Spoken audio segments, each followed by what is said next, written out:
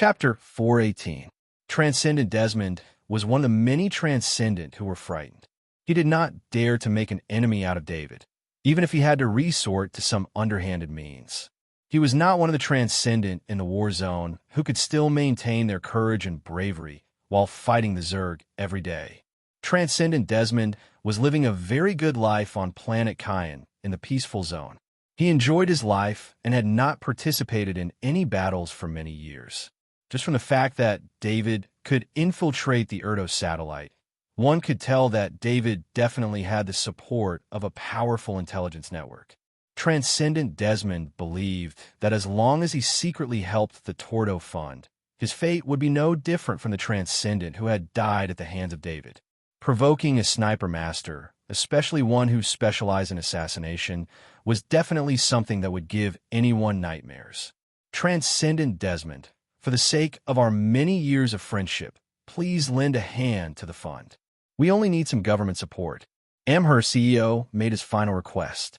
Transcendent Desmond ended the call in response. This also showed the most direct attitude of the Transcendent Desmond. After that, Amherst CEO contacted many Transcendent organizations related to the Tordo Fund and received the same response. David's reckless actions had truly frightened these organizations and Transcendent. Helping the Tordo Fund was akin to making an enemy out of David. Faced with such a choice, all the Transcendent organizations chose to refuse. The Transcendent's thoughts were very direct. This kind of share transfer contract might change because of their interference, and it was very likely that they would become mortal enemies once they interfered. No one wanted to put themselves in danger because of someone else's business. The next day, in the court of Planet Cayenne, a rare large share transfer case in the Interstellar Federation began to be heard. Even lawyer Macaulay found it strange. He originally thought that there would be some external influence when the case was heard on Planet Cayenne. That way, he could apply for a change of venue. However, things were not as he had imagined. The judicial system of the entire Cayenne Star was surprisingly fair. He didn't care about the Tordo Fund at all, just because the Tordo Fund was the local tyrant of the Cayenne Star. Instead, he sped up the pace of the lawsuit, which was beneficial to Macaulay. In court, the Tordo Fund's lawyers kept retreating. Without any help and without much preparation, the Tordo Fund's lawyers couldn't resist Macaulay's attacks, even if they tried their best. The Tordo Fund had only hired 3 lawyers. It wasn't that the Tordo Fund didn't hire any lawyers. They had contacted more than 30 lawyers. However, these lawyers were all smart people. After reading the relevant information, only 3 of them agreed to take the case, and this was on the premise that the Tordo Fund paid a lot of legal fees. These lawyers weren't afraid of the transcendent or powerful people, but they were afraid of David, a sniper master who killed without blinking an eye. You talked about the law with David, but David used the law to prove his innocence and casually took your life. Who could accept that? Of course, another reason was that the opponent was a group of 500 lawyers with 50 lawyers. Many of the lawyers in this group were familiar with each other. Lawyers who could be invited by lawyer Macaulay were undoubtedly the strongest lawyers in the Elidia Star Zone and Cater Star Zone. This made some of the lawyers not want to challenge so many elite lawyers, so they gave up on participating. In the courtroom, when the 3 lawyers saw their opponents, their faces were extremely ugly. The 50 lawyers were just sitting there, but it was enough to make people feel depressed. Even the judge carefully watched his words when he spoke, afraid that he would say something inappropriate and be discovered by these lawyers. The evidence was conclusive. After the death of the 6 shareholders, their rights and interests took precedence over the wills of the 6 shareholders. Without the intervention of a powerful force, the lawyers of the Tordo Fund quickly argued until they couldn't refute. For the first time, the judicial system of the Cayenne Star sped up. For such a big economic case, it only took 3 days to end the proceedings and enter the sentencing phase. Part of the reason was that the Erdo Foundation was unable to deal with it. As for the other reasons, no one knew. In any case, in the past 3 days, Macaulay had met with many important members of the Cayenne planet, including the Transcendent, Desmond. For the Cayenne Star, No matter who held the shares, whether it was the Tordo Fund or the Tordo Fund, the development of the Tordo Fund would be better if the shares were in the hands of the strong. In fact, if the Tordo Fund still had the Transcendent, this situation wouldn't have happened at all. They wouldn't even have the power to fight back. Without the Transcendent, who had the deepest interests, the Tordo Fund was like a toothless tiger. When attacked by Lawyer Macaulay, it lost its strongest claws and fangs. The 500 lawyers once again arrived in front of the Tordo Fund's building. This time, the 500 lawyers were even more imposing. The receptionist was about to speak, but she was stopped by Lawyer Macaulay. "We know the way. Pass down the order. We'll hold a board meeting in the conference room. All the shareholders have to attend," Macaulay said with a smile. His smile was filled with the joy of victory. The court's verdict was out. He had come this time to accept 70% of the Tordo Fund shares and take back the corresponding rights. Okay.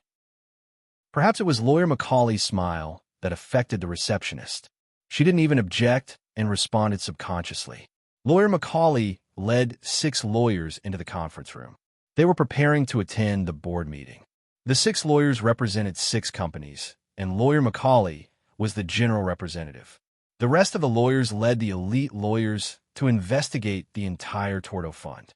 With the court's verdict, the relevant permissions on Skynet had been changed. Under the authorization of Lawyer Macaulay, these lawyers could verify all the conditions of the Tordo Fund. This was also the reason why 500 lawyers were prepared. The huge Tordo Fund wasn't easy to investigate. If there weren't enough lawyers, it would take a long time. In fact, there was no need for Lawyer Macaulay to invite them. There were already small shareholders waiting in the headquarters. Soon, the conference room was filled with shareholder representatives. Some of the Tordo Fund's small shareholders were from other interests. They didn't object to the transfer of shares of the Tordo Fund. As long as the Tordo Fund could maintain normal operations and generate profits, it was fine. Of course, the objections of the small shareholders were useless. The 70% shares gave Lawyer Macaulay a lot of power. The CEO of Amherst also came. He sat at the head of the table with a gloomy face. The loss of shares meant that this would be the last time he sat there as the CEO. He didn't understand how the forced transfer contract was approved by the court so quickly. He could only sit there in humiliation and wait for the final moment to arrive. From today onwards, I, Macaulay, will be the representative of 70% of the Tordo Fund shares. I will be the one to apply for the board meeting. Thank you for coming, Macaulay said with a smile. He had David's full power of attorney, so he represented David here. The small shareholders applauded enthusiastically without any intention to resist. This made the CEO of Amherst even more upset. As the representative of 70% of the shares, I think Amherst is no longer suitable to be the CEO. Let's vote by a show of hands, Macaulay said after the small shareholders finished applauding. According to the power of the representative of 70% of the shares, Lawyer Macaulay could directly impeach the CEO of Amherst, but he still chose to vote. He wanted the small shareholders to express their opinions so that the work could proceed more smoothly. Without any doubt, the impeachment of the CEO of Amherst was 100% approved. "Mr. Amherst, you can't attend the meeting here anymore. Please leave." Macaulay gestured for him to leave. Amherst stood up and looked at the small shareholders. He wanted to say something, but he didn't. He knew he had lost completely. When he opened the door, he saw Kreeb standing outside. Kreeb used to be the vice president of the Tordo Fund. After Amherst took over, they suppressed Kreeb and forced him out of the senior management circle. Now that Kreeb was here, it was obvious that Kreeb had taken over. When Amherst left the meeting room in a daze, Kreeb walked in excitedly. Macaulay couldn't take over the management work himself. He was good at law, but he wasn't good at management. At the same time, he wouldn't give up his career as a lawyer. Therefore, he thought that David's choice of a manager of the Tordo Fund was the first to bear the brunt of it. After the joint investigation of 500 lawyers, Macaulay had a deep understanding of the Tordo Fund. Kreeb had rich management experience and was familiar with the Tordo Fund. He was the best candidate to take over. I'm sure everyone is familiar with Mr. Kreeb beside me. His management skills are unquestionable.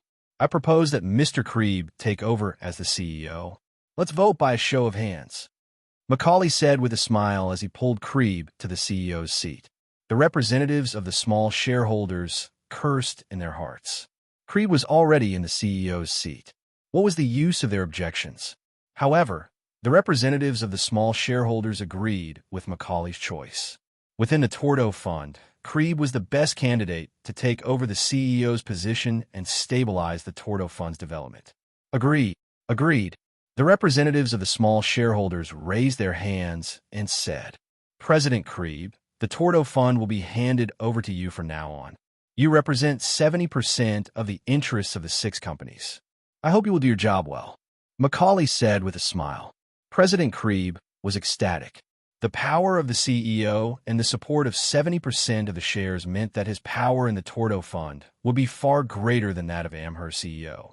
This kind of power would allow President Krieb to do his best without any restrictions. Lawyer Macaulay, I will do my best to manage the Tordo Fund. Please rest assured. President Krieb said solemnly. No, you don't have to reassure me. You just have to reassure my client. Macaulay said as he patted Zhang Zian's shoulder. President Krieb wanted to ask who Macaulay's client was, but he knew that as long as he worked hard and achieved results, he would be able to meet his client one day. When David returned to the first college of Iridia Base on the Guardian planet, Transcendent had already returned to the college. Only the Transcendent Kenny, Transcendent Dunbar, and Transcendent Beecher were left at the college base. David went to the office of the Transcendent Kenny to cancel his leave. At the same time, he had to explain the situation of the Thundersnake modified spaceship and ask the college base to take in the crew. Come in. David knocked on the office door. The voice of the Transcendent Kenny was heard. David walked into the office and saw the Transcendent Kenny, Transcendent Dunbar, and Transcendent Beecher. The 3 Transcendent looked at David strangely. It was as if David was different from before. Transcendent Kenny, I'm here to cancel my leave. David said after checking himself and seeing that there was nothing wrong with him. I know, you destroyed the Urtoos satellite just because you were on leave. Looks like I can't let you go on leave next time. Transcendent Kenny snapped. Transcendent Kenny was angry that David did not even discuss such a serious matter with the college. The Urtoos satellite. David was about to explain, but Transcendent Kenny waved his hand and stopped him. You don't have to explain. No one would do that except for you. But this is good. If any organization wants to trouble you in the future, they'll have to think about the consequences first. However, if you really have a grudge with them, I'm afraid they'll try their best to get rid of you. You'll have to be more careful in the future. Transcendent Kenny said. Transcendent Kenny, I brought my spaceship to the Guardian planet for my own safety. I'd like to apply for a Thundersnake modified spaceship docking base. David heard Transcendent Kenny's words and immediately said, Listen, wait for me here. I'd like to see what kind of spaceship can protect you. Transcendent Kenny looked at the 2 Transcendent next to him and said. The 2 Transcendent smiled. They were also curious about the spaceship that David had deployed to protect him. David had already prepared for this. He sent a copy of the configuration manual of the Thundersnake modified spaceship to the 3 Transcendent. Since the Thundersnake modified spaceship had to be docked in the hangar of the college base, the 3 Transcendent had to know about the spaceship's condition. Wow, a captain, 12 crew members, and 2 chefs. They really know how to enjoy themselves. Transcendent Kenny could not help but exclaim when he saw the configuration of the spaceship. From the size of the crew, he could tell that the spaceship was definitely not a small spaceship. With so many crew members, it was at least a medium-sized spaceship. Look at the weapons. The firepower is comparable to a frigate. He was even more shocked when he saw the configuration of the Thundersnake modified spaceship's firepower. Chapter 419. The modified Thundersnake ship received permission to dock in the Academy's hangar. At the same time, some of the Academy's facilities could be open to the crew. This was a decision made by the Academy out of respect for David.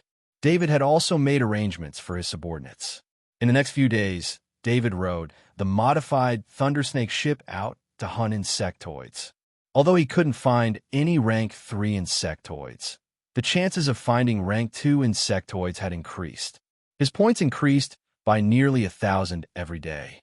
This brought him closer and closer to his goal of 50,000 points. The increase in points was only one of the results of David's past few days. Perhaps it was because he had solved the problem that had been haunting his mind, or perhaps it was because he had used 3 levels of strengthened meat consecutively, but he had finally become a peak-level soldier whose strength had reached the pinnacle. In terms of strength, he had reached the limit of his body. Before he obtained the power of the transcendent, he wouldn't be able to increase it. When he reached this level, David finally understood what the Transcendent Garen and Fox Transcendent had told him. The pinnacle of Kaji was only the foundation for becoming a transcendent. He still had a long way to go before he truly had the qualifications. At the very least, he couldn't feel the feeling of fullness that the 2 transcendent had mentioned. It was the feeling of energy flowing through his body. David's strength and constitution had increased very quickly. Next, he would need a long time to carefully temper his body and let his strength and constitution completely fuse. If the body was a container, then strength and constitution that increased too quickly would be like stones stuffed into the container. Although the container was full, there was still a long way to go before it was truly filled. After that, he would have to sharpen the stones, making them smaller and smaller. The gaps between the stones would also become smaller and smaller until the stones turned into fine grains of sand. There wouldn't be a single gap left in the container. Therefore, even if David had reached the pinnacle of Kaji, he couldn't stop his spirit-forging metal body technique, especially when it came to resources. At the very least, rank 2 strengthened meat couldn't be lacking. The better the resources, the shorter the time it would take to complete the task. Even though he had reached the peak, as long as he wasn't careful and didn't have enough resources, his years of cultivation might regress. A period of time after reaching the peak of the Armored Warrior level was the time when the Armored Warrior would consume the most resources. In the past, Kaji's lack of resources would only slow down his progress, but Kaji's lack of resources at his peak would directly affect his future development. It was the key to whether or not he could become a transcendent. Many Pinnacle Kaji had been stuck at the Pinnacle Kaji stage because they didn't make good use of this period of time and couldn't attempt to become a transcendent. Of course, the peak Kaji stage was also the stage of accumulating resources. When one's strength reached the peak of the Kaji stage, one could fully unleash the full power of the weapons in one's hand and the exoskeleton armor on one's body. The peak Kaji's combat power was at the peak of the Kaji stage. A Pinnacle Kaji needed to make use of their peak strength to prepare for their future advancement. It was common to see a Pinnacle Kaji stage crazily completing missions outside. This was their goal. Whether it was the Transcendent Potion, various treasures that increased the chances of becoming transcendent, or the large amount of resources needed to go through the transformation period, these were all things a Pinnacle Kaji stage needed to strive for. David didn't need to do this. He still had 7 bottles of Transcendent Potion and various treasures that increased the chances of becoming a transcendent. Because of his strength, he could exchange for resources at any time with his Academy points. Just as David became a Pinnacle Kaji stage and was feeling happy, another piece of good news came. On this day, David had just returned from hunting Zergs outside. He had just dragged down 3 level 2 Zerg corpses from the Thundersnake modified ship when he received a message. There was a galactic contact looking for him. Hopper, bring these 3 level 2 Zerg corpses to David. David immediately called for Captain Hopper and ordered. Although Captain Hopper had only been at the Academy base for a few days and had to go out with David during the day, he still knew many people in the Academy base. This was Captain Hopper's ability. Otherwise, when the spaceship arrived at a foreign place, without strong communication skills, it would be impossible to find supplies quickly. Yes, sir.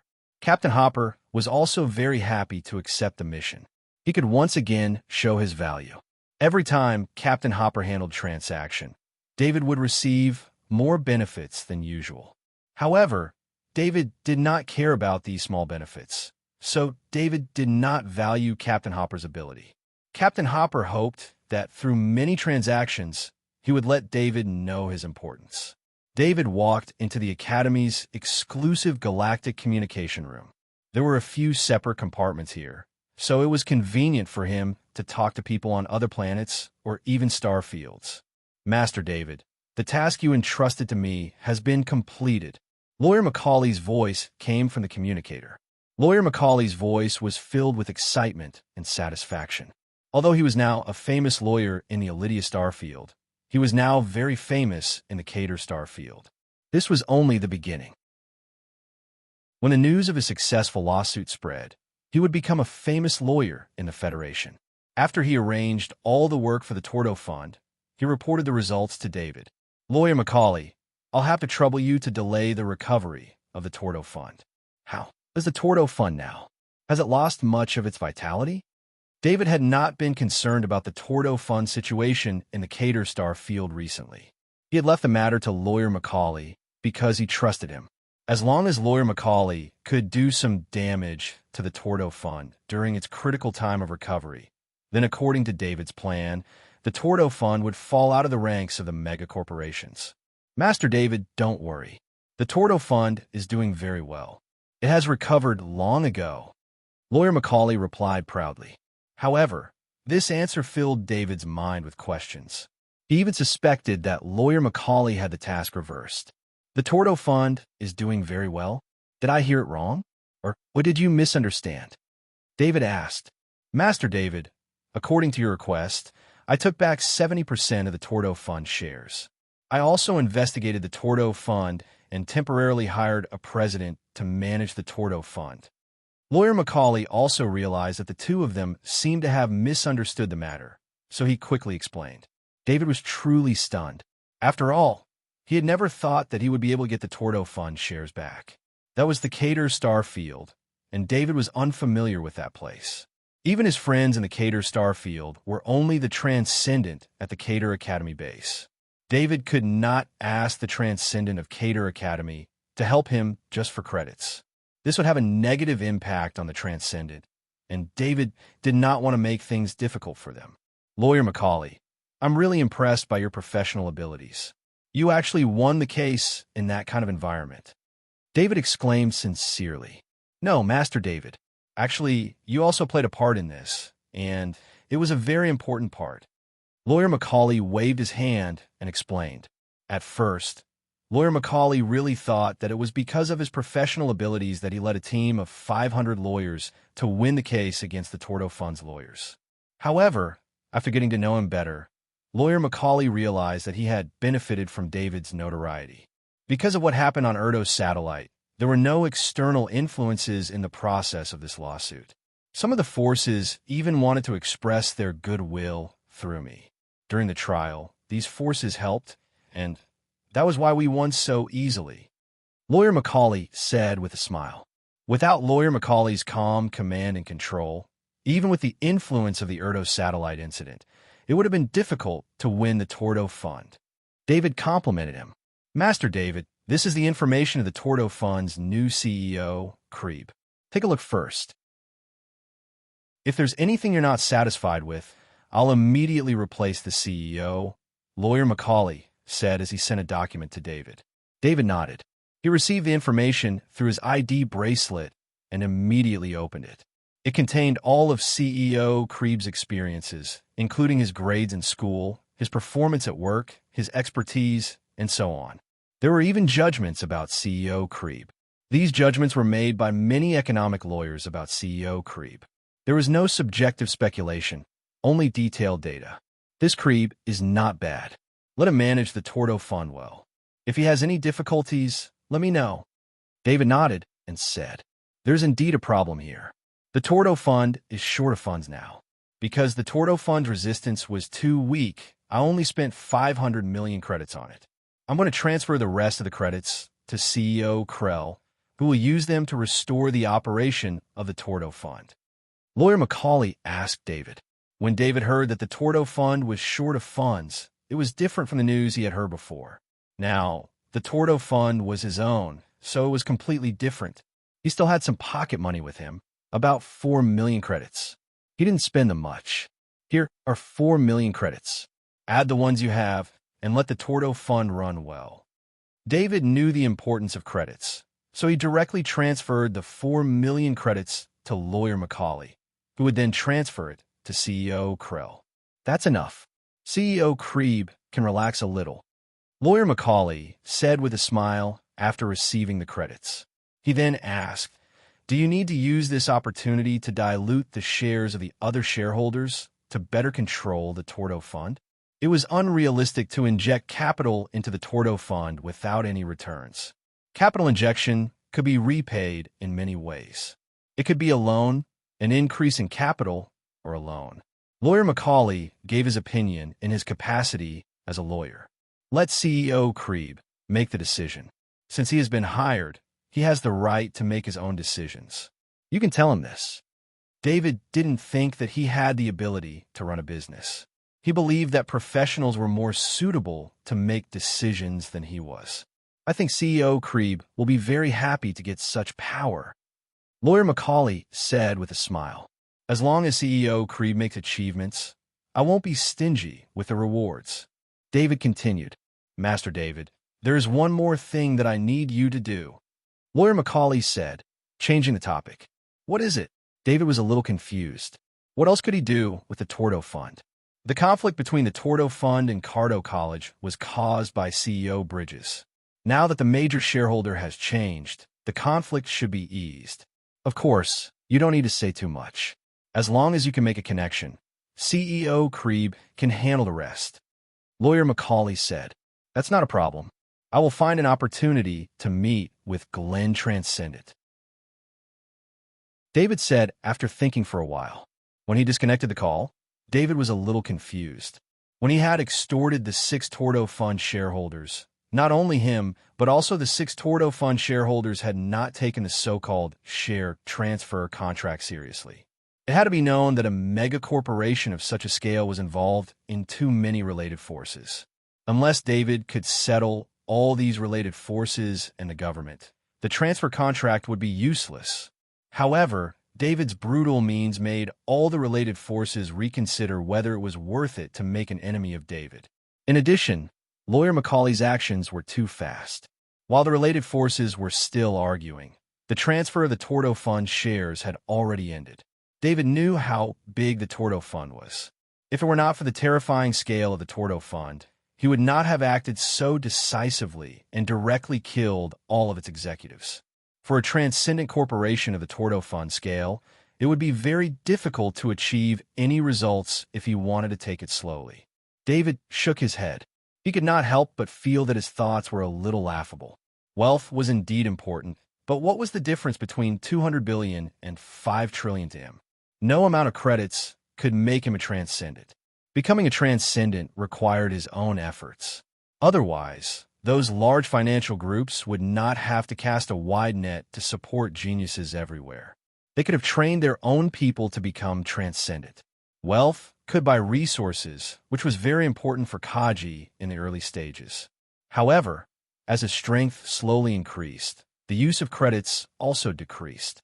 When he became a transcendent, the use of credits decreased to a very low level. Of course, whether it was Kaji or the transcendent, credits were also necessary if they wanted to live a better life. Those transcendent officials who became transcendent officials of the various forces became transcendent officials for a better life, or to repay the forces that nurtured them. For David, credits were more than enough. If 200 billion could not buy resources, 5 trillion could not buy them either. Chapter 420. The change of ownership of the Tordo Fund did not have much of an impact on the Guardian planet. Only the 3 Transcendent had some guesses about it, but they did not quite believe that David owned a mega corporation worth 5 trillion credits.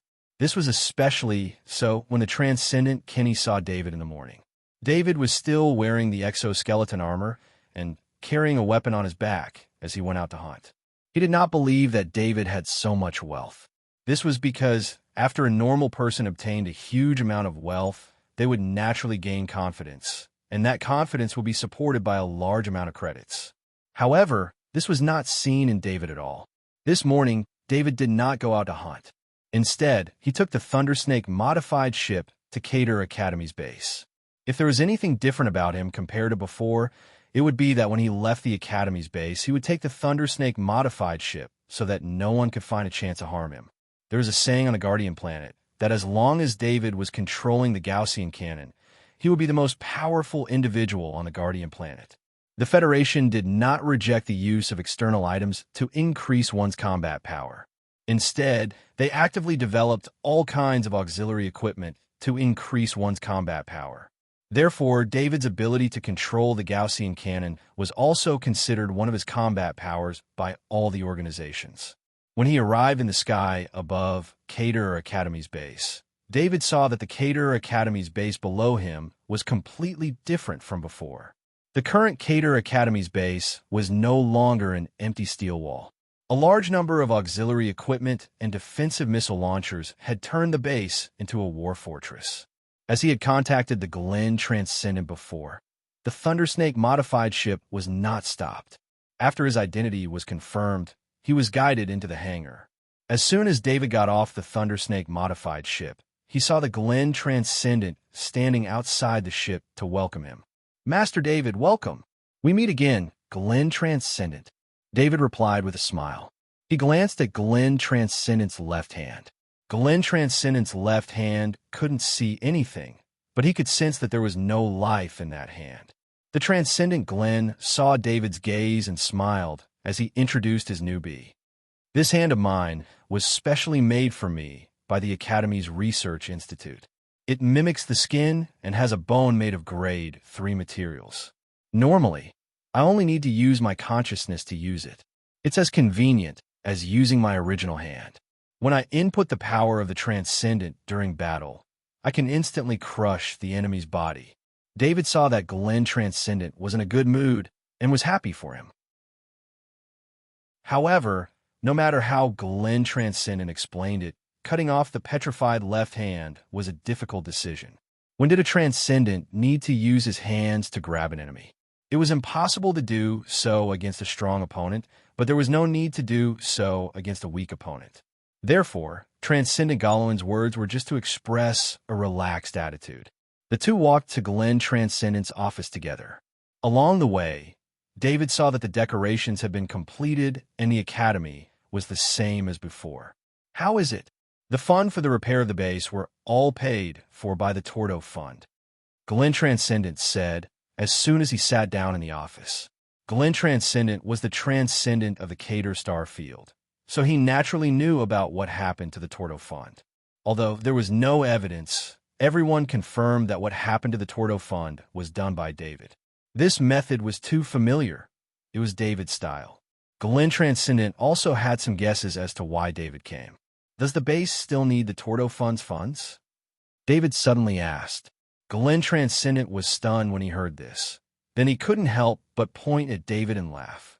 Although David didn't admit that he was the one who changed the ownership of the Tordo Fund, he indirectly acknowledged his control over the Tordo Fund. The Tordo Fund, one of the top 50 corporations in the Cater Star Field. "I didn't expect this. I really didn't expect this." Glen Transcendent laughed for a while, then shook his head and sighed. "I didn't expect this either. This was an accident." David said helplessly, "I will mediate the dispute between the Tordo Fund and the Academy, but it's impossible for things to go back to normal. At most, the projects we worked on before can continue," Glen Transcendent said, without waiting for David to make a request. In fact, the conflict between Cater Academy and the Tordo Fund was not a good thing for either side. Among the students of Cater Academy, there were many elite students who worked in the Tordo Fund because of the friendly relationship between the Academy and the Tordo Fund, and they had already reached very important positions. There was no way these elite students would give up their years of hard work for Cater Academy.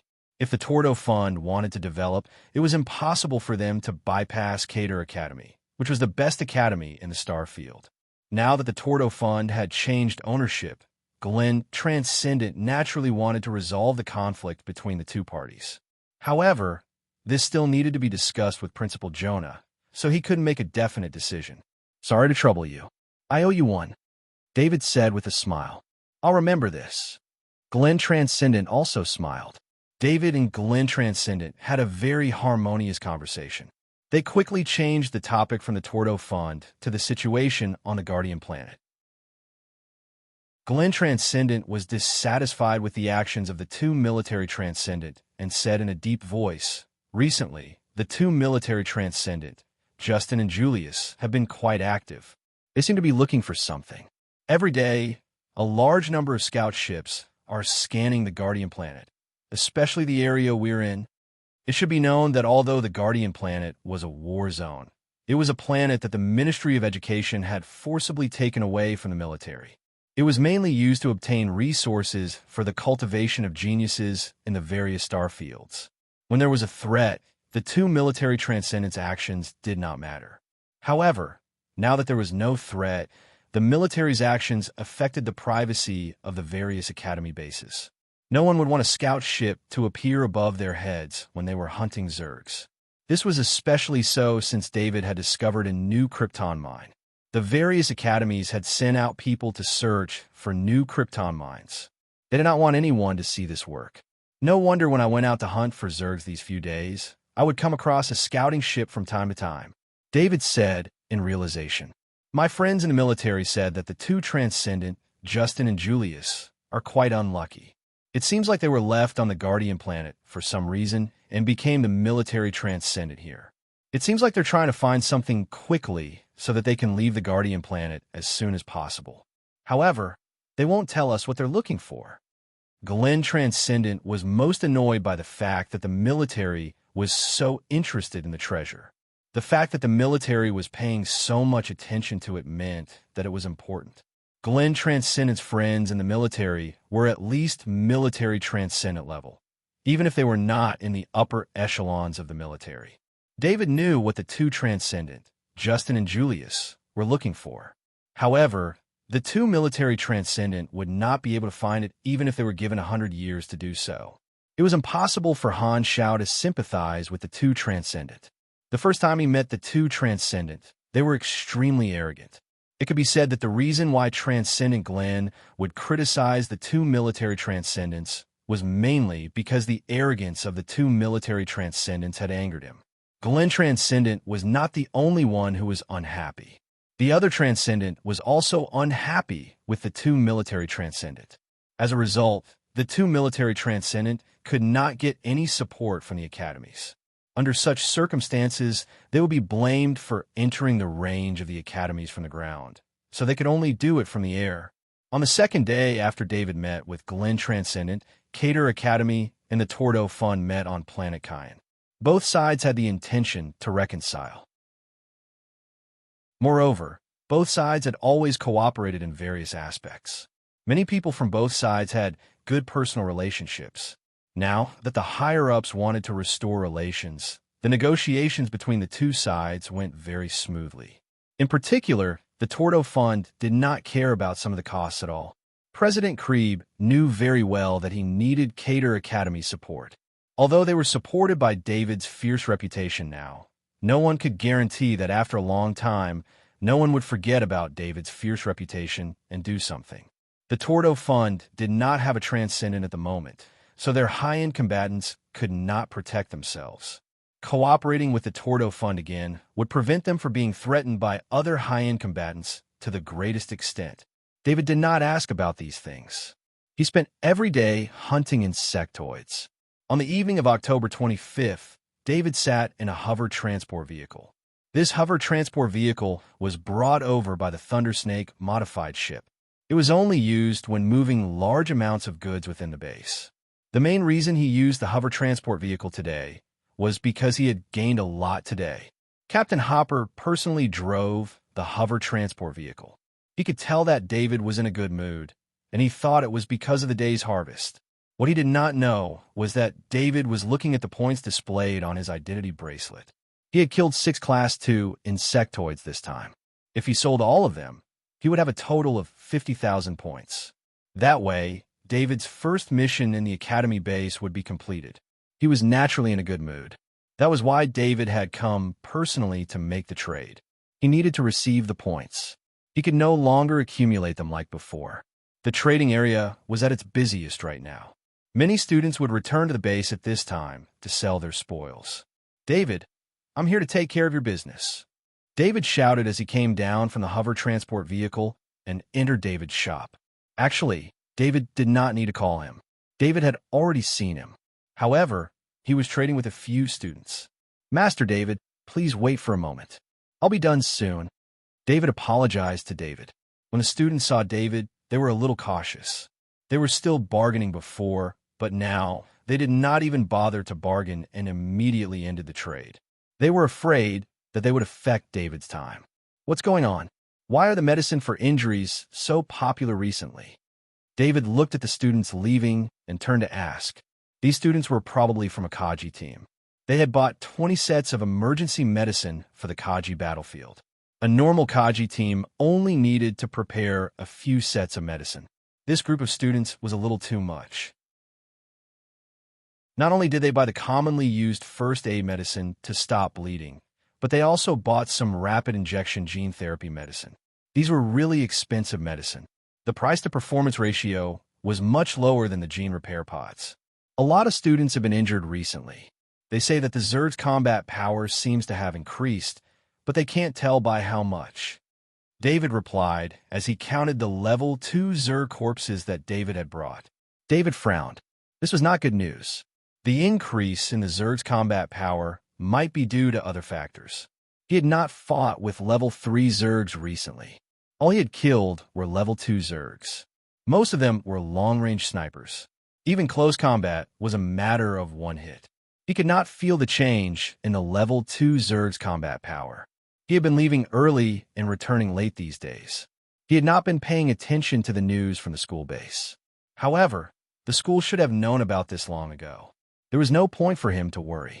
Including the points that were previously stored here, a total of 3,200 points. "Should I pay you now?"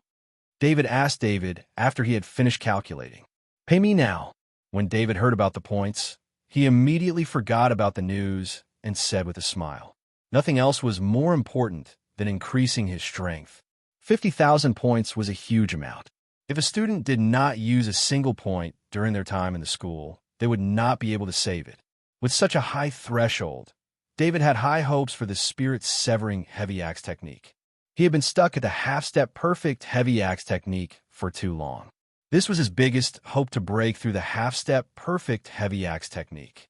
Seeing that the points on his bracelet had reached 50,000, David's face lit up. The hover transport vehicle had already returned. David directly returned to his dorm.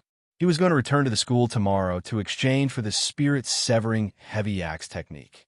On the way back to his dorm, he saw President Green hurriedly walking. David waved at President Green, and President Green quickly walked over. "Master David." President Green was extremely respectful to David and greeted him respectfully. "President Green, the insectoids have recently become stronger. Is there any news from the student council?" David had called President Green over to ask about the insectoids. The student council has been investigating for a long time, but they have not found anything. Recently, the military surveillance ships have been scanning intensively. If there was something, the military would have discovered it long ago.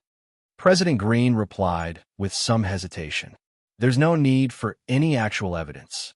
Tell me your guess." David could tell that President Green was hiding something, so he asked directly. President Green looked around and softly said, "The insectoids have become stronger this time. If there is no other reason, then it might be a sign of an insectoid wave." "How is that possible? Didn't the insectoid wave just end? Didn't the insectoids in our region decrease a lot?" David shook his head in disbelief. This rarely happens on the Guardian planet, but it happens frequently on the War Star. According to the situation on the War Star, once the insectoids become stronger as a whole, there will definitely be a large-scale insectoid movement. President Green replied. Because of his family, President Green had a deep understanding of the War Star. It was precisely because of this that he suspected this. Chapter 4:21. President Grimm suspected that the insectoid horde did not affect David's plan. The insectoid horde was nothing to the Academy's base. The Academy had increased the number of defensive missiles in the base. These missiles alone were enough to kill thousands of level 2 insectoids. With the 3 Transcendent guarding the base, there was no need to worry about the safety of the base at all.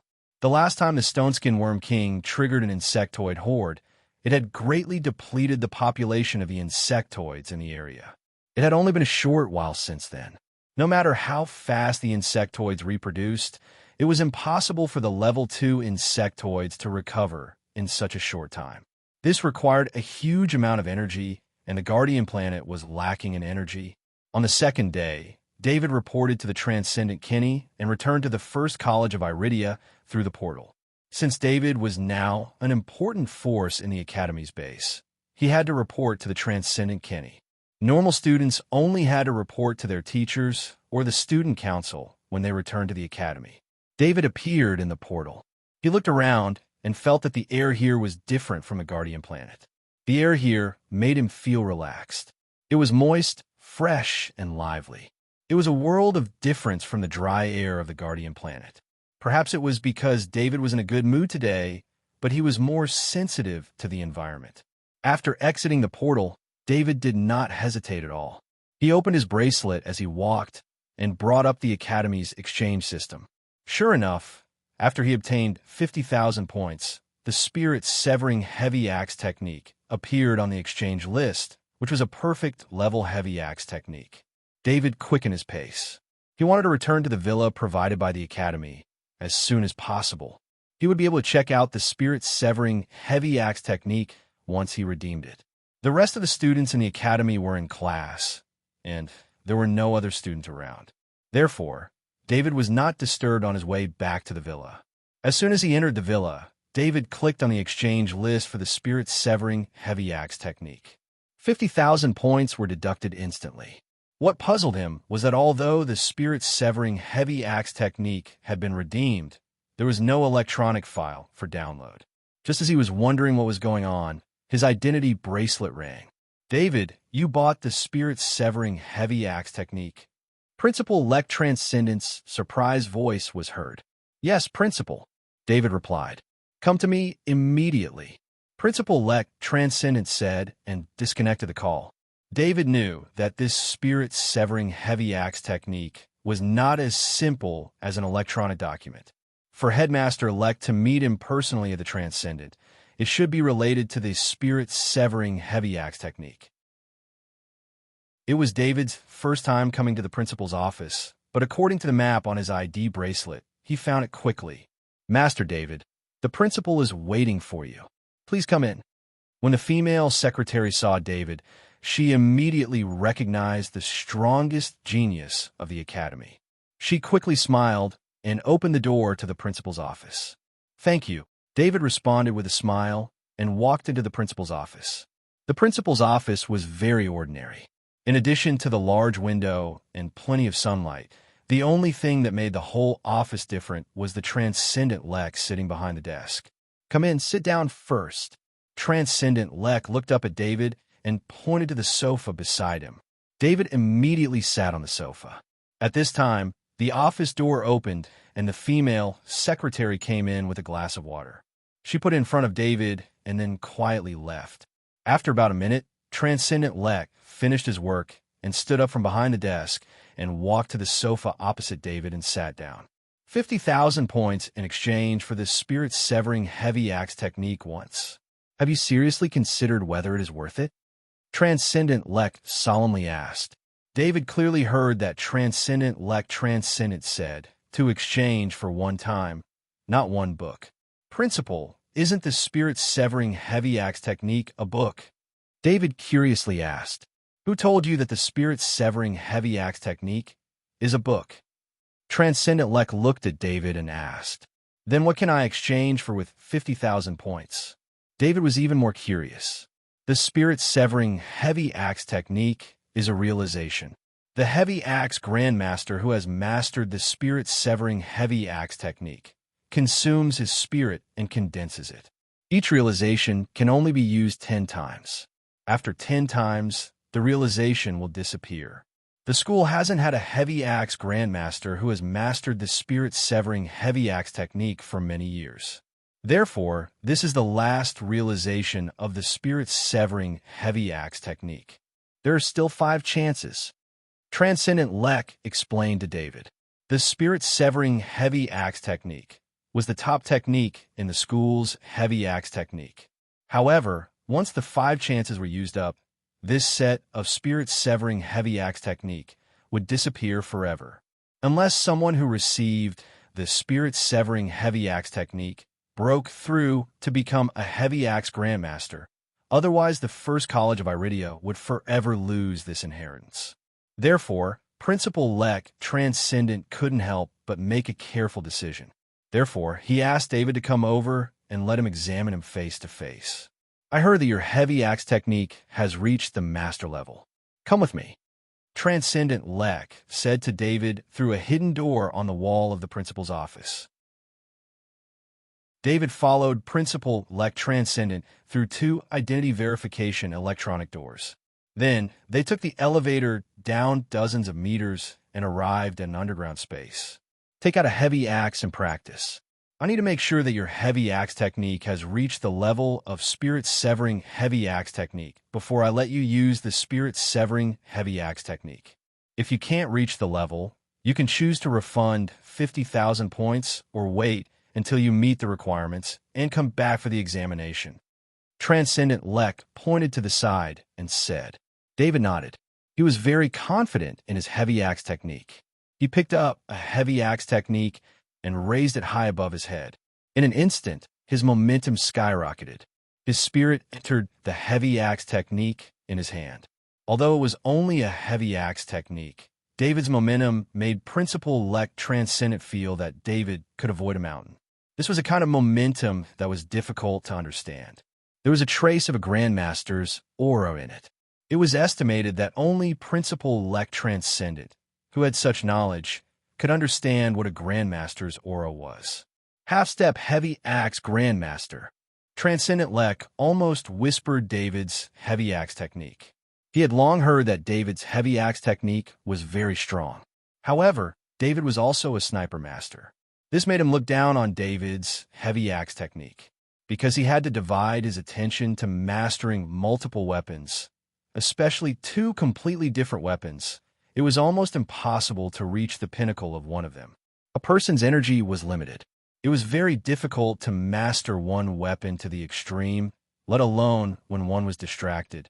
However, David in front of him had clearly broken this theory.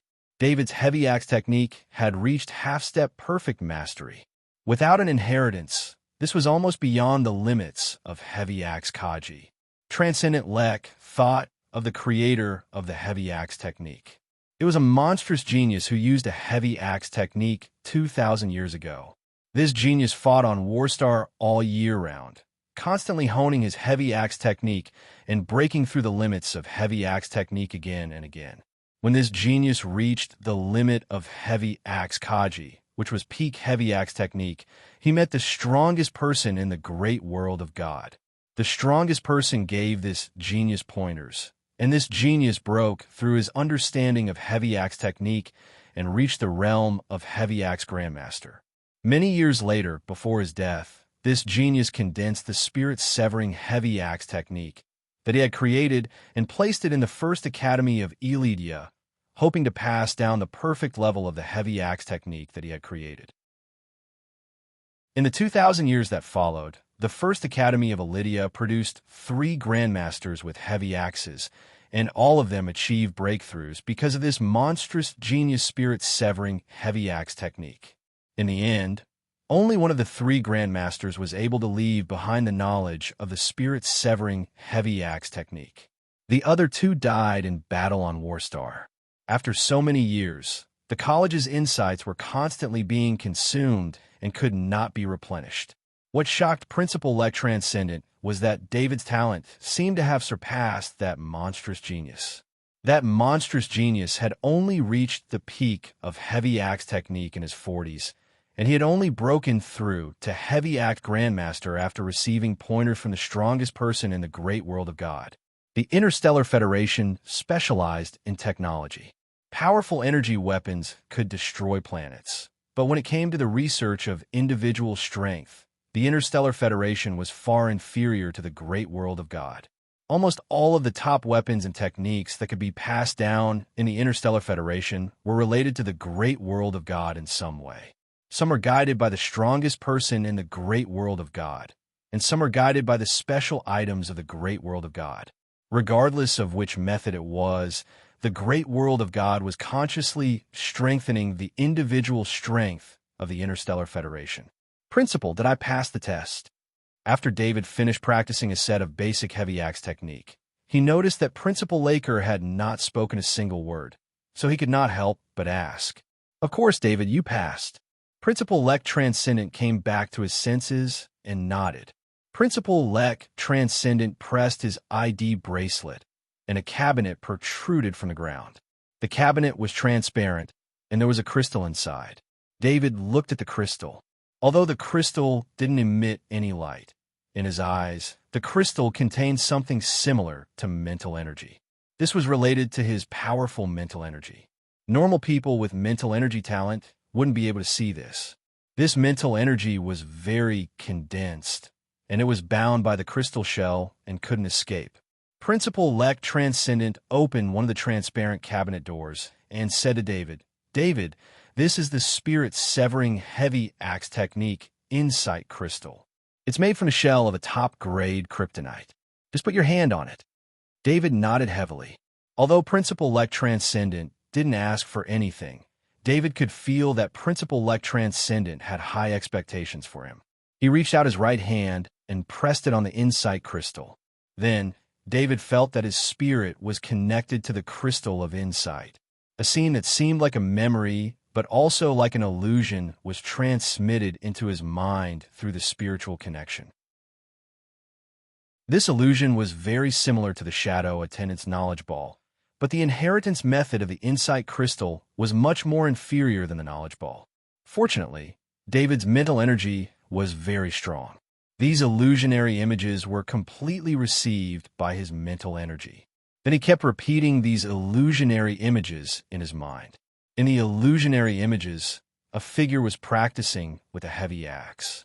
The various movements of the heavy axe couldn't be seen clearly, but it didn't matter, because the core of this spirit-severing heavy axe technique was not the heavy axe movements. What David saw in the illusionary images was the way the figure used his mental energy. This spirit-severing heavy axe technique was actually using the mental energy to establish a mental energy channel around the body. When facing an enemy, the mental energy channel would automatically connect to the enemy's weakness according to the knowledge mastered by the user. Then the heavy axe would be sent out, and the speed would be doubled through the mental energy channel. The terrifying thing about the spirit-severing heavy axe technique was that the mental energy channel cultivated would automatically find the most fatal flaw as long as the owner thought about it.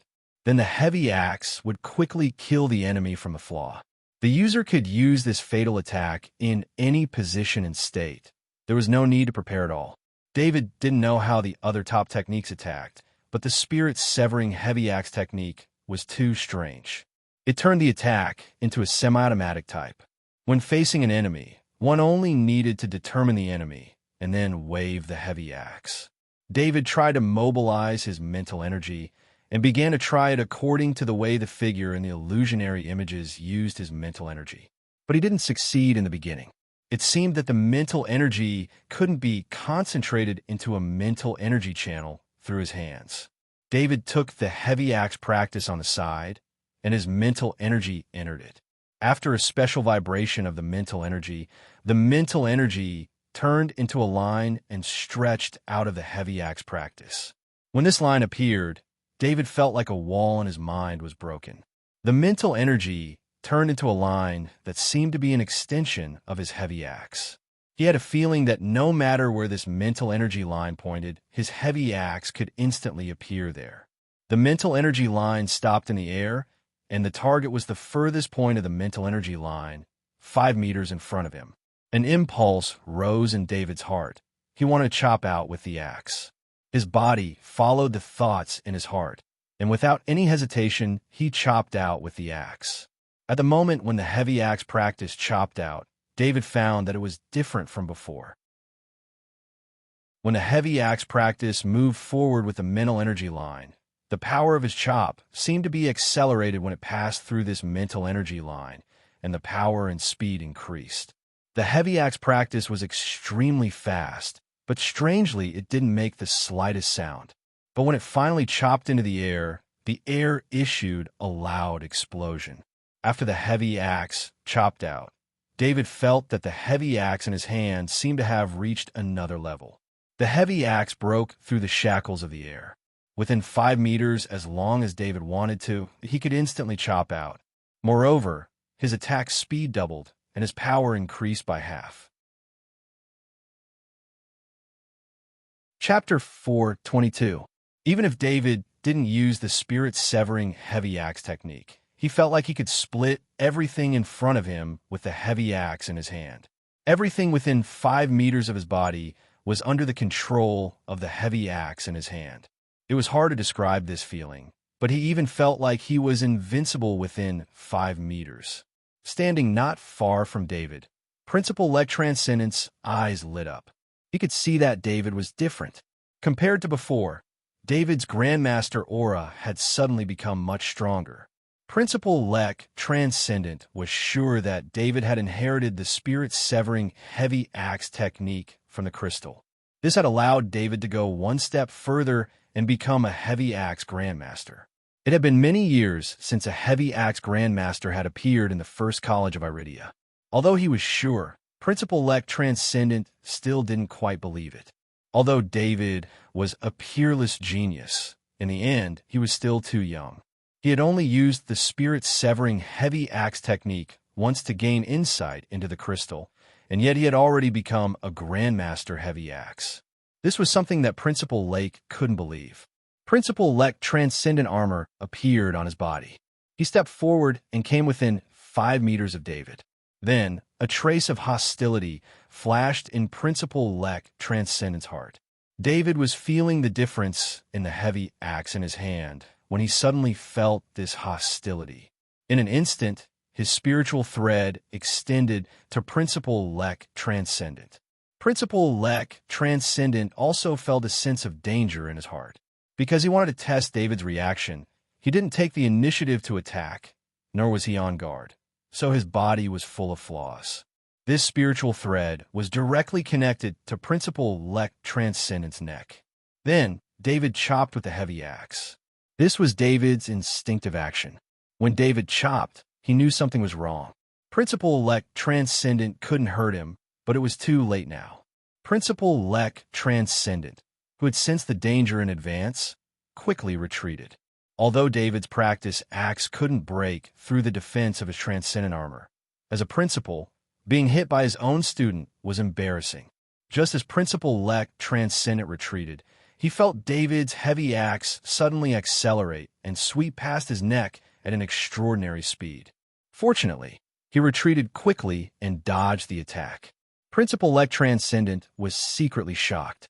If it was any other Kaji or a normal Transcendent, as long as they were a little slower, it would be difficult to dodge this heavy axe. When Principal-elect Transcendent approached David, he was already on guard. Even so, he almost got hit. If it was a Transcendent who was slower than him, it would be difficult to dodge this heavy axe. I'm sorry, David was still feeling guilty for his rash attack. David, you've become a heavy axe Grandmaster. Principal-elect Transcendent interrupted him and said with a laugh, "This is a heavy axe Grandmaster." David looked at the trainee heavy axe in his hand and muttered to himself. Thinking back to the process of learning the spirit-severing heavy axe technique, he didn't feel that it was very difficult. This made him somewhat unable to believe that he had succeeded. It should be known that his half-perfect heavy axe mastery had not improved for a long time. Although he put his hopes on this spirit-severing heavy axe technique, it was only a hope. He didn't think that he was a real genius, and that he could become a heavy axe Grandmaster just by relying on the spirit-severing heavy axe technique. David's progress had always been relying on the Shadow Attendant. Without the Shadow Attendant absorbing souls and breaking down knowledge balls for him to learn, he wouldn't have the strength he had today. In fact, David was belittling himself. The most basic condition for becoming a heavy axe grandmaster was the power of will. This was a hard condition. If one's will didn't reach 4 points, which was 4 times that of an ordinary person, it would be impossible to become a heavy axe grandmaster. This condition was very secretive, and at the same time, it was very difficult to accurately measure the strength of one's spirit through instruments, so very few people really knew about this condition. For example, some of the heavy axe kaji who had reached the pinnacle of the heavy axe mastery level, when they came to the Institute and applied to use the spirit-severing heavy axe technique to gain insight into the crystal, many of the heavy axe kaji's efforts were in vain. Without 4 points of spirit, when using the spirit-severing heavy axe technique, one would not be able to feel the spirit energy within the crystal. One would only be able to let the spirit energy within the crystal dissipate, thus wasting the precious opportunity to use the crystal. David's will had exceeded 7 points. His will had long reached the requirements of a grandmaster heavy axe and far exceeded it. Spirit was very difficult to improve. Just this aspect alone had prevented countless heavy axe masters from becoming heavy axe masters. The next condition was the degree of mastery of the heavy axe. Even if the mastery of the heavy axe was at the pinnacle level, there were still differences. David had reached the half-step perfect level of heavy axe mastery, which had far exceeded the requirements to become a grandmaster heavy axe technique. With so many conditions added together, David only needed to comprehend once to successfully pass the spirit-severing heavy axe technique and become a grandmaster heavy axe technique. David, I have something to ask of you. Principal Lek, Transcendent, solemnly looked at David and said, Principal, please speak. David woke up from his daze and said in a deep voice, You have already become a grandmaster heavy axe. I hope that when you are old, you can return to the Institute and leave your insights in the Institute. Principal Lek, Transcendent, earnestly requested, Can I leave my insights now? David asked in confusion. A grandmaster heavy axe can only leave their insights in the crystal once in their lifetime, because this method must separate a part of their spirit from their body. It will cause a certain amount of damage to their soul, so they can only come back when they are old. Principal Lek Transcendent shook his head and explained. This was also the reason why the First Academy of Lydia had produced 3 grandmasters with heavy axes, but only 1 grandmaster with heavy axes had left behind his own insights. Every grandmaster heavy axe was a powerful fighter on the battlefield. They had experienced countless battles of life and death. It was very rare for a grandmaster heavy axe to be able to live until they were old. The stronger they were, the more responsibilities they had. Principal Lek Transcendent's requirements were very far away, especially for David's age. If David became a Transcendent, then it would be even further away. As for whether David could become a Transcendent, Principal Lek Transcendent was very confident. It would be strange if a monster like David couldn't become a Transcendent. I'll do it. David nodded his head heavily. Good. Go back and familiarize yourself with the Grandmaster Heavy Axe ability. It's a pity that you don't have a level 3 Heavy Axe. Otherwise, you would be able to threaten a Transcendent in close combat. Principal Lek Transcendent said with satisfaction. David's heart skipped a beat. He didn't say that he had a level 3 Heavy Axe. He kept Principal Lek Transcendent's words in his heart. After returning to the office with Principal Lek Transcendent, David said goodbye to Principal Lek Transcendent. He couldn't wait to check his status panel to confirm his status. When he returned to the mansion, David immediately called for the shadow attendant. He pressed a hand on the shadow attendant's shoulder and gave the shadow attendant an order. Then his status panel appeared in front of him. He skipped the rest of the attributes and looked directly at Heavy Axe Mastery. Heavy Axe Mastery, 1% perfect. When he saw that his Heavy Axe Mastery had reached the perfect level, he believed that he had become a Grandmaster Heavy Axe. In fact, after becoming a Grandmaster Heavy Axe, David still had some ideas to put into practice. He wasn't just a simple Heavy Axe Kaji. The reason why Principal Lek Transcendent was able to detect the thread of spirit generated through the Heavy Axe technique and immediately evade it was because the thread of spirit had an obvious killing intent at that time. This kind of thread of spirit with killing intent was an obvious threat to anyone who had a talent for the mind. Of course, with such a spiritual thread with killing intent, it was completely possible to make the opponent admit defeat without even making a move in a battle. This was the temperament of a true powerhouse, but David didn't like it. He preferred to settle the battle quietly. David's motto had always been that only a dead enemy was a good enemy. He thought about his sniper master's ability to hide spirit and killing intent. Could he apply this ability to this thread of spirit so that the opponent wouldn't be able to detect its existence? When he thought about this, David consciously began to change the fluctuation of the thread of spirit. He used the sniper master's ability to hide spirit and killing intent to modify his thread of spirit. This was probably something that no one had ever done before. In fact, it was very rare for someone to reach the level of a sniper master. On top of this, he could also upgrade the heavy axe mastery to the perfect level. Other than David, who had a shadow attendant to cheat, no one else could do it. In the entire First College of Iridia, there had only been 3 Grandmasters heavy axe mastery in the past 2,000 years. This showed how rare it was. The thread of spirit was constantly trembling as if it would break at any time. This made David very careful. It should be known that this thread of spirit was condensed by his spirit. If it broke and scattered, his spirit would be damaged. David's mind was completely focused on the thread of spirit. The 5-meter-long thread of spirit was slowly changing bit by bit.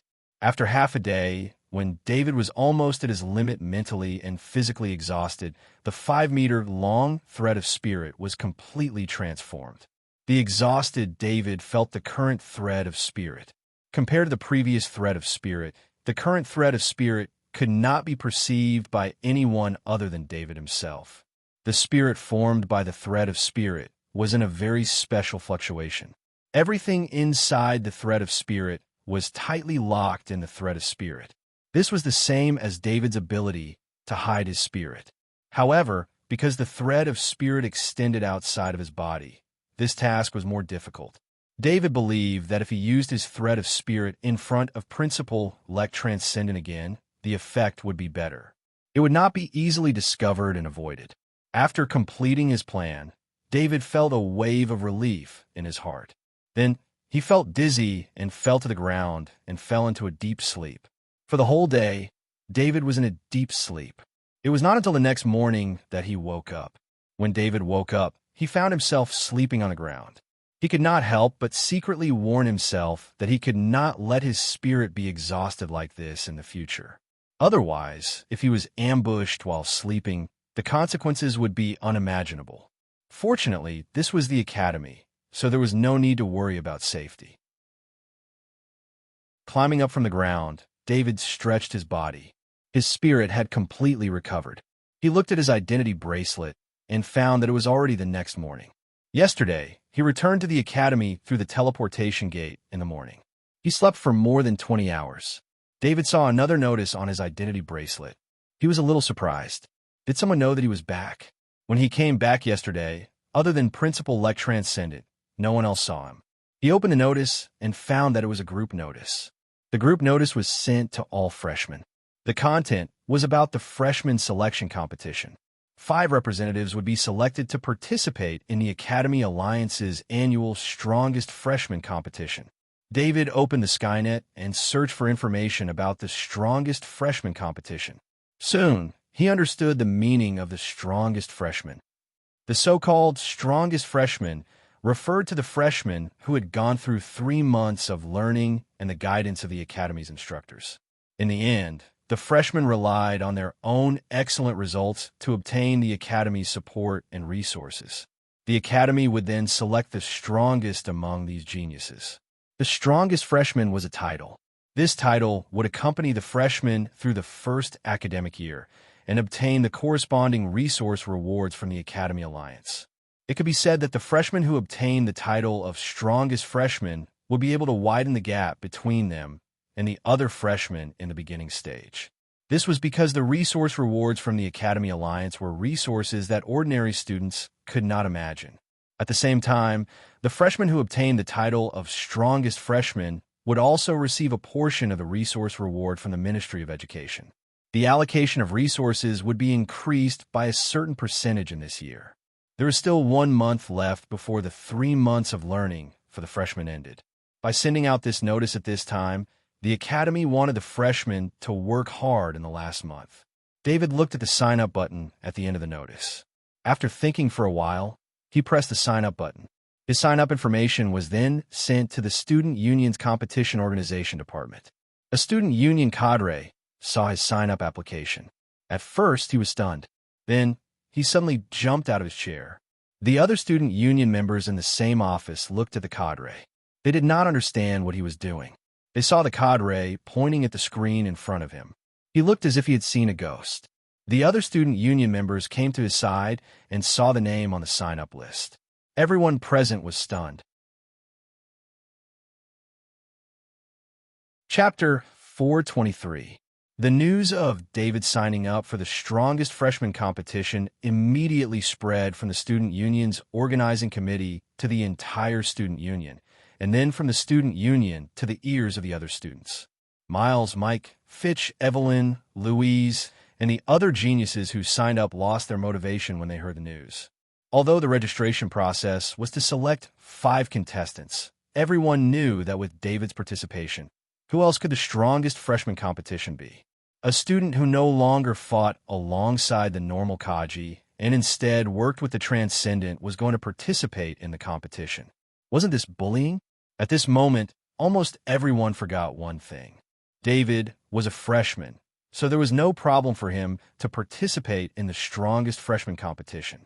While the Academy was discussing David's participation in the strongest freshman competition, David had already left the Academy. He took a hover car back to Chia City. His destination was Macintosh Design Studio. The hover car arrived at the door of the studio.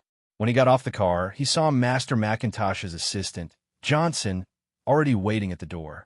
"Master David, Master Macintosh is waiting for you," Johnson's assistant said with a smile on his face. The smile on Johnson's assistant's face was sincere. He had heard of David's reputation even in Chia City. Perhaps normal people didn't know of David's reputation, but among the higher-ups, David was very famous. "Thank you," David replied with a smile. Johnson's assistant led David to the floor of Master Macintosh's studio, and then went to the side to prepare a drink for David. "David, wait a moment. I'll finish what I'm doing soon." Master Macintosh was standing in front of the workbench, drawing something. He raised his head and nodded at David. Without waiting for David's reply, Master Macintosh lowered his head and started working again. David smiled and sat on the sofa. He took a sip of the drink that Johnson's assistant served and put the cup down. He took out a small box from his pocket and placed it on the table. Then he opened the box and revealed the transcendent material tooth inside.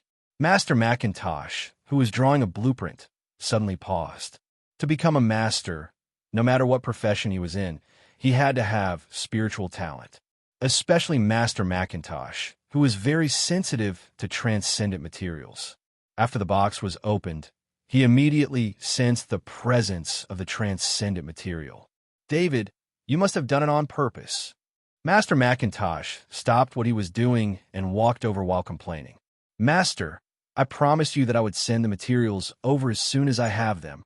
David pointed at the box on the table and pretended to be helpless. Master Macintosh no longer cared about David. He quickly walked to the side of the transcendent material tooth and carefully lifted it together with the box. Then, he turned around and walked to the front of the workbench and closed the drawing that he had drawn earlier.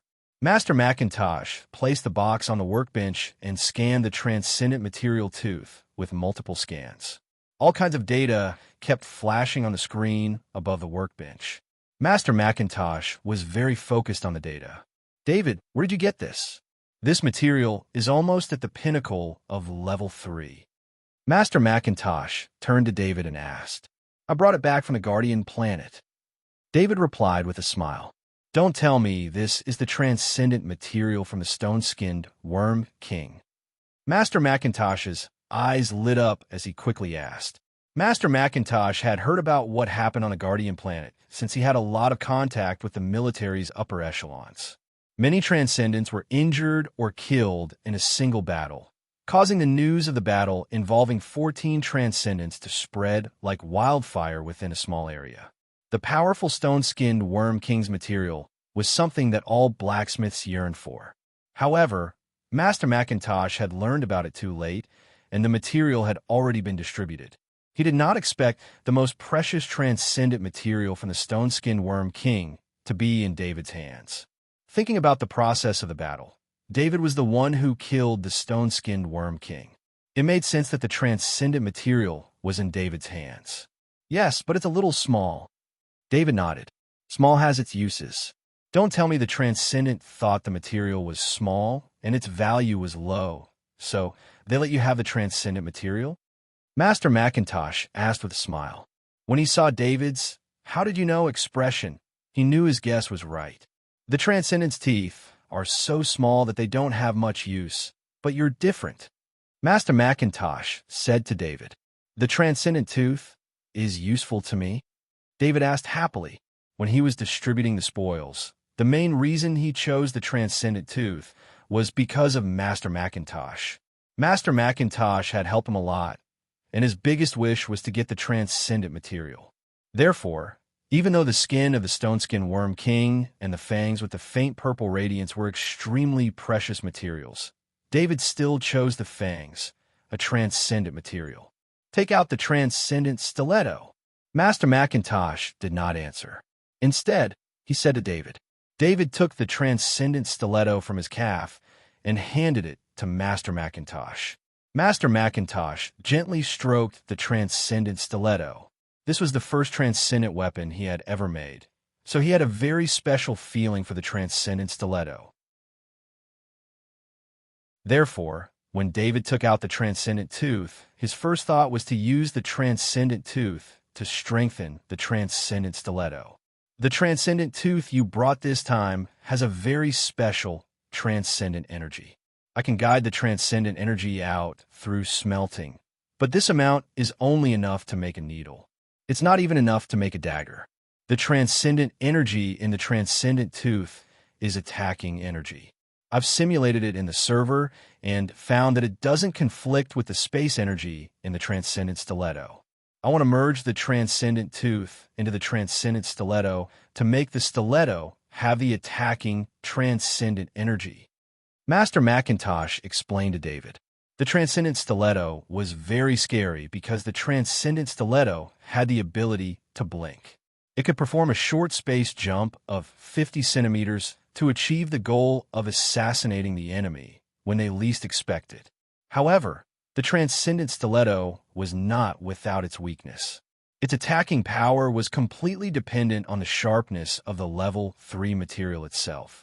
This kind of attacking power could cause a lot of damage to normal enemies, but to those with strong defense like the level 3 insectoids, its power would be greatly reduced. Especially since Master Macintosh knew that David was now fighting alongside the Transcendent. The Transcendent stiletto from before would gradually be unable to keep up with David's pace. Master, can you tell me what kind of energy is in the Transcendent tooth? David's heart skipped a beat as he quickly asked. When he heard about the transcendent energy, the first thing that came to his mind was the stone-skinned Worm King's petrification ability. The stone-skinned Worm King's attack power was too weak. This was already one of the strongest abilities of the stone-skinned Worm King. This needs to be tested. Wait a moment. I'll test it out. Master Macintosh was also very interested in this. After hearing David's question, he began to prepare as he answered. Johnson's assistant pushed a huge machine over. Master Macintosh stepped forward and opened the panel on the machine. He placed the transcendent material, the tooth, inside the machine and connected it to the energy supply in his design room. This is the transcendent material energy activator. Master Macintosh explained to David. After that, he began to operate on the screen on the side. David could feel a large amount of energy entering the transcendent material energy activator through the energy pipeline. With so much energy entering the transcendent material energy activator, David couldn't help but feel nervous. Don't worry, I have many layers of protection here. It won't hurt you. Master Macintosh saw David's nervousness and said with a smile. Just as Master Macintosh was talking, David's heart skipped a beat. Almost instinctively, he picked up Master Macintosh and quickly retreated. As soon as David retreated, the transcendent material energy activator spewed out a gray gas. This gray gas completely covered an area of more than 10 meters in diameter. If David wasn't fast enough, he and Master Macintosh would have been surrounded by the gray gas. What is this? Master Macintosh looked at the gray gas in front of him with curiosity. He had no idea about the danger that was about to befall him. After all, Master Macintosh was not a combatant. Although he had the gift of the spirit, he could not be compared to a combatant like David. Master, be careful. Don't get close. This is the petrifying gas. Once you touch it, you'll be petrified. David quickly reminded. This is the petrifying gas. Master Macintosh's eyes lit up. He turned to Johnson's assistant and said, "Go and get a lab rat." Johnson's assistant was also shocked, but he was further away, so he was not affected. When he heard Master Macintosh's order, he quickly turned around and ran to the lab material room. After a while, Johnson's assistant came back with an alloy cage. Inside the cage was a lab rat. This lab rat's genes are very similar to human genes. Through the lab rat, you can see the effect of the petrifying gas on the human body. Master Macintosh explained to David. He took the alloy cage, and a mechanical arm reached out from the ceiling. He controlled the mechanical arm to send the alloy cage into the petrifying gas. When the alloy cage was close to the petrifying gas, the lab rat seemed to have sensed the danger. It kept jumping in the cage, but its struggle was futile. The mechanical arm sent the alloy cage into the gray gas. The movement of the lab rat disappeared instantly. Through the gray gas, one could see the lab rat's body was stiff. Master Macintosh controlled the mechanical arm to take the alloy cage back from the gray gas. What appeared in front of David and Master Macintosh was a petrified lab rat. What a scary transcendent energy! Master Macintosh could not help but exclaim. "You can make the transcendent stiletto have this kind of ability?" David asked excitedly. "How is that possible?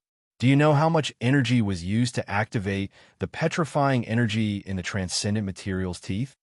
Master Macintosh shook his head and said, "Just a while ago, Master Macintosh saw the energy scale drop a few bars. This was his lab's energy supply, supported by Krypton energy. It was impossible for him to instantly release such a powerful energy from the transcendent stiletto to activate the transcendent material's transcendent energy in the teeth. The transcendent material energy activator was a very complicated machine. It activated the transcendent energy in the transcendent material and used Krypton energy to simulate the energy in the transcendent material to activate the energy. What kind of effect can the transcendent stiletto achieve?" David asked again. "It depends on your luck." Master Macintosh said with a bitter smile. Although he was already a forge master, he could still fail to make a transcendent weapon using the transcendent material. Once it failed, the power of the transcendent weapon would be greatly reduced. In the worst case, the transcendent weapon would lose the transcendent energy and become a normal weapon. "Wait here for a while. I need to redesign and calculate. Luckily, the material is small. Otherwise, you won't be able to take it away today," Master Macintosh said and began to work, leaving David aside again. David could only sit on the side and watch Master Macintosh work. In order to reduce the risk of failure, Master Macintosh used scanning and analysis to reconstruct the transcendent stiletto and the transcendent material's teeth in his lab server. Then, he carried out the design and forging process in the server. During the process, as long as there was a mistake, it would be simulated immediately.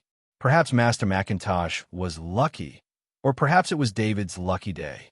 After only a few simulations, Master Macintosh's design passed the simulation on the server.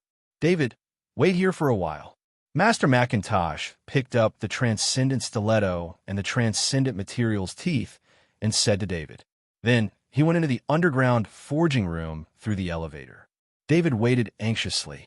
The transcendent stiletto had saved his life many times. He didn't want to fail. Of course, Master Macintosh didn't want to fail even more. The transcendent stiletto was born in his hands. Every time it was strengthened, it was like witnessing the growth of the transcendent stiletto. 2 hours later, David saw a proud Master Macintosh. In Master Macintosh's hands, the transcendent stiletto was still dodging the green light. It was no different from before. The forging process is very successful. The space ability and petrification ability are preserved, Master Macintosh said with a smile. Chapter 424. Master Macintosh looked tired, but he was smiling happily because he had successfully strengthened his first creation.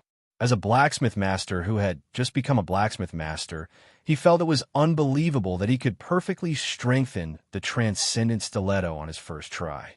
Although Master Macintosh had successfully simulated the entire forging process in the server, if the server could fully simulate the forging process of the transcendent material, it would not have failed at all. In fact, many accidents could happen at any time when using a transcendent material. When inspecting a transcendent material, only one type of transcendent energy could be found. However, the transcendent energy was the majority of the transcendent energy. There were also some other transcendent energy from the transcendent material's main body. This made the transcendent material very easy to trigger the reaction of the transcendent energy in the transcendent material. Once the scale of the reaction exceeded a certain limit, the forging would fail.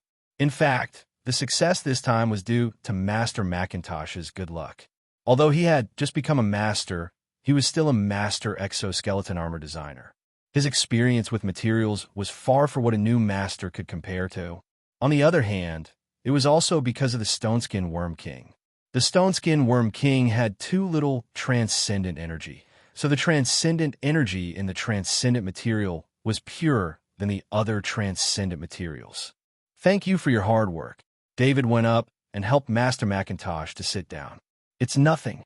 Luckily, I didn't waste such a good material. Master Macintosh was tired, but his face was filled with joy and excitement. He waved his hand and said, Master Macintosh then put the transcendent stiletto on the table and pushed it towards David. David carefully picked up the transcendent stiletto and carefully observed it. On the edge of the transcendent stiletto, there was a slight thickness that could not be seen clearly. There was a hint of purple in the color that was hard to detect. It was the purple in the transcendent material's teeth. It seemed like the teeth of the transcendent material were added to the edge. Master Macintosh's forging ability was very strong, even at such a close distance. If David's eyesight was not far better than a normal person's, and he had a purpose in mind, it would be very difficult to see that the transcendent stiletto had been processed twice. David, try the effect of this new transcendent stiletto, Master Macintosh said with a smile. He then turned to Johnson's assistant and said, Prepare a white mouse, the big one. Johnson's assistant quickly pushed a metal cage in. This time, the cage was much bigger. The white mouse inside could no longer be called a white mouse, because this white mouse was as big as a medium-sized dog. Release the white mouse. Master Macintosh continued to instruct Johnson's assistant. Then he smiled at David and said, You won't let the white mouse escape, right? Master Macintosh laughed as soon as he said that. Even Johnson's assistant had a smile on his face. David was infamous. Many transcendent had died in his hands. It would be ridiculous if a white mouse could escape in front of him.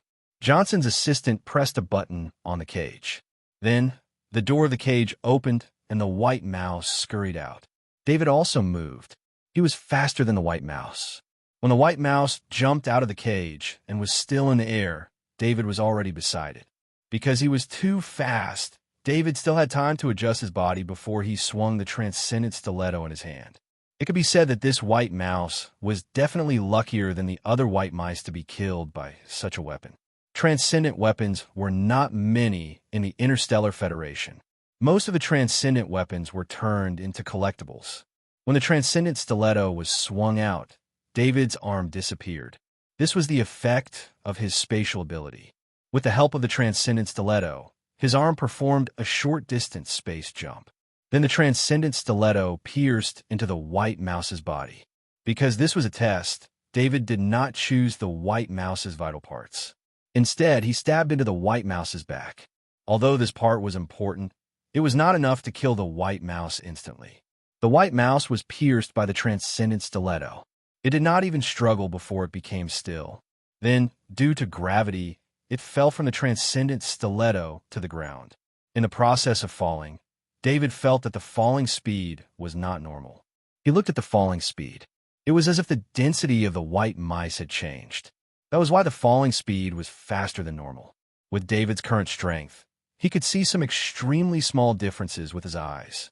The white mouse's eyes were still moving, but its body could not move at all. It seemed to be still alive, and there was no petrification on its body as expected. "Johnson, bring the white mouse to the workbench," Master Macintosh said to Johnson's assistant excitedly.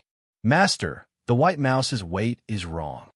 Johnson's assistant immediately felt something was wrong when he lifted the white mouse. He reported to Master Macintosh. Master Macintosh nodded. The white mouse was now placed on the workbench. A lock appeared on the workbench, and the white mouse was stuck on the workbench. He then took out a laser knife and cut open the skin on the white mouse's back. As soon as he cut open the skin, he saw a rock. On the white mouse's back, there was a rock under the skin. Needless to say, this was the effect of the transcendent stiletto. The petrification ability caused the rock to appear on the white mouse's back. Master Macintosh continued to dissect. After that, David finally understood why the white mouse could not move. The transcendent stiletto pierced into the white mouse's back. This was where the spine was. When the transcendent stiletto pierced into the skin and came in contact with the spine, the petrification ability was activated. The spine and a piece of flesh were turned into rock. The white mouse that lost part of its spine, of course, lost its ability to move in an instant. The rock that was taken out was the size of a fist. This was also the effect of the transcendent stiletto.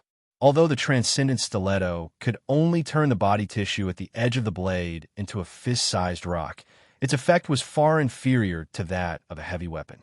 However, as long as one thought about the fact that this stiletto could turn a piece of the enemy's body into a rock, it would be very useful. First of all, when the enemy was a human, a fist-sized rock would be enough to make the person unable to move normally.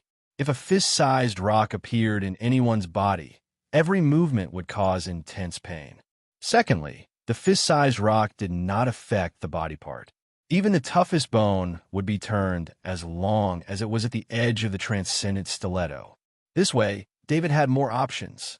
He could do what he did to the white mouse. He could directly petrify the spine and make it lose its ability to fight in an instant. Or it could be the arms or legs. If any part of the stiletto was hit, the result would be permanent disability. Needless to say, if the head was pierced and a fist-sized rock appeared in the brain, it would definitely lead to immediate death. This transcendent stiletto finally has the power of a transcendent weapon.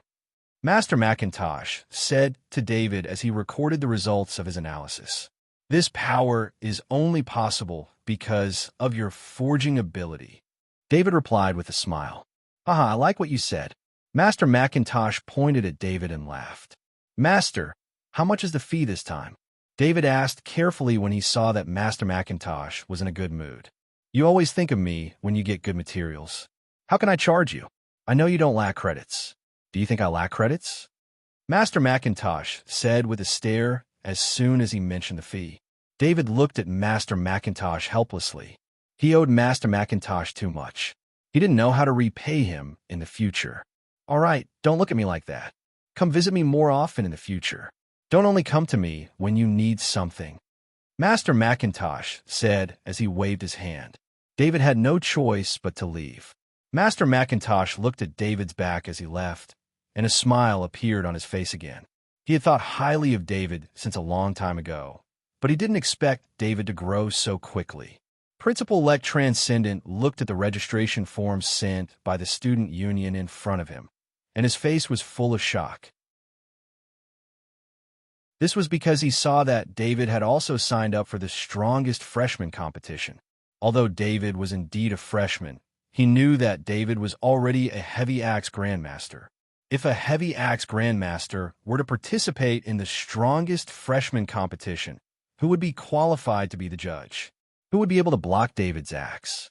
Although Principal-elect Transcendent also hoped that the First College of Iridia would win the strongest freshman competition, he didn't want all the other colleges to point at his nose and scold him. This was obviously an unfair competition. Even if he won the competition, he would still be questioned. Just like now, when it came to David, no one in the entire college union treated David as a freshman. Instead, they treated him as one of the top fighters of the First College of Iridia.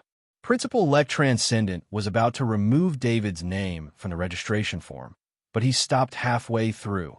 The honor of the college aside, the strongest freshman competition was worth resources. Could it be that David was lacking in resources? Principal-elect Transcendent thought of the 50,000 points that David had given to him. That was 50,000 points. David had accumulated so many points during the 2 months he spent on the Guardian planet. According to Principal-elect Transcendent's judgment, David must have saved all his points. Perhaps David was really lacking in resources. Principal-elect Transcendent did not have the authority to give out the resources of the college. The strongest freshman award from the Ministry of Education was based on the actual situation of the strongest freshman winner. For example, David had already become a top Kaji. Once David became the strongest freshman, the resources given by the Ministry of Education would be the best resources for a top Kaji. Principal-elect Transcendent did not think that he had the authority to deny David a year's worth of cultivation resources. That would be irresponsible to David. With that in mind, he made a note on the registration form that David would take up 1 to 5 spots in the college and would not participate in the tournament. To be honest, Principal-elect Transcendent did not even dare to imagine David participating in the tournament. He was afraid that David would crush the confidence of the freshmen. Forget the freshmen, even the instructors in the college could not be stronger than David. Moreover, he could be a long-range or close-range fighter. David had the ability of a sniper master at long range, and he had the ability of a heavy axe master at close range. He was even more terrifying. The Student Union Tournament Organization had received instructions from Principal-elect Transcendent. Although they saw that David was still participating in the strongest freshman competition, they were relieved that he would not be required to participate in the tournament. The members of the Student Union Tournament Organization felt that it was too stressful for David to participate in the tournament. It was even more stressful for the freshmen participating in the tournament. David did not know what had happened in the college. He was on his way back to the mansion. When he entered the mansion, his AI butler, Emma, greeted him. The familiar female voice brought a smile to David's face. He thought of Emma and wondered how Emma was doing. When he was on the Guardian planet, he could only contact Emma through long-range messages. He only knew that Emma was still on the planet of origin. David could not help but send a message to Emma. If Emma was free, she could contact him. However, after waiting for a while, there was no reply from Emma. David knew that Emma was still busy and could not help but feel a little disappointed. At that moment, his ID bracelet received a message. David was overjoyed, but when he opened the bracelet to take a look, his joy disappeared instantly. However, he still calmed himself down and accepted the call. "Sir, you returned to Planet Lunka?" Master Alva's voice came through. "Yes, I've just returned home," David replied in a deep voice. It was not surprising that Master Alva knew about his return. After all, Master Alva and Master Sealy were in charge of the Kerr Intelligence Organization and the Shadow Intelligence System. As long as Master Alva wanted to know what was happening in the Interstellar Federation, he could get some information by paying credits. "Sealy and I would like to invite you to visit the Asset Management Company and report to you about our work," Master Alva asked in a negotiating tone. Master Alva and Master Sealy were getting more and more powerful. They had a huge amount of assets to manage and were in charge of the intelligence organization at the same time. The way they saw it, if David relied solely on the Shadow Intelligence System, he would at most be able to turn Kerr Intelligence Organization into another Shadow mercenary group. However, the truth was that with the influx of credits, both the asset management company and the Kerr intelligence organization had far surpassed their former shadow mercenary group. This was especially true with the recent movements of the Tordo Fund. Although David did not tell them about the Tordo Fund, Master Alva could guess that the Tordo Fund had fallen into David's hands. Although Master Sealy and Master Sealy were bound by the Oath Stone, not reporting to David for a long time made them feel uneasy. Chapter 425. This was the first time David had visited his own company. On the surface, the company was called Kerr Asset Management, and its headquarters were located in the downtown area of Kia City. In the entire Elydia sector, the safest planet was Lunka, and the safest place on Lunka was Kia City. With the help of Fox Transcendent, this company that had just entered the business circle of Kia City was not ostracized by the local business circle. As the hover car approached Kerr Asset Management, David saw the entirety of Kerr Asset Management. Like most of the buildings here, Kerr Asset Management was surrounded by greenery. In terms of the area it occupied, Kerr Asset Management was no longer a medium-sized company. It was at least on the scale of a large company. The hover car landed at the entrance, and David saw Master Alva and Master Sealy waiting for him. Beside them were a dozen executives in uniform. Master Alva and Master Sealy quickly stepped forward to open the door for David and said respectfully, "Sir, welcome." David smiled and patted both of them on the shoulder. These two masters had made a lot of achievements over the past few days, and he was very satisfied. From dealing with Bata Energy to dealing with the Tordo Fund, it was the two masters who led the Kerr intelligence organization that provided him with intelligence support. David, a ridiculously young student, patted the shoulders of the two masters. This kind of action should be extremely discordant, but the strange thing was, whether it was the two masters or the dozen or so executives behind them, they all felt that it was normal. The executives were asked to come out to greet the real owner of Kerr Asset Management. They had great respect for the owner of the company, who was terrifyingly wealthy. Kerr Asset Management's performance was leaps and bounds. When it was first established, Kerr Asset Management only managed $40 billion in shares and fixed assets. $40 billion seemed like a lot, but on Lunka Planet, it could only be considered an ordinary asset management company. Lunka Planet was the main planet of the Elydia sector. It was the economic and cultural center of the Elydia sector, and almost all large companies would set up their headquarters or branches here. As a result, the scale of any asset management company on Lunka Planet was not too weak. Kerr Asset Management Company was barely considered average at that time. Afterward, however, Kerr Asset Management Company received a sum of 200 billion credits. This allowed the company's scale to increase by several times, and it became one of the larger companies in the industry. After that incident, Kerr Asset Management Company recruited a large number of industry elites and became a well-known asset management company on Lunka Planet. Not long ago, another 400 billion credits had entered the company's management rights, causing the company to once again lack manpower. However, due to the company's ample funds, there were plenty of opportunities to display their talents, allowing even more elites to enter Kerr Asset Management Company. These 10 or so executives were the minority. They knew that the funds were provided by the owner behind the company, so they were extra cautious when they heard that David had come to visit today. "Welcome, sir." More than 10 executives bowed in unison. David did not have a position in the company, so they could only follow the way Master Alva and Master Sealy addressed him. "Thank you for your hard work." David smiled and nodded. He then turned to the two masters and said, "Don't just stand here. Let's go in and have a look." The two masters quickly led the way in front. More than 10 executives stood on either side of David and escorted him into the company. As soon as he entered the company, he saw a reception hall. The two receptionists bowed awkwardly. With so many executives and two big bosses accompanying a young man, they could not help but wonder if he was the descendant of some big shot. After passing through the hall, David saw many busy offices. "Sir, there are a total of 60 offices here. Each office is a financial management team led by a team leader. According to their previous achievements, They manage assets ranging from hundreds of millions to tens of billions. Master Alva explained to David. Not bad. Looks like you and Seely have done a good job. David smiled and nodded. Master Alva glanced at Master Seely before saying with a bitter smile, Sir, actually, I was just about to tell you that the amount of assets we have now is far beyond our ability. Seely, and I hope that you can find someone more professional to manage the company. Master Alva glanced at Master Seely before saying with a bitter smile.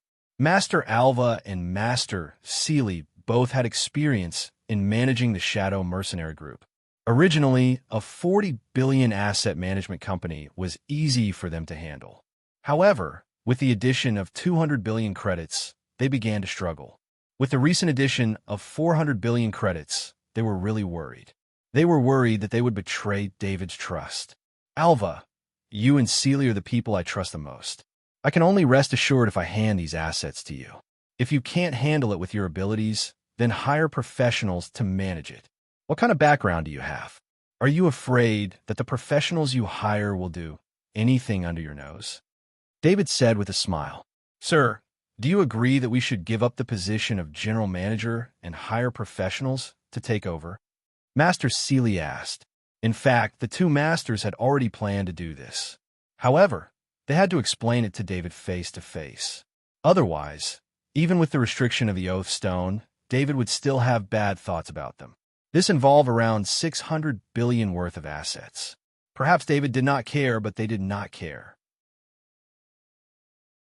In the future, you don't have to ask for my instructions regarding the company's matters.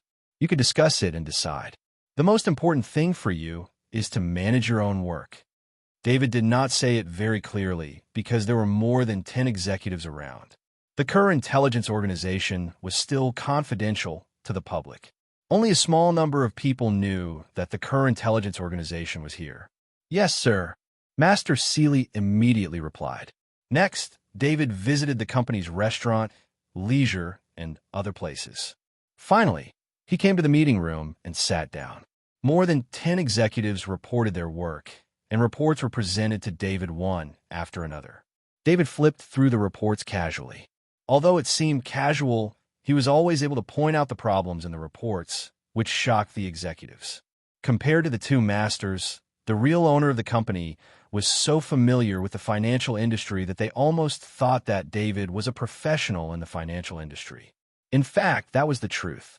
David's financial ability was at 96% perfection. Even among the financial industry, there were very few top financial masters like David. Master Alva and Master Seely admired David's ability. They knew that David's true identity was that he was a sniper master who was known for his powerful combat ability on the Guardian planet. However, he was able to subdue more than 10 industry elites who were personally recruited by them. David also intended to do so. He had transferred all the credits in his anonymous account to this company for investment. With such a large amount of funds, if he did not show his ability, the executives might have other thoughts because of the two masters' unprofessionalism. Although there was the Kerr Intelligence Organization's investigation after the incident, how could it be better than taking precautions before the incident? Just as the meeting in the office was still going on, an employee quickly ran in and whispered something in Master Alva's ear. Master Alva interrupted the executive's report and said, Sir, Mayor Ned of Chia's City will be here soon. Seely and I need to go out and welcome him. Why is Mayor Ned here? David asked. When he heard that it was Mayor Ned, he could not help but wonder what relationship Mayor Ned had with Kerr Asset Management. Master Alva smiled bitterly and said, Our credit circulation has been too large recently. The government wants us to invest a portion of our investment in Chia City. We are also studying the corresponding rate of return and have not made a decision yet. I didn't expect Mayor Ned to come here personally. A large amount of investment could not be hidden from those who were interested, especially the government. If the government wanted to make political achievements, they naturally needed the support of these new tycoons. David stood up and said, I'll go with you. Master Alva reminded him, Sir, your identity. When David came here, only the executive had some guesses about David's identity. However, They did not know that David was the sniper master with terrifying combat power. They only knew that he was a low-key rich man with shocking wealth. Once people associated these large amounts of credits with David, then the origin of these credits would be known. David was not worried at all. The wealth here was nothing. Even a colossus like the Tordo Fund was in his hands. The assets here could only be considered small. So what if people found out? He was no longer the Kaji who was chased around by Transcendent. Kaji, at his peak, with the Sniper Master ability and the Heavy Axe Master ability, plus the first College of Iridia behind him and the Transcendent close to him, he was no longer a weakling that an ordinary Transcendent could bully. David did not explain further and waved his hand. It's fine. I have to welcome Mayor Ned, even if he's here. When the group arrived at the hall, they saw the head of the Public Relations Department receiving Mayor Ned. Mayor Ned was listening to the introduction of the head of the Public Relations Department with a few of his attendants and happened to see the group. Master Alva was about to go up and greet them when he saw David take 2 steps forward and stand in front of Mayor Ned. "Hello, second uncle," David said with a slight bow. David's greeting stunned everyone present. Mayor Ned was not an ordinary official. Kia was the largest city on planet Lunka, and planet Lunka was the main planet of the Iridia sector. Although Mayor Ned was only a mayor, his political status was not low, and he had a bright future ahead of him. Everyone knew that Mayor Ned's family was even more terrifying, and they had a lot of power in the Iridia sector. "David, why are you here?" Mayor Ned was also stunned when he saw David, but he immediately smiled and went up to shake David's hand. David was recognized by Emma's mother, Lady Amelia. To him, David was family. In addition, there were a lot of rumors about David recently, so there was finally a strong person in their line of descent. "This is my company. Please take a seat inside," David explained as he invited Mayor Ned. "Gosh, this company is yours?" Mayor Ned asked in disbelief. Mayor Ned had been paying special attention to this asset management company recently. Large amounts of investment had been invested in various industries, and the scale of the investment had shocked him. This kind of company with sufficient funds needed him to establish a good relationship with it. Once this company increased its investment in Kia, he would be able to have a lot of political achievements. For Mayor Ned, political achievements were a ladder. With his family background and political achievements, it would not be a problem for him to go further. Therefore, in recent years, he had been paying special attention to political achievements and did not want to let go of even the slightest opportunity. I got some money outside, and I gave it to a friend to invest in," David said with a smile, then introduced them to Mayor Ned. "This is Alva, and this is Seely. They are both weapon masters, and they're also helping me manage the company." As they walked back to the meeting room, David asked Mayor Ned to sit in the main seat, and he sat in the second seat, while the others took their seats. Mayor Ned finally understood something and said with a smile, "No wonder I heard that this company was protected by Fox Transcendent. So it was because of you." At the same time, he also thought of the origin of the company's name. Kerr Asset Management Company. Wasn't it the name of the company under David's surname? "That's because Uncle Fox took care of me," David replied with a smile, then asked, "Second uncle, how many credits do you need to invest in Kia?" Mayor Ned joked, "Let me say this first. The return on investment in Kia is not high, but it is stable. When the time comes, don't say that second uncle is bullying you. Let Emma come and find trouble with me." David said with a smile, "Of course not. If second uncle has orders, I will do my best to fulfill them." He did not care about credits. The Tordo Fund market value was 5 trillion, and 70% of it was 3.5 trillion. With such a huge amount of wealth, he had long lost interest in credits. Then an investment of 2 billion credits. What do you think? Mayor Ned did not want to ask for too much. He was also afraid that Mrs. Amelia would find trouble with him and bully her daughter's boyfriend. "I just heard the work report from the executives. Do you think an investment of 20 billion would be helpful to you?" David asked, directly increasing the amount that Mayor Ned had mentioned by 10 times. Although he had not finished listening to the work report from the executives, David had heard most of it.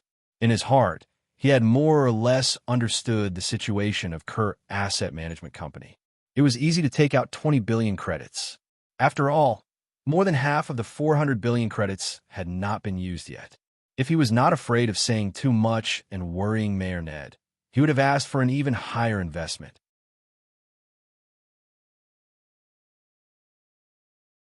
Chapter 426. Mayor Ned was shocked at first, then overjoyed. 20 billion credits had been invested in Kia's city under his influence. This kind of achievement was enough to give him a lot of political capital. Mayor Ned turned around and asked worriedly, "David, taking out 20 billion credits all at once, will it have any negative impact on your company?" He couldn't allow his family members to suffer losses for the sake of his political achievements. Second uncle, you don't have to worry about the credits. If you need them in the future, you can ask her asset management for an investment at any time. David did not say anything explicitly, but only assured Mayor Ned. Mayor Ned seemed to have thought of something, and the way he looked at David was a little strange. "You guys go out first. I want to talk to David in private." Mayor Ned ordered his followers behind him. "Executives go out first. Arwa and Seely, you guys stay." David knew that Mayor Ned wanted to talk about something private, so he asked the executives to leave, but he asked Master Arwa and Master Seely to stay. On one hand, this was to show the executives David's attitude.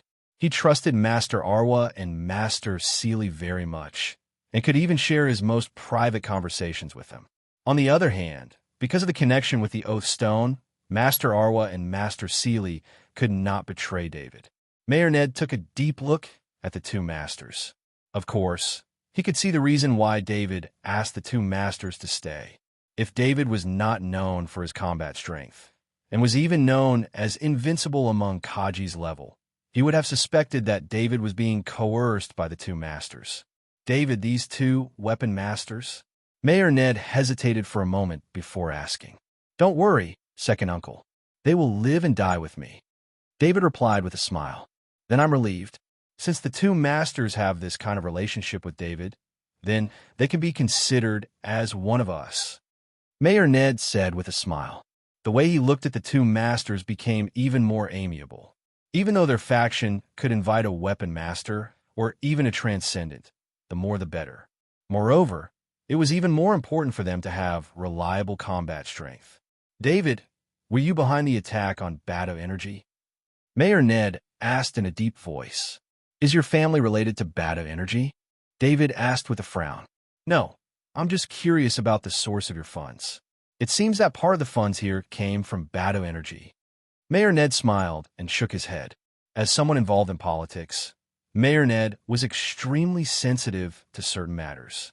Just by knowing that the owner of Kerr Asset Management was David, he made many connections.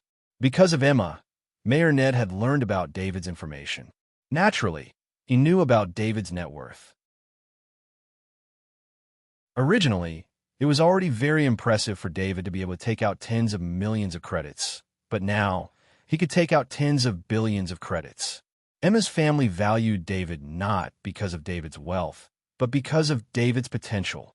However, they did not expect that not only had David's strength improved so much that it was almost on par with Transcendent, but he also had such a large net worth. "Yes, Bada Energy sent Transcendent to attack me. They deserved it when I fought back," David said with a smile. Mayor Ned looked at David's smiling face and could not help but feel a chill in his heart. However, he quickly thought of David's background. He was born on Monolith in the war zone, where killing was as normal as breathing. Killing enemies who threatened him was very common. The only difference was that the number of enemies was greater. "What about the Tordo Fund?" Mayor Ned's voice was so soft that only a few people in the office could hear it. "The Tordo Fund is now my property," David said with a smile. At the same time, David had a new understanding of Lawyer Macaulay's professional ethics. Lawyer Macaulay had a very close relationship with Emma's family, but Mayor Ned did not know about this matter. David generously admitted that he owned the Tordo Fund. In fact, many people had speculated about this matter, but there was no evidence. The actual owners of the Tordo Fund were 6 shell companies. The legal persons of the 6 companies were also hidden due to the laws of the places where they were registered. No one could know about them. "That's the Tordo Fund." Mayor Ned could not help but exclaim. The Tordo Fund was a huge megacorporation. Even a political family like Ned's could not compare to a transcendent corporation in terms of wealth. In fact, the entire family's interest did not even exceed 10 billion. David had the Tordo Fund in his hands, which meant that his family could also extend their reach into the Iridia Star Zone and enter the Cater Star Zone. David, I'll get someone to come up with a plan for the 20 billion credit investment as soon as possible. I'll need your cooperation when the time comes. Mayor Ned thought of David's actual wealth and no longer wanted to save David credits. He said directly, "You could just contact the two of them when the time comes. I'll be returning to the Guardian planet soon. This time, I took a leave of absence to come back," David said with a smile as he pointed at the two masters. "All right, I'll go back and prepare now." Mayor Ned could not wait any longer. He stood up and said. David walked Mayor Ned out of the company's door. When he returned, the executives looked at him differently. For these executives, wealth was worth respect and power was worth fear. Combat power, which David thought was the most important thing, was ignored because they did not know David's true identity. In fact, even if David's identity was known to the executives, they would not be in awe of him. It was not as intimidating as his close relationship with Mayor Ned. This was the peaceful Lunka Star. In Chia City, combat power did not have much of an effect.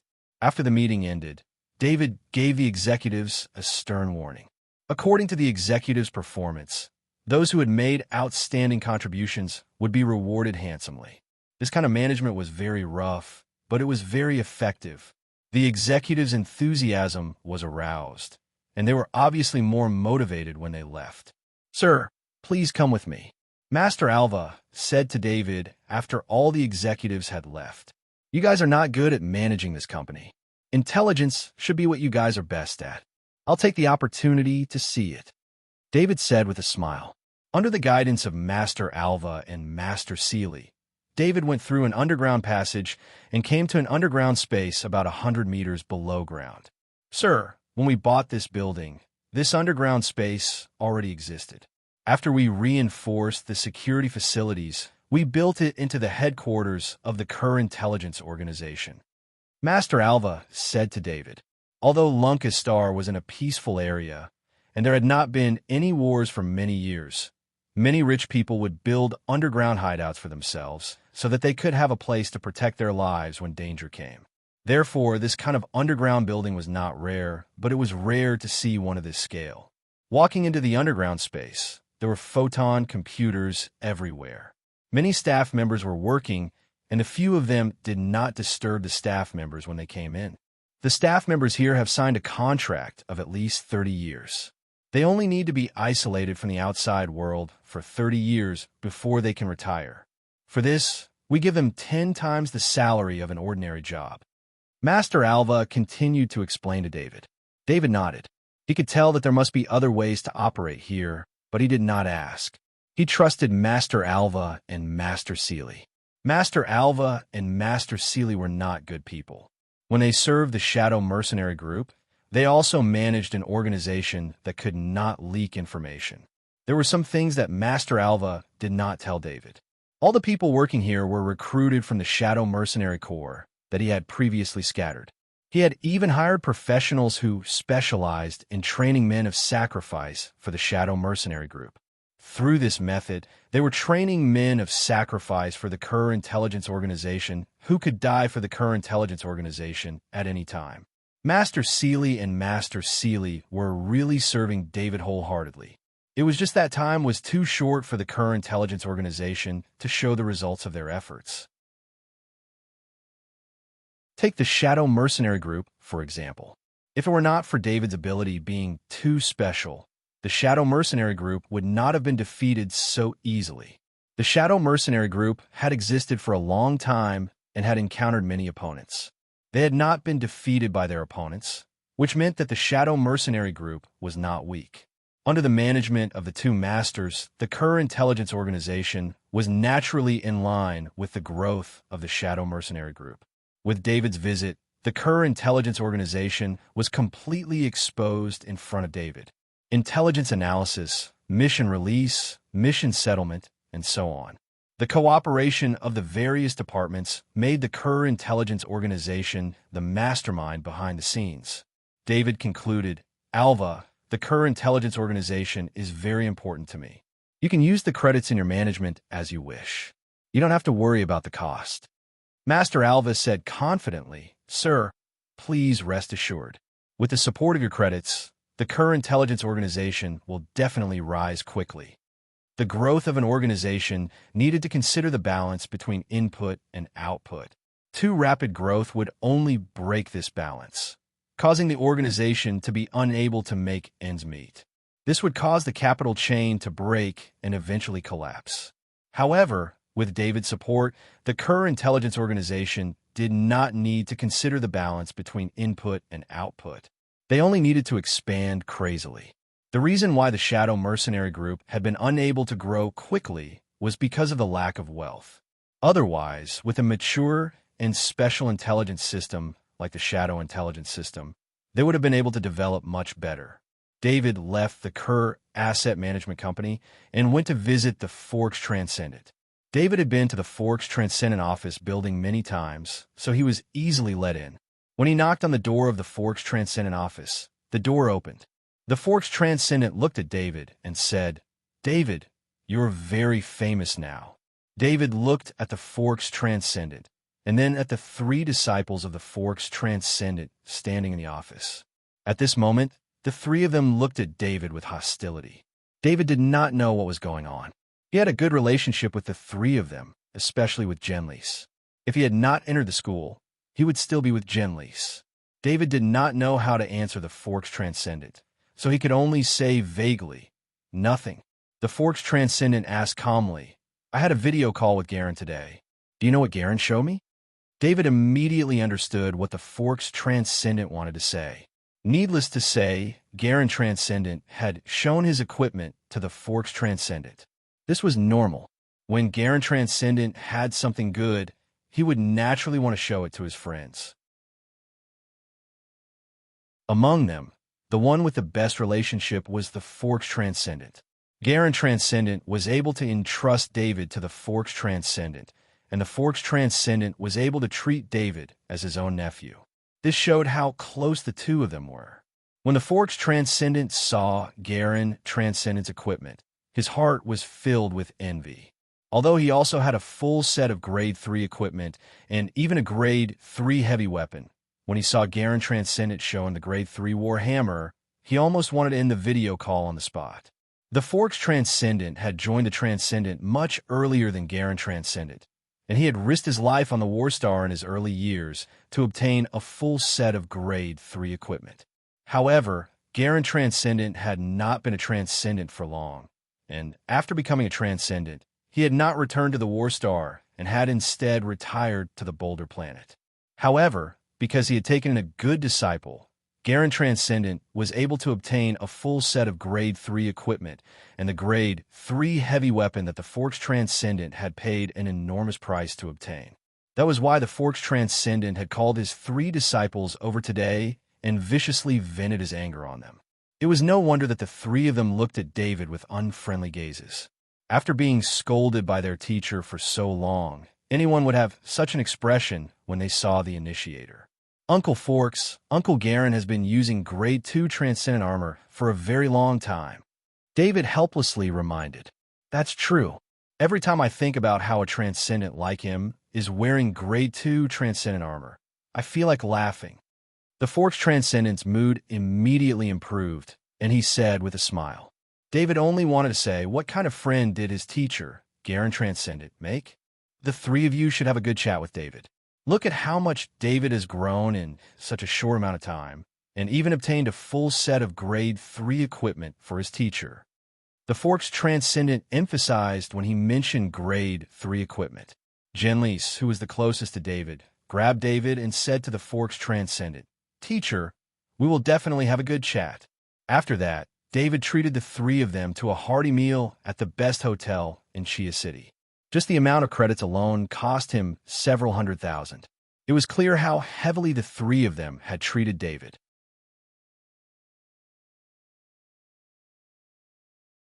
Chapter 427.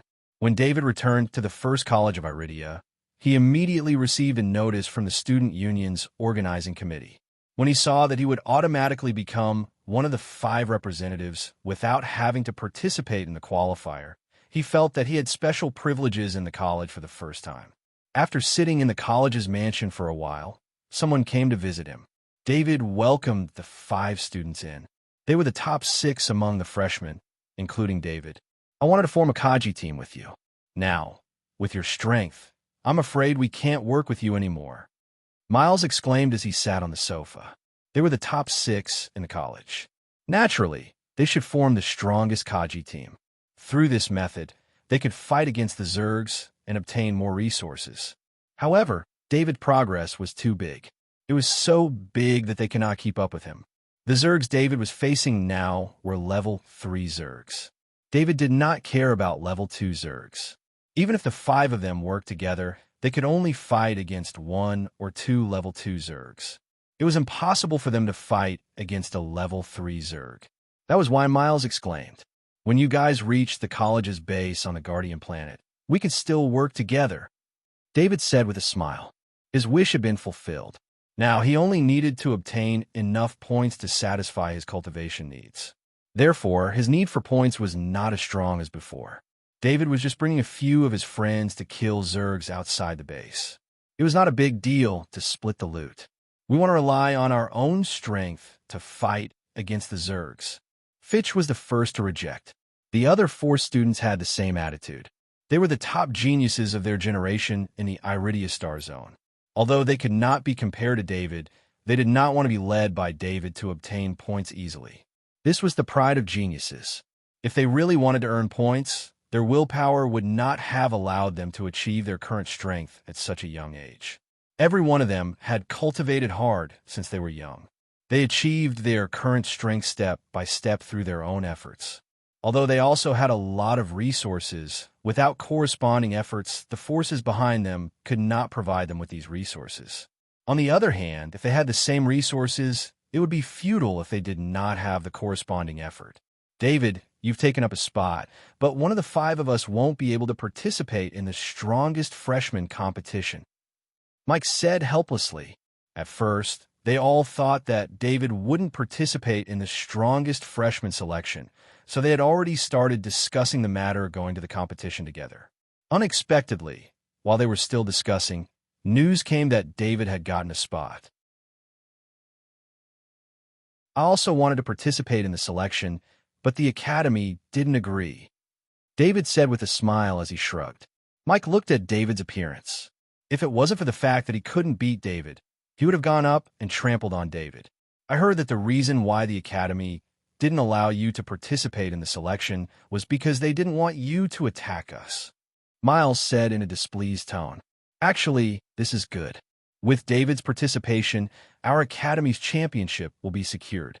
In the next year, there will be an increase in the share of resources, which is good for all the students," Evelyn said with a smile.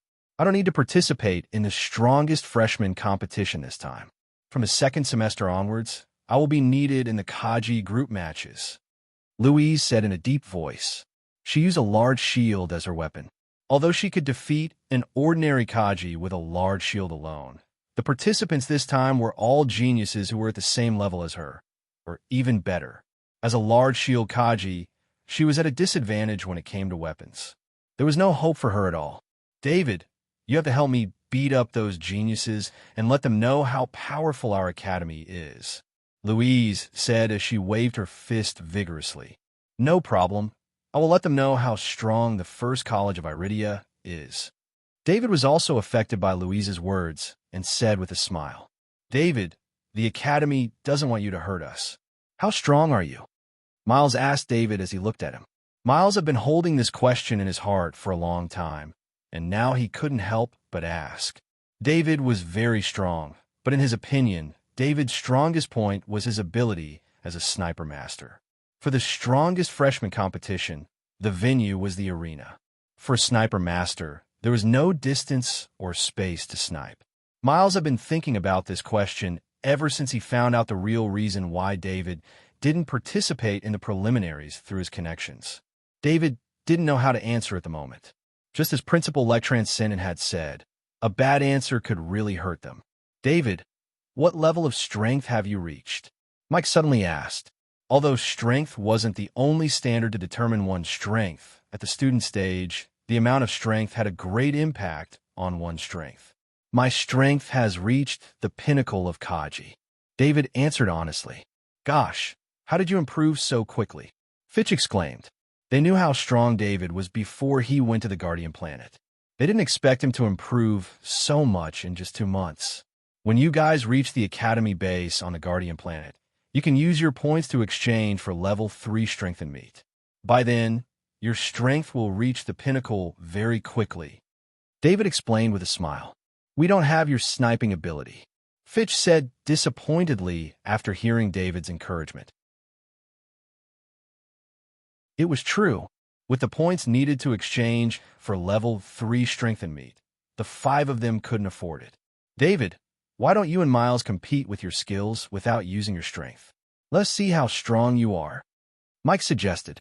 Mike didn't think that the Academy would think that David could defeat them in a competition just because David had reached the pinnacle of Kaji.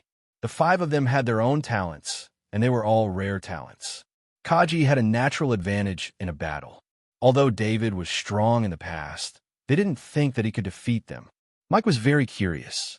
What ability did David have to make the Academy think that as long as David made a move, they would suffer a blow? This meant that there was a huge gap between them and David. The gap was so big that they couldn't imagine it, and that was why they felt defeated. Curiosity killed the cat, and it was also the reason why the 5 top geniuses came looking for David. Let's not compete. David immediately rejected. He was now a Grandmaster Heavy Axe. Although Miles had a talent for strength, his Heavy Axe mastery was too weak. He wasn't even a Heavy Axe master. Of course, he wouldn't say this out loud, because Heavy Axe Master was the ultimate goal of all Heavy Axe Kaji skills. We are friends. It's normal for friends to compete with each other. Let's see. This time, it wasn't just Mike's request. The rest of the students all said so. I'll say this first. You guys prepare yourselves. We're going to the practice room. David helplessly shook his head. Although the villa was small, there was still a small practice room. It was enough for the 2 of them to fight. The 2 of them didn't use their own weapons. Miles' weapon was a level 2 heavy axe, and David usually used a level 2 heavy axe in front of them. If they used a level 2 heavy axe without armor, a single mistake would cripple them, if not kill them. Therefore, the 2 of them were holding practice heavy axes. They were made of black ironwood, and although they were heavy, they didn't have much killing power. The 2 of them just stood facing each other, but Miles's hair stood on end. He felt that if he moved, he would definitely die. Miles had experienced this feeling before. In the past, it would only appear when he was in danger of dying. David held the heavy axe in his hand. He didn't hide the aura and killing intent of his spiritual thread. It was connected to Miles's heart.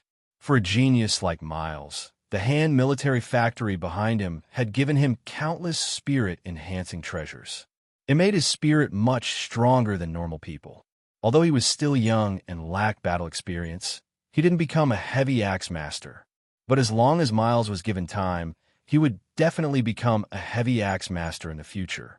With talent, resources, and hard work, his achievements would naturally be extraordinary. It was also because of his strong spirit that Miles could feel the existence of the spiritual thread. David deliberately exposed the spiritual thread because he didn't want to fight with Miles. Before, David had thought that he wouldn't need to use the spiritual thread, but he didn't expect it to be used in a spar with his classmates. The other students present all had spiritual talent, but because the spiritual thread wasn't pointed at them, they didn't feel Miles's presence. Therefore, they all looked at Miles strangely, not understanding why he was like this. It should be known that David obviously wasn't in an attacking posture. Even the heavy axe in his hand was casually held in his hand, and he looked relaxed. But opposite David, Miles stood there motionless. His whole body was covered in sweat, and the sweat on his head flowed to his eyes. He didn't even dare to blink, afraid that if he blinked, he would suffer a fatal attack. David didn't want to put too much pressure on Miles. So when he felt that Miles was about to reach his limit, he intentionally retracted the spiritual thread. Just as he retracted the spiritual thread, Miles's whole body relaxed. The last bit of strength in his body disappeared, and he collapsed to the ground. "Miles, what's wrong?" Fitch hurriedly went forward to help Miles up and asked. "Nothing."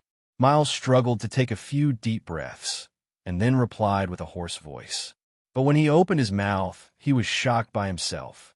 "David, what kind of ability is this?" Miles obviously knew that David was much stronger than him, but he was more curious about what kind of ability it was. He had never heard of such a terrifying ability. Miles wasn't an ordinary student who didn't know anything. He had the backing of the Hand Military Factory. Because of his strength talent, he was valued by the Hand Military Factory since he was a child. He had seen many strong people, including the Heavy Axe Master. But even the strongest Heavy Axe Master had never given him this kind of feeling. "I've been busy at the Guardian Star Academy base for 2 months, and I've accumulated 50,000 points. I've exchanged them for the Heavy Axe technique. What I used just now was the Heavy Axe technique." David thought for a moment. He didn't want to lie, so he could only answer in a way that they could understand best. 50,000 points in 2 months? Mike cried out in disbelief. He couldn't imagine how someone could accumulate 50,000 points in 2 months. Not to mention 2 months, even the strongest students couldn't accumulate so many points before graduation. One had to know that a normal level 2 insectoid corpse was only worth 100 points. 50,000 points required 500 level 2 insectoid corpses. Fitch, Evelyn, and Louise were also incomparably shocked. They were all stunned by the 50,000 points. Only Miles had a serious expression on his face. Like David, he used a heavy axe. His goal for entering the First Elysian Academy was to one day have the opportunity to learn the spirit-severing heavy axe technique. This opportunity would not come while one was still a student. This was because the 3 warriors in history who had learned the heavy axe spirit-severing technique only had the opportunity to learn the heavy axe spirit-severing technique decades after graduation. You guys only care about the 50,000 points. Don't you know about the heavy axe technique? Miles couldn't help but ask when he heard Mike's words. A technique worth 50,000 points, of course it's a top technique. Mike replied, unconvinced. Learning the heavy axe technique means you're a heavy axe grandmaster, Miles said in a deep voice. After saying this, he looked at David with an expectant gaze, waiting for David to give a definite answer. This was the boundless desire of a heavy axe armored soldier towards a heavy axe grandmaster. A heavy axe grandmaster was a legendary existence for heavy axe armored soldiers. David, really? My chi turned to look at David and asked in shock. The rest of the students also looked at David with the same expression, waiting for his answer. Yes, I'm already a heavy axe grandmaster. David nodded and said, I knew it. Miles murmured. His heart was very complicated. There was admiration for David, but there was also a burst of envy, but there was no jealousy at all. The gap was too big, so big that he couldn't even feel a trace of jealousy. No wonder the college said they were afraid we'd be shocked. We really were shocked, Mike said with a hopeless expression. He turned to David and said excitedly, In the future, I'm going to tell others that a heavy axe grandmaster is my friend. David could tell that the 5 people in front of him were not ordinary students. None of them had been truly affected. Instead, it was David's strength that had given them a huge impact, raising their goals for themselves by quite a bit.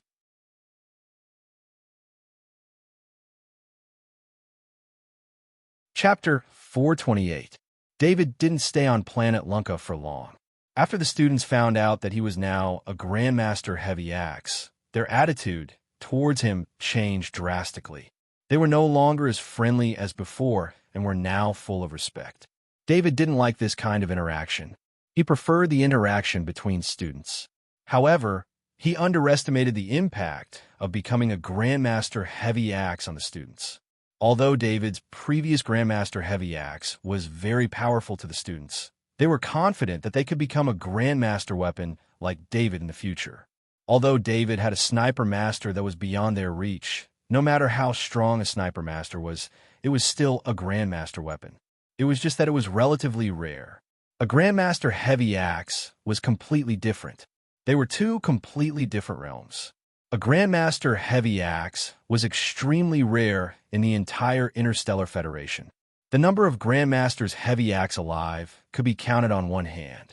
With the huge population of the Interstellar Federation, there was only one Grandmaster heavy axe in a few 100 billion people.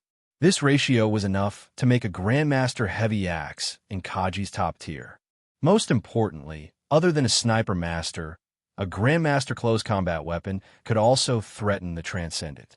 David left the school the day after the reunion and returned to the school base through the portal. As soon as he walked out of the portal, David felt that something was wrong. In the sky, dozens of frigates were circling the school base. They were obviously here for the school base. "What's going on?" David asked as he pulled over a student who was hurrying past. "It's Grandmaster David. The military said that they want to scan our school base. They want us to open all our defenses and shut down the shield. The school is negotiating with the military." When the student saw that it was David who stopped him, his anger turned into surprise. He hurriedly told David what had happened. David was slightly taken aback. The relationship between the military and the First College of Iridia was very good. There were many graduates in the military, and they had a huge influence. The military's request to forcefully scan the Academy's base was definitely a violation of the Academy's interests, not giving the Academy any face at all. Not to mention the fact that the scanning would expose all the secrets of the Academy. Even the reputation of the First College of Iridia would be greatly affected. If they couldn't even guarantee the basic rights and interests of their own Academy base, how could they protect the rights and interests of their students? "David, you came at the right time. Go to the control room of the Gaussian cannon. I want you to be ready to attack at any time." Transcendent Kenny's voice was filled with anger. He was rarely in such a state. "Yes," David replied loudly when he heard the voice from the bracelet. He didn't have the time to care about who was right and who was wrong, nor did he care about why the military was scanning the Academy. He only knew that as long as Transcendent Kenny gave the order, he would immediately eliminate a group of these frigates. David dashed into the control room of the Gaussian cannons and quickly operated the controls. In just 2 seconds, the 3 Gaussian cannons were ready to fire. Even the second-grade Gaussian cannons were loaded, and the third-grade Gaussian cannons were ready to be replaced at any time. In the control room, Transcendent Kenny looked at the 2 projections in front of him, his eyes filled with anger. The 2 projections in front of him were Transcendent Justin and Transcendent Julius. Today, the 2 generals had brought over 40 frigates with them to request to scan the Academy base. Transcendent Justin and Transcendent Julius had been frantically scanning the entire area. In order to speed up the scanning process, they had even used their personal connections to get a large number of scouting ships equipped with specialized equipment. The area where the 4 Academy's bases were located was a very small area compared to the entire Guardian planet. The 2 generals had scanned the entire area. In the end, they found nothing. It was important to note that the scouting ship's specialized equipment was specially transferred from the military to search for the weak signal of the progestogen crystal. The equipment did not consume normal energy, but transcendent crystals. If it were not for the fact that they wanted to leave the Guardian planet as soon as possible, the 2 Transcendent Academies would not have been willing to invest so much resources. Transcendent Justin and Transcendent Julius could not accept the fact that all their efforts were in vain. Although they did not search the entire Guardian planet, based on the Stoneskin Worm King's speed and the locations where it had shown up several times, it was clear that the Stoneskin Worm King was active in this area. Since they could not find the progestogen crystal in this area, the 2 Transcendent Academies had lost all hope of leaving the Guardian planet. Perhaps they would have to stay on the Guardian planet for the rest of their lives, searching for the progestogen crystal that was nowhere to be found. However, the progestogen crystal was 100% there. The genes of the Stoneskin Worm King were found to be affected by the progestogen crystal. In the end, Transcendent Justin and Transcendent Julius used their resources to exchange for a scroll of wishes from a powerful being in the great world of God through Worcester's friends. The Scroll of Wishes was a method that could be used to make a wish to an unknown existence by paying a certain price. Whether the wish could be fulfilled depended on whether the wish was feasible or not, and whether the difficulty of the wish was equal to the price of the wish. The Scroll of Wishes was a high-grade item. Very few people in the great world of God could create it. Transcendent Justin and Transcendent Julius used the Interstellar Federation's unique resources they had accumulated to exchange for the Scroll of Wishes. This was actually against the rules, but since they were Transcendent Academies, they used their connections to avoid detection. After using up some valuable treasures, the two Transcendent Academies activated the Scroll of Wishes. They wanted to use the Scroll of Wishes to find the current owner of the Progestogen crystal. However, they were disappointed. The Scroll of Wishes could not track down the owner of the Progestogen crystal. This could be because the treasures they paid were not valuable enough, or the owner of the Progestogen crystal had a special resistance ability. In the end, Transcendent Justin and Transcendent Julius kept lowering their demands. They only wanted to know the last location of the Progestogen crystal.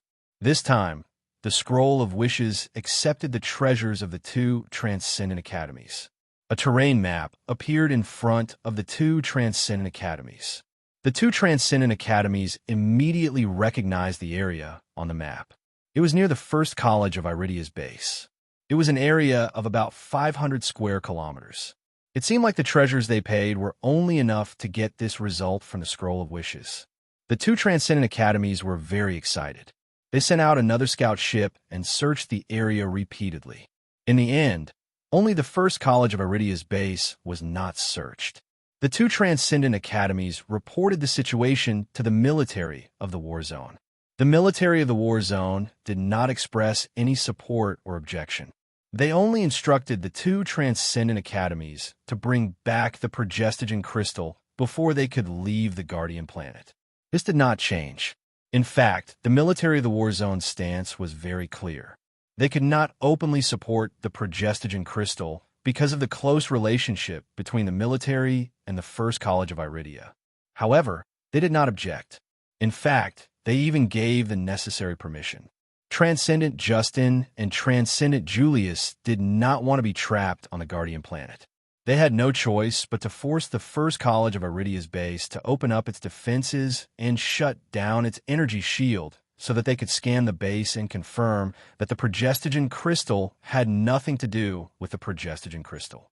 It was at this point that David returned to the Academy's base, coincidentally encountering the negotiations between the two sides. Transcendent Justin said in a deep voice, "Kenny, this is the war zone. You must obey the military's orders." Transcendent Kenny said with a dark expression, "General Justin, do you know the consequences of provoking the First College of Iridia?" Transcendent Justin was silent for a while. He was not unaware of the consequences of offending the First College of Iridia. However, compared to the two of them being trapped on the Guardian planet, the consequences were much lighter. Transcendent Justin and Julius chose to offend the First College of Iridia rather than be trapped on the Guardian planet by the military of the war zone. There was no merit or authority here. Of the two Transcendent who were stationed here, one had died in battle while the other was severely injured and unable to fight. The situation of the two Transcendent Justin and Julius might end up like this in the future. Therefore, they could not stay on the Guardian planet for decades to come. Transcendent Justin also threatened in a deep voice, "Kenny, do you know the consequences of offending the military?" Transcendent Justin felt the threat of death the moment he made that threat. Relying on his sense of danger, he looked in the direction of the danger. It was David's intention to kill. A Gaussian cannon was aimed at the frigate flagship that Transcendent Justin was on. The frigate flagship had an obvious symbol among the 40-odd frigates. David recognized it immediately. Transcendent Kenny also shared the process of his negotiation with the military so that David could understand what had happened. To be honest, David did not want to start a war with the military. No matter who won or lost, the end result would not be good. That was why David had purposely revealed his intention to kill, so that the frigate flagship would know that it was being targeted. "Master David is back. Transcendent Justin blurted out almost immediately. He knew that only David could give him such a strong sense of threat. They dared to threaten the first college of Iridia's base at such a low altitude because they knew that David was not in the college's base. Compared to the combat power of the three transcendent from the first college of Iridia, the two transcendent from the military were more worried about David's ability to control all kinds of long-range defensive weapons. It must be known that David used a Gaussian cannon to kill the Stoneskin Worm King. Recently, there were rumors that the two transcendent on the Erdos satellite were killed by two heavy laser cannons. The only one who had this ability and who had a grudge against the Tordo Fund was David. Therefore, as long as David was operating a heavy defensive weapon within its range, even the Transcendent would have to think about the consequences. Transcendent Justin and Transcendent Julius were in such a situation. 3 Gaussian cannons, and among them were second-grade or even third-grade Gaussian cannon shells. It was almost conceivable that as soon as the two sides started fighting, their frigate flagship would be shot down immediately. After that, the two Transcendent wouldn't be able to escape from David's sniper. They had no confidence in escaping from David, who was operating a Gaussian cannon. Transcendent Justin and Transcendent Julius wouldn't bet on whether David would fail or not. This was because they knew from various sources that David had never failed before. He was an extremely terrifying existence among the sniper masters. Due to David's sudden intervention, the confrontation between the two sides turned into an extremely awkward situation for the two military transcendents. They couldn't retreat, and they didn't dare to attack. In fact, they didn't want to fight the first college of Iridia's base. They only wanted to threaten the first college of Iridia's base to make concessions. If they really attacked the base of the first college of Iridia, it would mean that they had become enemies with all the graduates of the first college of Iridia, both in the military and in the local government. General Justin, I can let you two Transcendent into the base. As for the warship scanning, there's no need to mention it again. Kenny Transcendent had also calmed down. He could not start a war with the military. Therefore, he found an excuse for the two Transcendent generals to step down. This was the best way to resolve the current situation. Justin Transcendent and Julius Transcendent glanced at each other before Justin Transcendent agreed. The two military Transcendent exited the frigate flagship and flew towards the Academy base. During this process, Transcendent Justin and Transcendent Julius felt their hair stand on end. This was because the 3 Gaussian cannons seemed to be moving at the same time as the two Transcendent generals and could give them a fatal blow at any time. If the one operating the Gaussian cannons was someone else, the two Transcendent generals would think that the Gaussian cannons would not dare to shoot. However, the one operating the Gaussian cannons was David. According to the military's intelligence, more than 100,000 people had died by David's hands. Such a sniper master had locked onto the two Transcendent generals. How could they not be frightened? Transcendent Justin and Transcendent Julius were very careful. They did not dare to make any movements out of line, afraid that they would cause a misunderstanding with David. It was only when they landed at the entrance of the Academy base that they no longer felt like their lives were in someone else's hands. They could not help but let out a long sigh of relief. If they had known that David was here, they definitely would not have let the frigate get so close. They would have stayed far away from the Academy base and used long-range attacks to threaten Kenny Transcendent. David looked at the retreating frigates in the sky and sneered. He knew why Kenny Transcendent wanted the two Transcendent generals to come down and negotiate. This was also a threat. If they did not agree, they would start a war. He believed that with David there, he could directly kill the two Transcendent generals. With the two Transcendent generals locked onto by David's sniper, the military's fleet did not dare to take the initiative to attack.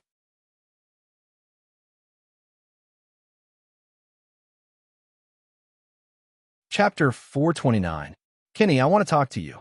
Transcendent Justin looked at Kenny Transcendent and said in a low voice, General Justin, your actions today have affected the stability of the Guardian planet.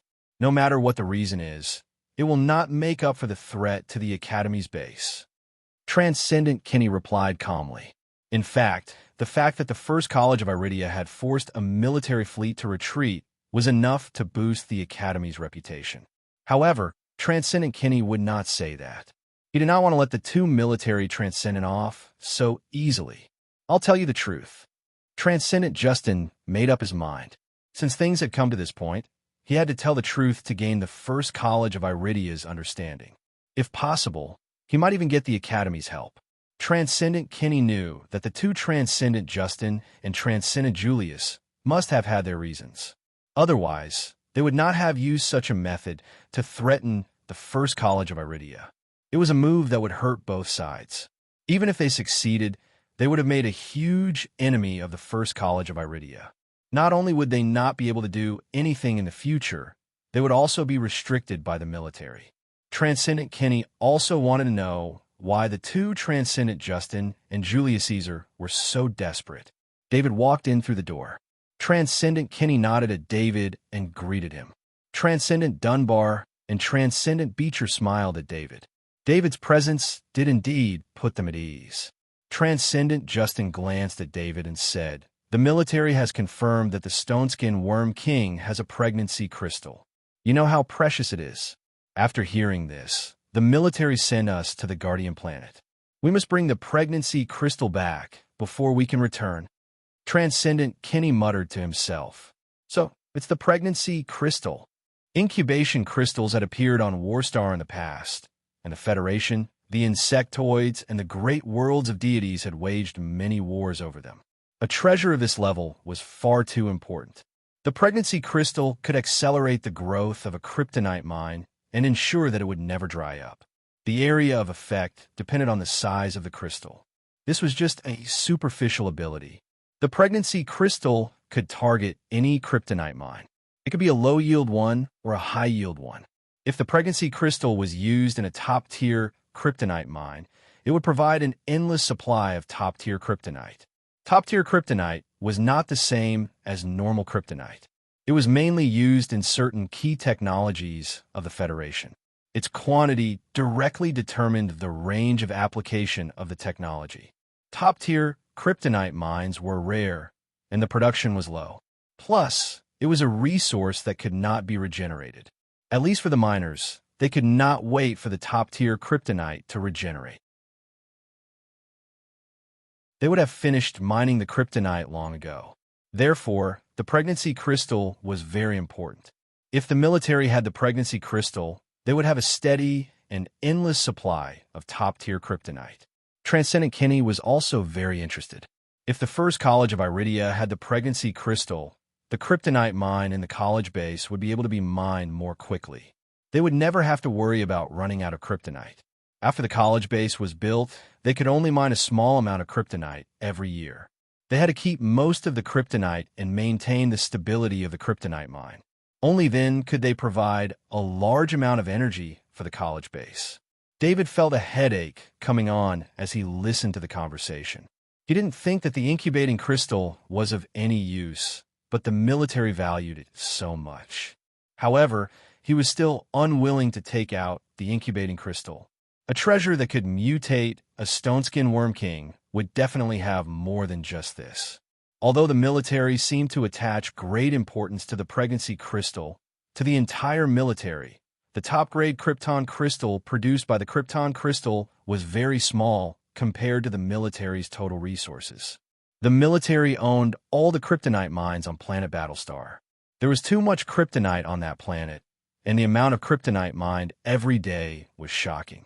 Plus, there were a lot of things that could not be explained if the pregnancy crystal was taken out. To avoid trouble, David just stood on the side and waited for the two sides to negotiate. "General Justin, what does the pregnancy crystal have to do with our college base?" Transcendent Dunbar couldn't help but ask. "I used a scroll of wishes, and the result is that the pregnancy crystal was last found in the First College of Iridia." Transcendent Justin felt his heart ache when he said this. The two military Transcendent had paid a great price for this, but the result was still so unbearable. "The pregnancy crystal is in our base. Kenny Transcendent was really shocked. He looked at Transcendent Justin in shock. David was shocked. He didn't think there was an item like the Scroll of Wishes that could trace the whereabouts of the pregnancy crystal. Such a magical item was not scientific at all. Wanting to be scientific, David immediately understood where the Scroll of Wishes came from. Only the great world of God would have such a magical item. Yes, the location indicated by the Scroll of Wishes is in the First College of Iridia. Transcendent Justin repeated. That's not right. If you use the Scroll of Wishes, you won't be able to find out who has the pregnant crystal. Why would you need to go through so much trouble? Kenny pointed out the illogical part of Justin's words. I don't know why, but the Scroll of Wishes can't pinpoint the location of the pregnancy crystal's owner. Transcendent Justin explained with a bitter smile. He could not explain it either. When he was exchanging for the Scroll of Wishes, he was confident that he could find the owner of the pregnancy crystal. However, the truth was that he could not even fulfill his wish to find the owner of the pregnancy crystal. David was even more curious. What exactly did he have that could resist this Scroll of Wishes that sounded very powerful? Suddenly, David thought of something. He didn't keep the pregnancy crystal with him. Instead, he put it in the portal ring of the shadow attendant. In other words, the real owner of the pregnancy crystal was the shadow attendant, and the shadow attendant was the servant of God. Although David didn't understand the theory behind the Scroll of Wishes, there must be a powerful being supporting it. Perhaps the God that the shadow attendant served was even more powerful. This might be why the Scroll of Wishes couldn't be traced. Do you have a way to find the pregnancy crystal's location? Transcendent Kenny hesitated and asked in a low voice. Transcendent Kenny originally wanted to talk to Transcendent Justin and asked the Transcendent Julius Transcendent and Transcendent Justin to pay a price before letting them go. However, he couldn't do that now. According to Transcendent Justin, if this matter was spread out, then the entire First College of Iridia would be under the scrutiny of various forces. Therefore, the best way was to find the pregnancy crystal and put the matter out in the open. As for who had the pregnancy crystal, as long as they were in the school's base, they could use the school's name to exchange points for the pregnancy crystal. Transcendent Justin heard the Transcendent Kenny's tone and immediately promised. Yes, we just need to walk around the school's base, and we'll be able to find the pregnancy crystal's location. Don't disturb the students of the school. Even if you find the pregnancy crystal, don't act rashly. Let the school handle it. Transcendent Kenny promised Transcendent Justin and Transcendent Julius. The two Transcendent Justin nodded in agreement and began to scan the conference room with their devices. David had the shadow attendant go 40 meters underground. He didn't want the two Transcendent military to discover anything. The two military Transcendents circled around the conference room, looked at each other, and shook their heads. In order to prevent the two Transcendent Justin from doing anything strange in the base, the three Transcendent Justin from the school also follow behind them. David was an important member of the school, so he naturally had to follow as well. The school's base was not small. After walking for 3 hours, they finally walked around the entire school's base. Transcendent Justin's expression became more and more unsightly. This was what he was most worried about. This was the last location where the pregnancy crystal had appeared in this area. However, the pregnancy crystal could not stay here forever because there was a teleportation gate in the school's base. As long as the pregnancy crystal was placed in a space item, it could be used to travel to the Ilidius sector through the teleportation gate, and from there to any planet. Transcendent Justin turned to Kenny and asked, "Kenny, can I see the most recent records of the teleportation gate in the school's base?" Transcendent Kenny frowned and said, "General Justin, this request is a bit too much. This is very important. We didn't find any incubating crystals in the Academy's base. The only thing that could take the incubating crystals away is the teleportation gate. Therefore, the records of the teleportation gate's usage will be an important clue." Transcendent Justin insisted. If Transcendent Justin and Transcendent Julius were so cautious and almost started a war with the First College of Iridia over this matter, Justin would not believe the two Transcendent Justin's words.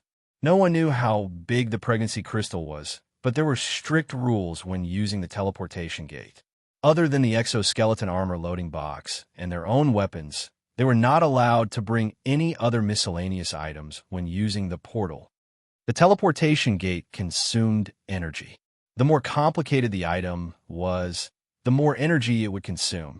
Therefore, when using the teleportation gate, the school required the user to minimize the items they brought with them.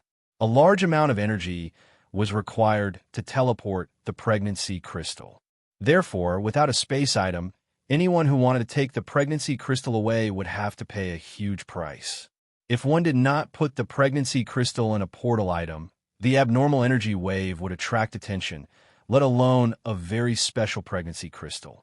Therefore, it was certain that the person who took the pregnancy crystal away through the portal must have a portal item with him. In the entire first college of Iridia, only a few transcendents had space items. Transcendent Kenny did not refuse. Instead, he opened his identity bracelet and began to operate it. He had a high level of authority, so he could find a list of people who had used the teleportation gate recently. Transcendent Kenny looked troubled when he saw the names on the list. There were not many people who had used the teleportation gate recently. Among them, only Principal Lek Transcendent had a space item. Lek Transcendent had been going in and out of the Guardian Star Academy base too frequently. However, if it was really Principal Lek Transcendent who had obtained the pregnancy crystal, he would not hide it. Instead, he would gather all the transcendents to discuss the usage of the pregnancy crystal. Transcendent Kenny Transcendent had been staying on the Guardian Star. The other two transcendents had not left either. Among them, David had been going in and out of the teleportation gate, so he had been noticed by Kenny Transcendent. However, Kenny Transcendent did not believe that David could use the space bracelet. Of course, David definitely had a space bracelet. He had a lot of loot. Transcendent Kenny looked at the report and thought about the contents. He did not find any top secret information, so he sent the report to Transcendent Justin. Transcendent Justin looked at the report a few times. He then looked at the youngest and most famous person in the group. Transcendent Justin carefully asked David, "Master David, can I scan you?" "Sure." David did not hesitate and allowed Transcendent Justin to scan his body repeatedly. The result of the scan was, of course, flawless. The two transcendents shook their heads in disappointment. Transcendent Justin was very straightforward and admitted his mistake. "I'm sorry, I misunderstood you." Transcendent Justin's face was not looking good. He had also seen Principal Lek Transcendent. He was afraid that the crystal had been taken by Lek Transcendent. If it had been taken by Lek Transcendent, it would be difficult to take it back, even if the military ordered it to be taken back. The late Transcendent was extremely powerful, and his battle prowess was extremely valiant among Transcendents. Moreover, Lek Transcendent represented the first college of Iridia. Behind him were all the students of the college and the previous graduates. "It's okay, as long as it helps you," David said as he waved his hand indifferently. In the end, Transcendent Justin did not have the courage to say Lek Transcendent's name. It was impossible for him to ask Lek Transcendent to come back and cooperate with him. Transcendent Justin and Transcendent Julius left in the end. They left with regrets. The first college of Iridia's base had been thoroughly investigated, and the military had shared the information with the first college of Iridia. This was considered betrayal in the military. However, Transcendent Justin and Transcendent Julius were both transcendents. They had the right to make some decisions, so they did not have to worry too much about betraying the military.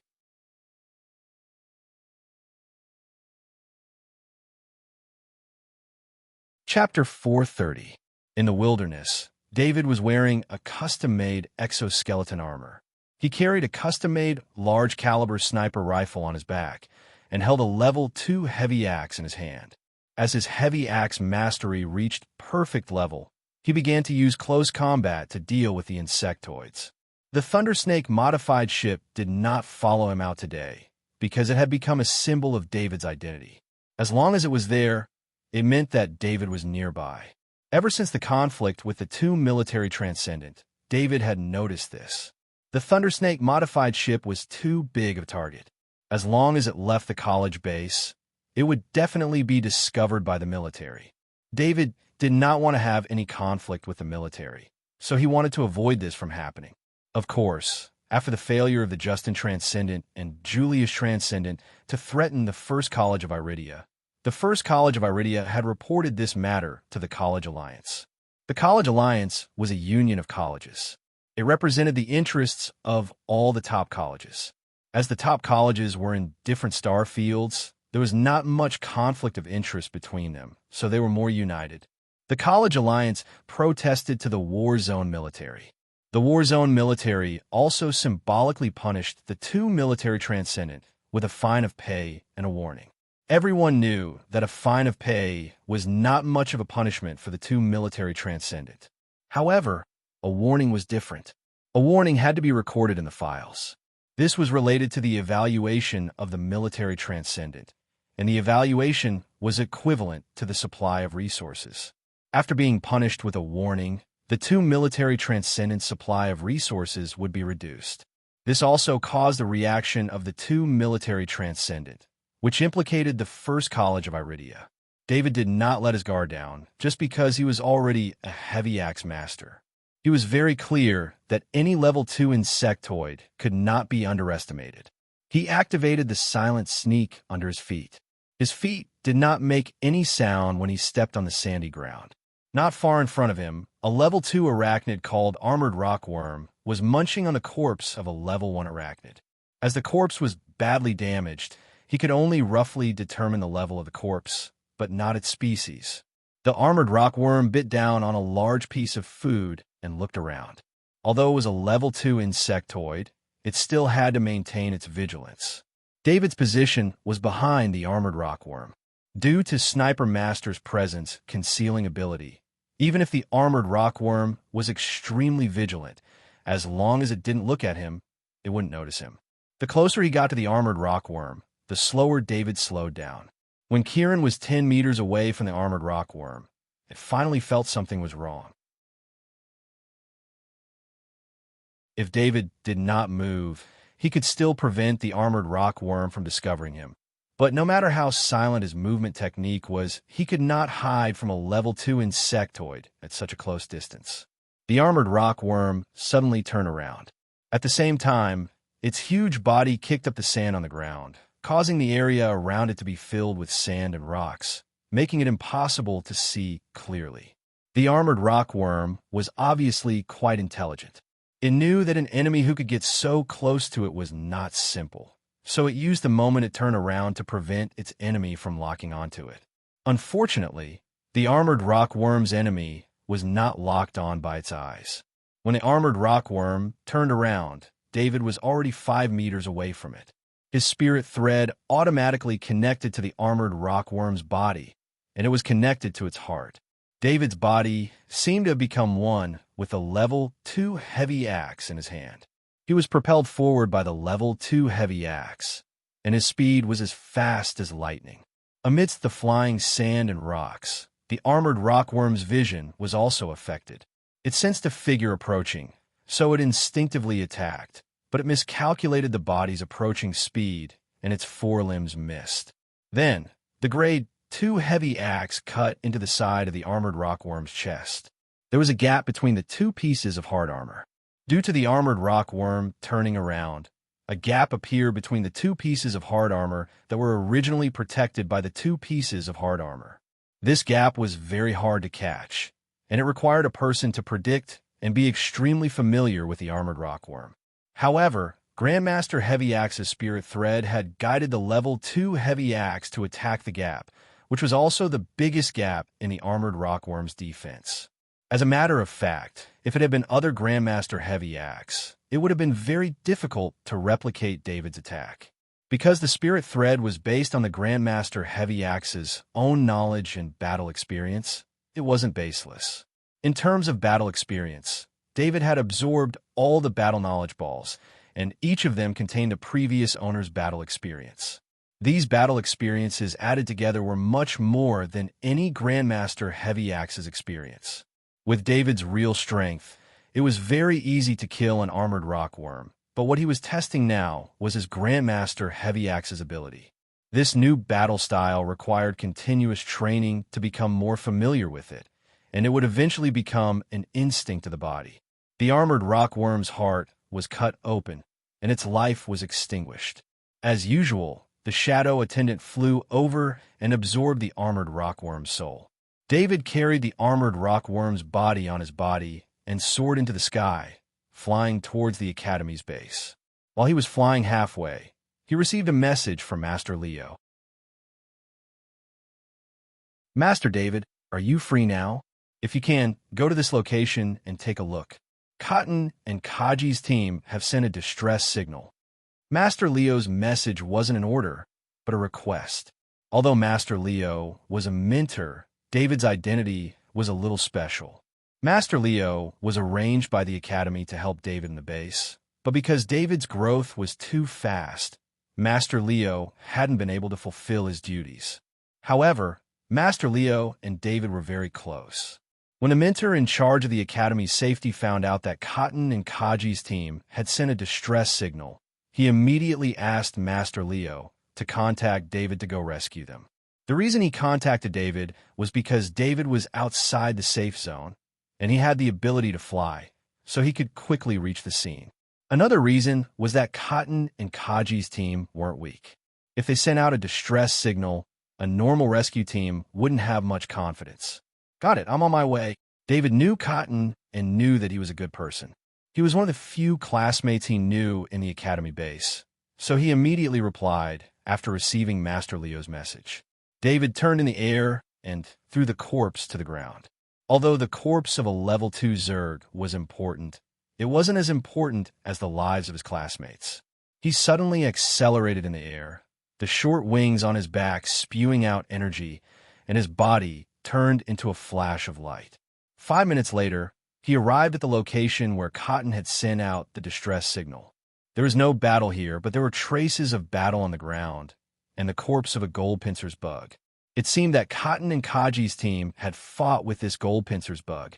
Although the gold pincer's bug was a level 2 Zerg, it couldn't threaten Cotton and Kaji's team. Everyone in Cotton's Kaji's team was an advanced Kaji, and their weapons were all level 2 weapons. They were considered elite students in the first college of Iridia. Even if the Kaji's team was in danger, they couldn't be wiped out in a short period of time. There had to be some team members who escaped. Until now, there was still no news from the Academy base, which meant that Cotton and Kaji's team had no new information. Although there was no sign of Cotton and Kaji's team, David knew that something must have happened to Kaji's team. A gold pincer's bug's corpse was a good reward for Cotton and Kaji's team, so they couldn't just leave it here. They were different from David. David could just throw away a level 2 Zerg's corpse because it was easy for David to kill a level 2 Zerg. Cotton and Kaji's team, on the other hand, needed the entire team to work hard.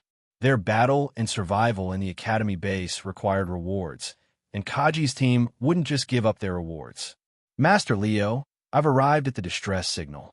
Cotton and Kaji's team isn't there. I'll go look for them and get back to you." David contacted Master Leo using his bracelet. "Master David, there are many elites coming to the Guardian planet. We don't know why they're here, so you have to be careful." Master Leo reminded him. "Got it," David replied. Then, he deactivated the bracelet. "Xiao Bai, I need your help." David contacted Xiao Bai telepathically. Xiao Bai wriggled its body in his exoskeleton armor and crawled out from the opening in the armor. It sniffed the air a few times and caught the scent of humans from a short time ago. 7 people were here. David was shocked when he heard Xiao Bai's report. There were only 6 people in Cotton and Kaji's team. Needless to say, the 7th person had something to do with the disappearance of Cotton and Kaji's team. Find them. David's eyes flashed coldly. He was under the protection of the Academy, so he would share the Academy's honor and disgrace. They were in the wilderness, and the scent was very clear. Xiao Bai led David in a direction without much effort. They didn't go too far, only about 3 kilometers away, before Xiao Bai stopped. Xiaobai didn't go any closer because it was afraid of one of the scents. David looked at a cave 500 meters away. Such caves could be seen everywhere in this area, and most of them were left behind by the bug tribe. Many species of the bug tribe had a hobby of burrowing. Some of the larvae lived underground, and when they matured, they would break through the ground and leave behind holes. The cave in front was left behind by a larger bug tribe member. Xiaobai meant that the 7 scents were all in the cave. Just as David was about to hide his scent, he heard a scream coming from the cave. It sounded like someone was being tortured. Otherwise, it wouldn't have made such a sound. It's Manuel's voice. Although the scream had distorted the voice, David could tell that it was the voice of Big Shield Kaji Cotton and Kaji's team, Manuel. Xiaobai was afraid of the scents inside. According to David's understanding of Xiaobai, the 7th person in the cave should be a transcendent. If it was in the past, David's first thought when facing a transcendent would be to prepare the large caliber sniper rifle on his back and snipe the transcendent from a distance. As long as the attack was sudden and with the power of a level 3 sniper bullet, if he was lucky, he might be able to kill the transcendent in one shot. At worst, he might be able to injure the transcendent and affect their combat ability.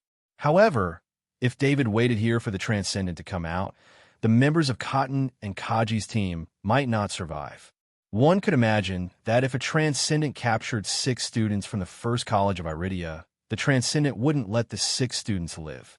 Once the 6 students returned to the college base alive, the transcendent would become a wanted target of the first college of Iridia. With the college union's attitude towards enemies who dared to provoke them, even the transcendent wouldn't be able to escape for a long time. Therefore, David decided to approach. With a thought, the shadow attendant put the level 2 heavy axe in his hand back into the space ring, and the level 3 heavy axe appeared in his hand. David didn't dare to be careless when facing a transcendent in close combat. Only a level 3 heavy axe could break through the transcendent's defense. David lightened his footsteps and carefully approached the cave. A voice came from inside. "Speak. Who in the college recently obtained a glowing crystal? If you know anything about it, tell me, and you can live. Otherwise, I will slowly torture you." The voice was emotionless. When David heard this, he couldn't help but be stunned. This person was asking about the pregnancy crystal, but how did the news about the pregnancy crystal get out? The reason the news about the pregnancy crystal got out was because of the transcendent Justin and the transcendent Julius transcendent. After they confirmed that the pregnancy crystal finally appeared in the first college of Iridia's base, they couldn't do anything to the first college of Iridia. Even the military of the war zone didn't dare to openly go against the first college of Iridia. If this continued, the transcendent Justin and the transcendent Julius would really have to stay on the Guardian planet and live without any benefits, unless they left the military. However, as the transcendent of the military, they had received a lot of benefits from the military. It was impossible for them to leave the military and return those benefits. The transcendent of the military was not that easy to leave. There were many transcendent in the military, and among them, there was a transcendent law enforcement department that specialized in dealing with criminals. Therefore, the transcendent Justin and the transcendent Julius chose to take revenge by spreading the news that the pregnancy crystal had appeared in the first college of Iridia's base. It didn't matter if the news was believed or not. Since it was related to a treasure like the pregnancy crystal, there would definitely be people interested.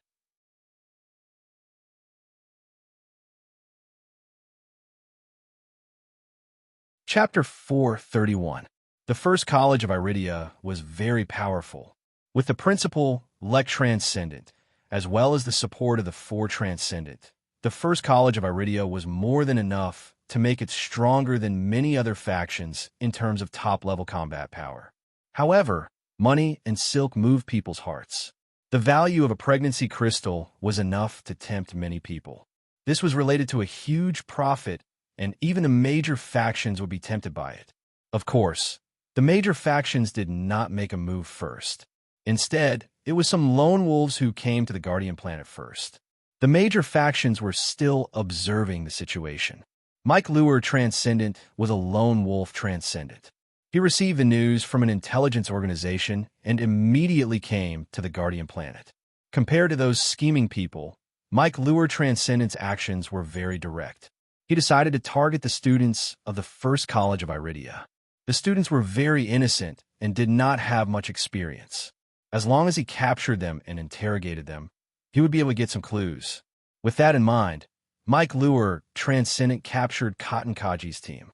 Throughout the entire attack, Cotton Kaji's team only managed to send a distress signal to the college base through their helmets. After that, they did not have any other means of resistance. Mike Lure Transcendent tied the 6 Kaji's team together and dragged them into the cave. They were going to interrogate them there. David was already outside the cave, and the shadow attendant entered the cave before him. Through the shadow attendant's eyes, David saw the members of Cotton Kaji's team. The 6 Kajis were still alive, but they were all heavily injured. They were probably injured by Mike Lure Transcendent's attack. Their exoskeleton armors were thrown to the side, along with their second-grade weapons. Without their exoskeleton armors, coupled with their heavy injuries, it was difficult for them to even move vigorously. Mike Lure Transcendent was stepping on Manuel's leg, where there was a bleeding wound. As Mike Lure Transcendent exerted force on the wound, the muscle tissue inside the skin of the wound could be seen clearly. The pain made Manuel's face contort. Even his screams were hoarse. "Let him go. We really don't know about the glowing crystal." Cotton's legs were cut off and twisted as he yelled with all his might. "So you're useless?" Mike Lure Transcendent asked coldly. Cotton didn't know what to say for a moment. If he said he knew, he really didn't know. If he said he didn't know, then what awaited them was death. His hesitation made Mike Lure Transcendent think that they knew something. He exerted force on his leg again, making Manuel scream again. After seeing everything in the cave, David didn't wait any longer. He opened his mouth and activated his high-frequency sound wave ability. A high-frequency sound wave was sent into the cave. The main target of this high-frequency sound wave was Mike Lure Transcendent. At the same time, the high-frequency sound wave surged in the cave and affected the 6 Kaji students. Mike Lure Transcendent felt a strange wave in his ear. Then he felt dizzy.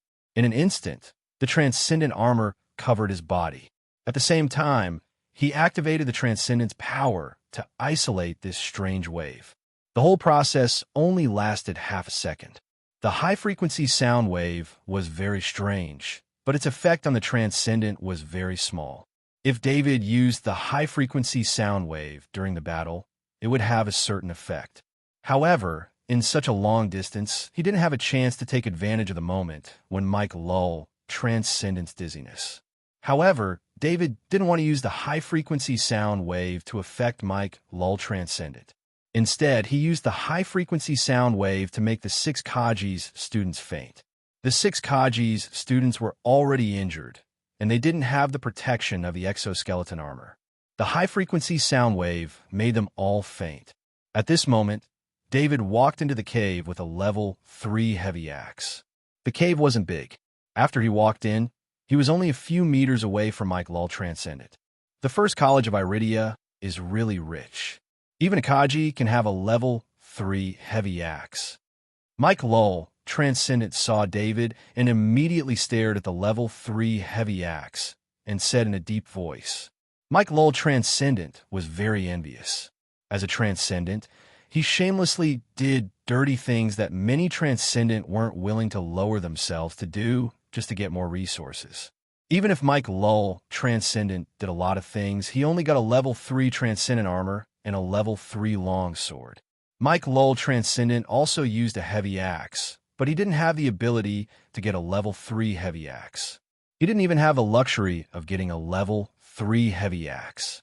This was because a level 3 heavy axe was just too precious. It wasn't something he dared to imagine. However, this Kaji in front of him was holding a level 3 heavy axe. How could he not be envious? While he was envious, he was also extremely happy.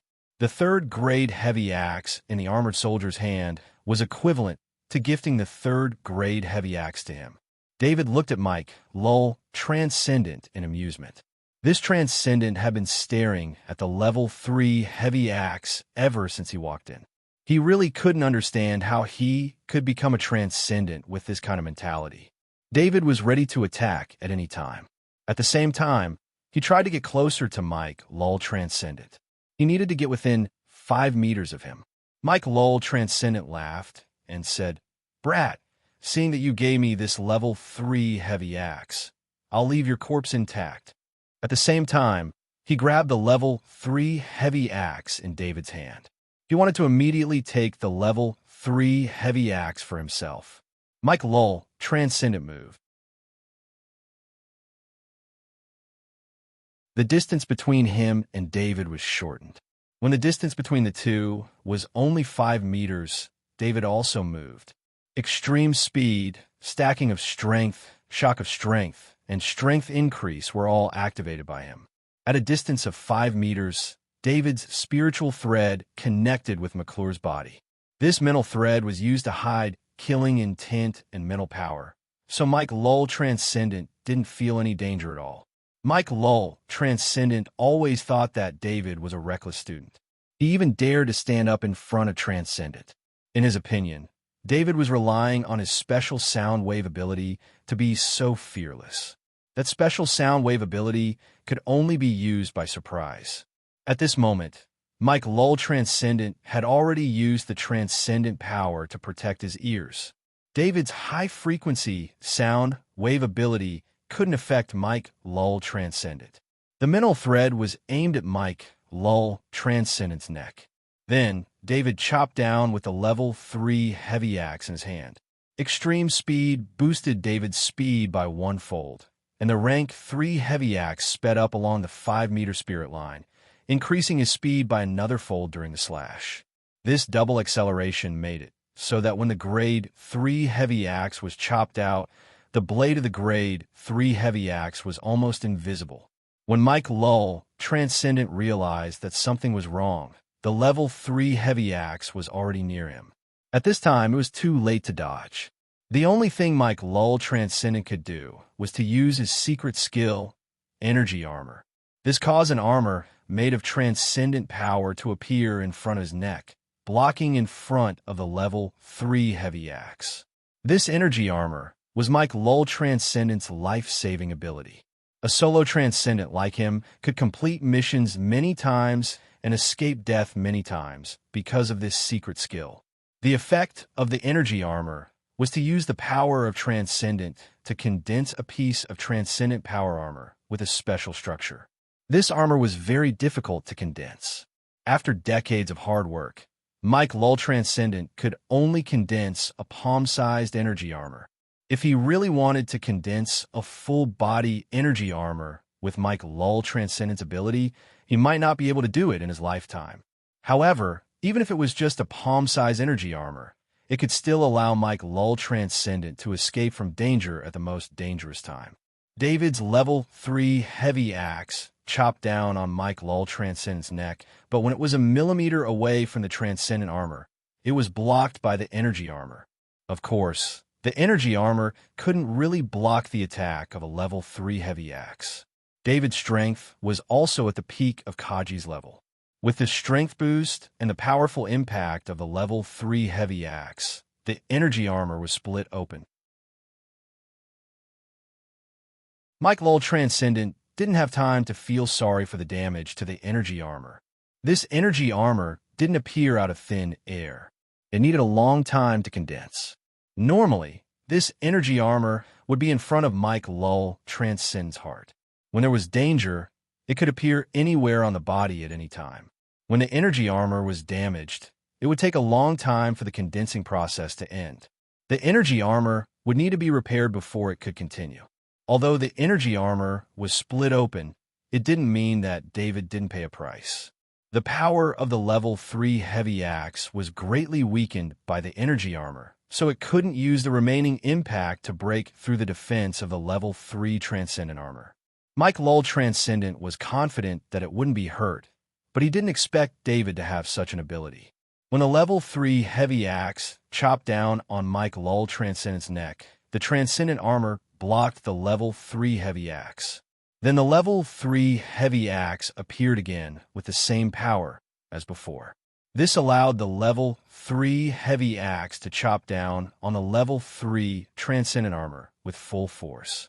The transcendent armor let out a tearing sound, and the level 3 heavy axe cut into the neck of Mike Lull, Transcendent. Mike Lull, Transcendent, felt that his life was in extreme danger. The murderous intent in his heart made him want to die together with David, but just as he wanted to fight with all his might, he felt a strange vibration coming from the level 3 heavy axe. If it was under normal circumstances, he would only need a tenth of a second to get rid of this vibration. But it was different now. This vibration became the last straw that crushed Mike Lull, Transcendent's life. He couldn't even raise his hand, and the level 3 heavy axe had completely cut open his neck. No, how can I die like this? Mike Lull, Transcendent, wanted to shout, but his neck was cut open. His voice could only be heard in his head, but he couldn't make it out. Mike Lull, Transcendent, was very unwilling. He didn't use his full strength. He didn't use the power of the Transcendent to increase his speed. He didn't use the great strength of the Transcendent, and he didn't even know the name of Kaji in front of him. Mike Lull, Transcendent's unwillingness leaked out from his eyes, but David didn't have the slightest intention of answering his doubts. After using the full strength of a heavy axe Grandmaster, David's body quickly pulled away from Mike Lull, Transcendent. He didn't want to be counterattacked by some secret technique after obtaining absolute victory. David had his own way of determining whether his opponent was dead or not, and that was the actions of a shadow attendant. The light in Mike Lull, Transcendent's eyes disappeared. In the darkness, he seemed to hear a cheer and saw a shadow rushing towards him. David felt a comfortable feeling coming from a shadow attendant. He knew that Mike Lull, Transcendent, was really dead. David couldn't help but look at the level 3 heavy axe in his hand. This was the first time he had killed a Transcendent in a face-to-face battle with his own strength. Although this Transcendent hadn't had the time to show his strength, although David had surprised him, although David had used many innate abilities that shouldn't have appeared in the same person. But the result of killing a Transcendent was real. In a face-to-face battle, without the intervention of others, David had survived, and Mike Lull, Transcendent, had died. However, David didn't have any thoughts of being arrogant. He also knew how lucky he was this time. He had used almost all of his offensive innate abilities to break through Mike Lull, Transcendent's defense and injure Mike Lull, Transcendent's body. In the process, if David had been a little careless and activated any of his innate abilities, the consequences could have been heavy damage to himself, or even a situation where both sides suffered. David stepped forward and removed the space bracer from Mike Lull, Transcendent's wrist. Then, he removed the damaged Transcendent armor on Mike Lull, Transcendent's neck and stored it in the space bracer. Master Leo, I found Cotton and the others. They are now seriously injured and need the Academy to send people to pick them up. David reported to Master Leo. Master David, the Academy will immediately send a spaceship. Please wait there for a while. Master Leo said happily. As long as the 6 students didn't die, it would be the best result. Although these 6 students weren't as talented as David, they were still ranked at the top among the many geniuses in the Academy. Each of them was the hope of the Academy. Also, please ask Kenny Transcendent to come with the spaceship. There are some things that I need him to deal with. David didn't say that he had killed Mike Lull, Transcendent. Instead, he asked Kenny Transcendent to come over. Master Leo didn't hesitate. After disconnecting, he immediately contacted Kenny Transcendent. He knew very well that if Kenny Transcendent was called over, it meant that it involved the Transcendent. He didn't dare to be negligent.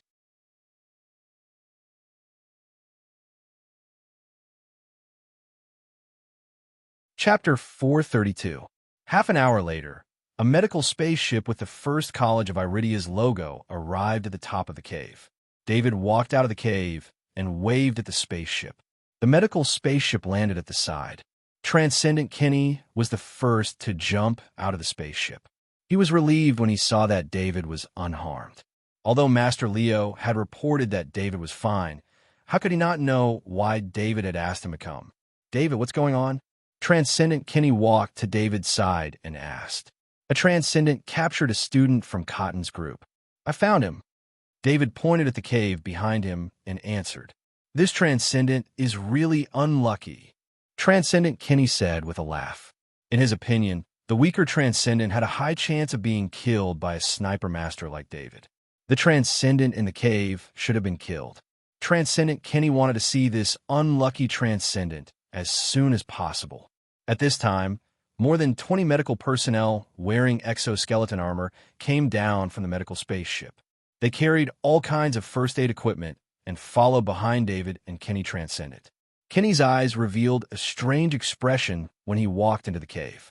This was because he saw that the cave's environment wasn't conducive for sniping at all. If one wanted to snipe a target from outside the cave, it would be an impossible task. How did David kill this transcendent in such an environment? Transcendent Kenny did not think that David was boasting. David had killed too many transcendent. One more was nothing and would not strengthen David's reputation. Take them to the spaceship and start treating them immediately. Transcendent Kenny saw the 6 unconscious students on the ground. Although they looked terrible, their breathing was stable and there were no missing parts. At most, they had broken bones. This kind of injury was easy to treat. He immediately ordered Kaji, the medical personnel behind him. More than 20 medical personnel Kaji quickly came forward and carried the 6 students out of the cave on stretchers. Transcendent Kenny went to Transcendent Mike Lull and squatted down to check. This Transcendent's face was unfamiliar. He should not be related to the Guardian planet or the Iridia star system. Otherwise, he would not be so unfamiliar. There were many Transcendent in the Interstellar Federation. Kenny Transcendent did not know all of them. Kenny Transcendent saw that the Transcendent's armor, weapon, and dimensional bracers were all gone. He was not surprised. He used his identity bracelet to activate the scanning function and scan the face of Mike Lull. Mike Lull Transcendent's face was scanned into the identity bracelet. His identity bracelet contained all the latest Transcendent data of the Interstellar Federation.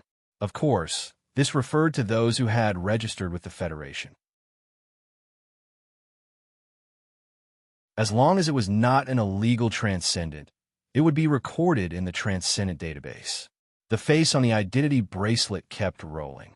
In less than 10 seconds, the face was fixed. It was the face of Mike Lull Transcendent. Below the photo was the introduction of Mike Lull Transcendent. In fact, there was no need to look at the introduction of Mike Lull Transcendent. Kenny Transcendent only needed to see the name Mike Lull Transcendent to know who it was. Mike Lull Transcendent was notorious in the transcendent world. He did not have any self-awareness as a transcendent. For the sake of benefits, he would do many things that ordinary transcendent could not accept. Because Mike Lull Transcendent had been involved in at least 30 kidnapping and extortion cases and had killed more than 50 ordinary citizens, the Federation had put a bounty on Mike Lull Transcendent. Even if families of some victims had put a bounty on Mike Lull Transcendent. This was different from David's situation. David was very careful every time he took action. Because of his special ability, he did not leave any traces or evidence for his revenge. Even if someone suspected David, they could not issue a bounty on him without evidence. However, Mike Lull Transcendent was extremely arrogant. Of course, he had the capital to be arrogant. The Federation's bounty did not have much effect on the Transcendent. This was also related to Mike Lull Transcendent's whereabouts being hidden. The Federation's department could not send a large number of people to pursue Mike Lull Transcendent for an ordinary case. In order to capture a Transcendent, at least 2 Transcendent would be needed. Kenny Transcendent heard about Mike Lull Transcendent because Mike Lull Transcendent had committed a crime in the Iridia star system.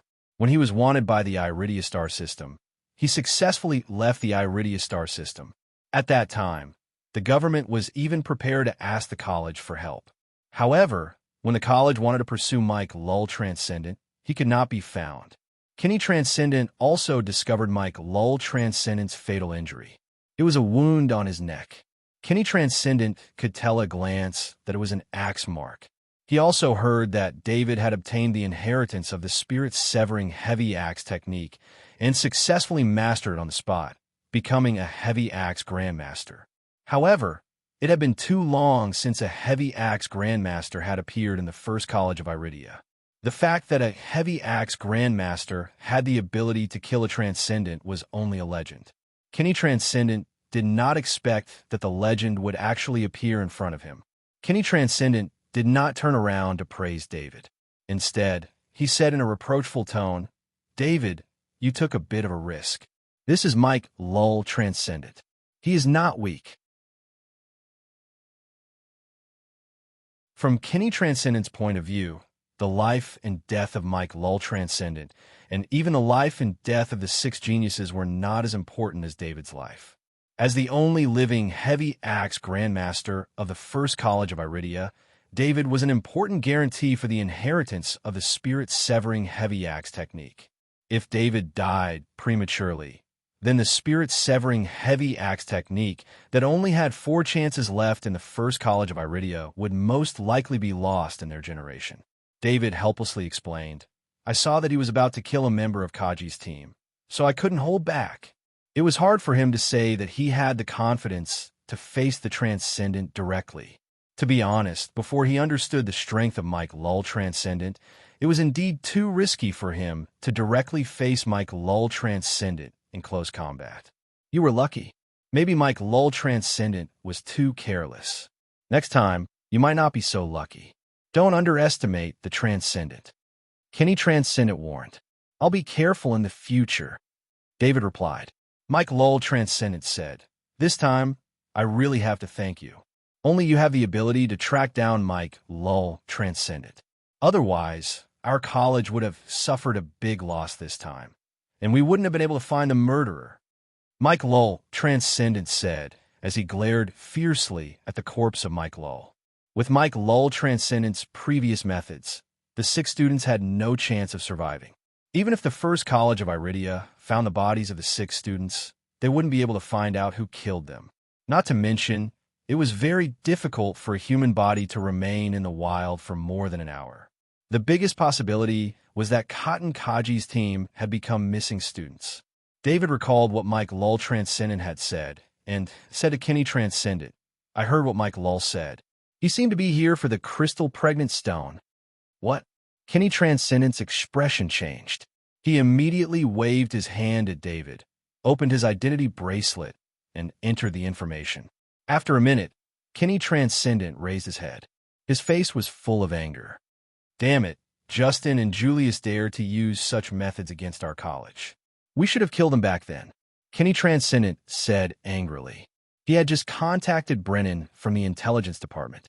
Brennan used his connections with the college to exchange information with some forces. Soon, he found out that someone had leaked the news that the crystal pregnant stone was in the First College of Iridia.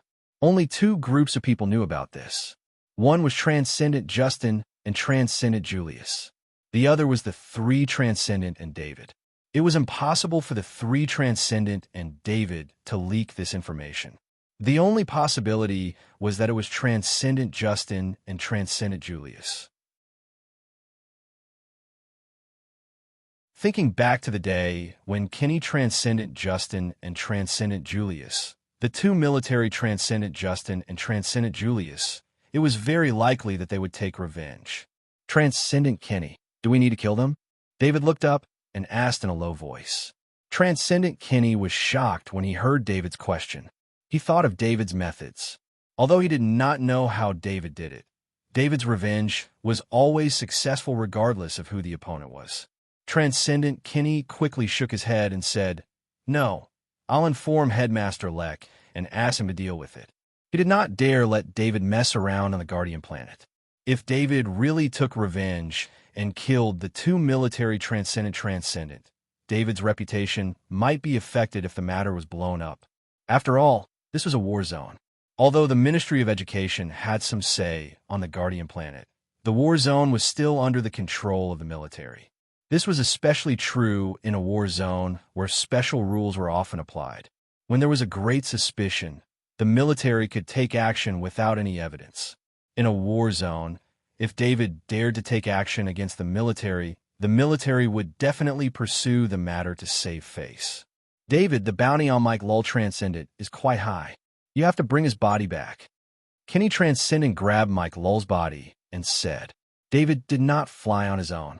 Instead, he boarded the medical spaceship and returned to the Academy base. On the medical spaceship, Cotton and the other 5 students had already regained consciousness. The other 5 students were sent to the genetic repair cabin to be treated with genetic repair fluid. Cotton did not enter the genetic repair cabin immediately. He stubbornly waited for David.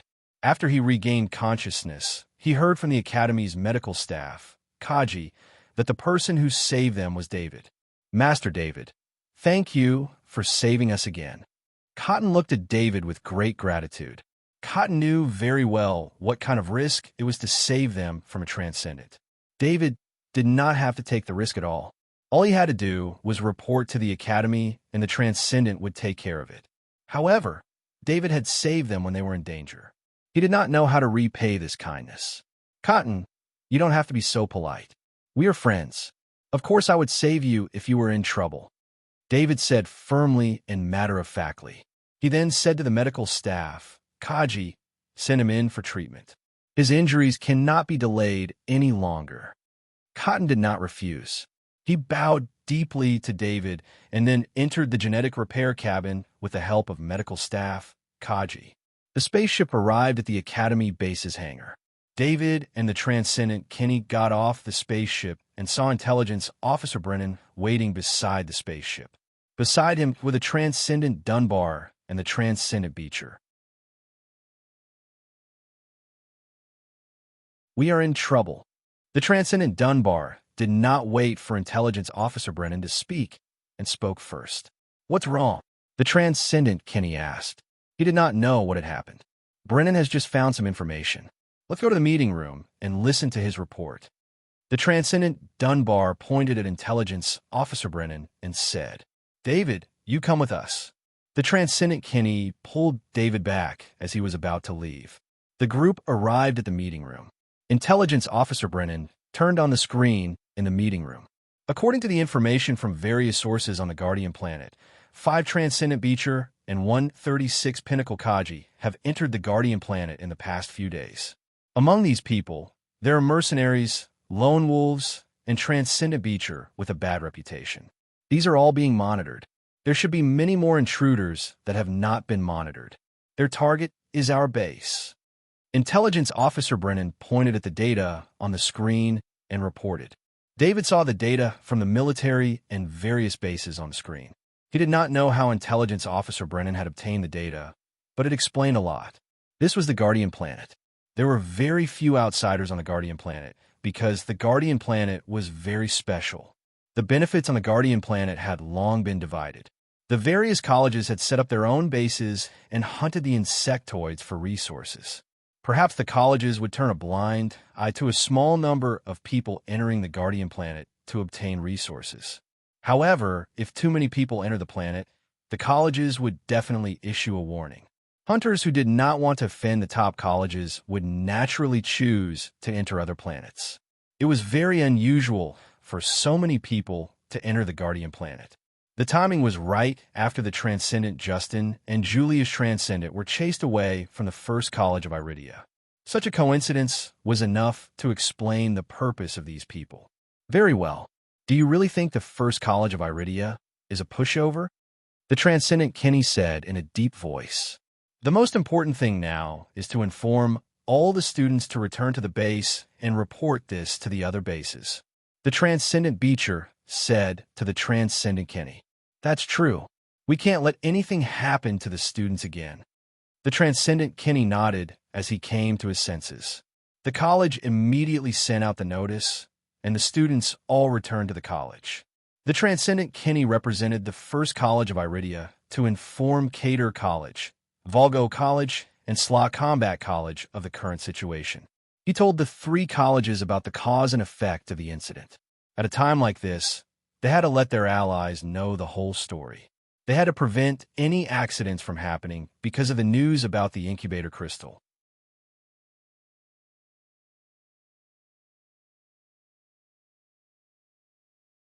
Chapter 433. Transcendent Kenny. I have something to report. Master Leo rushed into the meeting room and said to the leader, Kenny Transcendent, "Speak." Kenny Transcendent had just finished communicating with the various colleges and was about to explain the results of the communication when Master Leo rushed in. Two groups of students have not returned. Their instructors are unable to contact them. Master Leo reported in a low voice. No distress signal was sent back. Transcendent Kenny was shocked and asked loudly. Everyone present looked at each other. The thing they were most worried about had happened. Cotton's group was saved because they sent out a distress signal. However, some of the weaker students did not even have the chance to send out a signal. "No, we're preparing to send someone to search." Master Leo shook his head and said, "Send someone to search. You know that there are at least 5 Transcendent hiding nearby. It's too dangerous for you to search." Kenny Transcendent shook his head and said. He turned to David and said, "David, you are the best at searching here. We still have to rely on you." "No problem. I will leave immediately." David nodded and said. Kenny Transcendent certainly would not let David take the risk alone. He decided, "I will go with you. Beecher and Dunbar stay behind." Although David wanted to act alone, Kenny Transcendent firmly disagreed, no matter what he said. David did not know that he was now the treasurer of the First College of Iridia. Kenny Transcendent would not let him take the risk alone, especially when there were transcendent threats all around.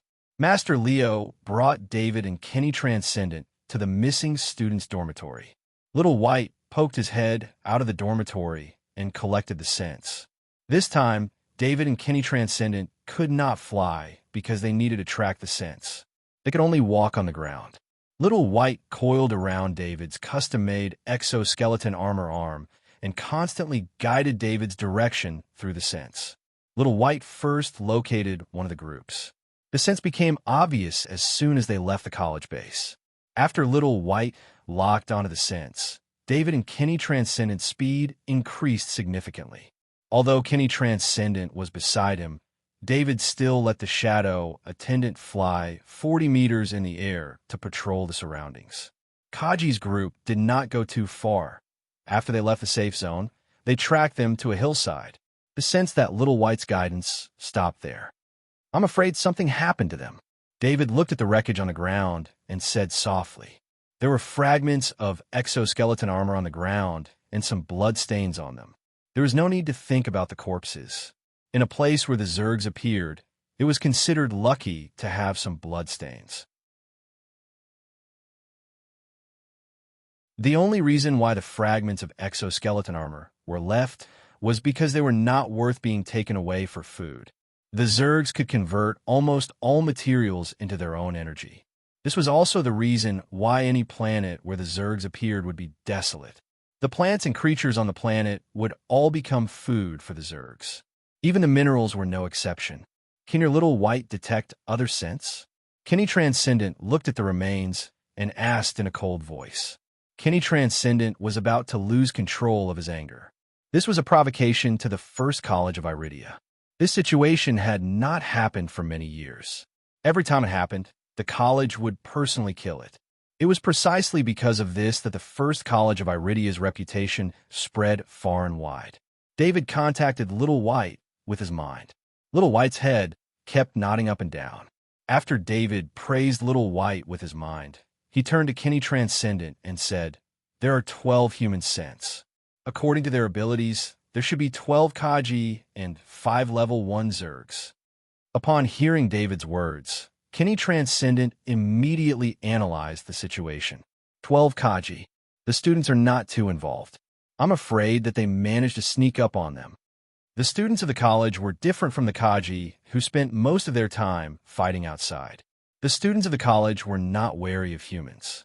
On the Guardian planet, it was rare for students to kill each other in the wild. Most students were not aware of danger. Since the Transcendent was not involved, it was impossible for the 6 Kaji students of the college to be instantly killed by the 12 Kaji. In fact, if they were to fight face-to-face, it would be hard to tell who would win between the 6 students and the 12 Kaji students. One should know that every student of the First College of Iridia was a genius. The Kaji team, formed by these geniuses, especially the Kaji team that had the confidence to walk out of the safe zone, was strong enough to protect themselves from the other Kaji. Can you locate the 12 Kaji? Kenny Transcendent asked with killing intent. No problem.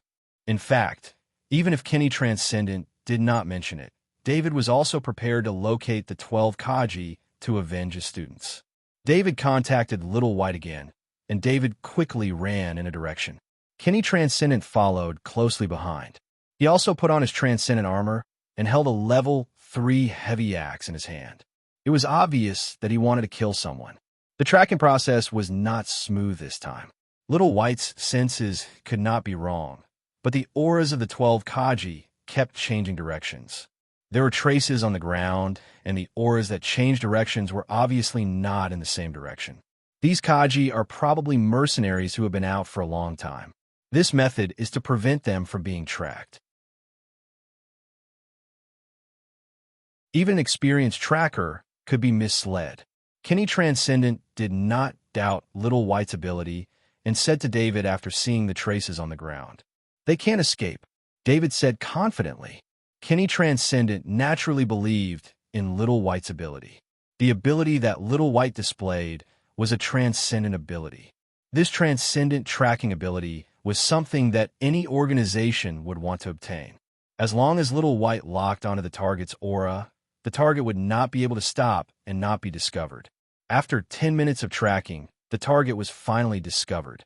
It was a small spaceship with 2 defensive missile launchers installed on it. It could be considered an armed spaceship. At this moment, outside the armed spaceship, 12 Kaji were resting. Among them, there was a Kaji playing with a level 2 weapon in his hand and laughing proudly. "David, there are 12 targets. Let's attack together and see who can kill them faster," Kenny Transcendent said to David as he looked coldly at the 12 Kaji not far ahead.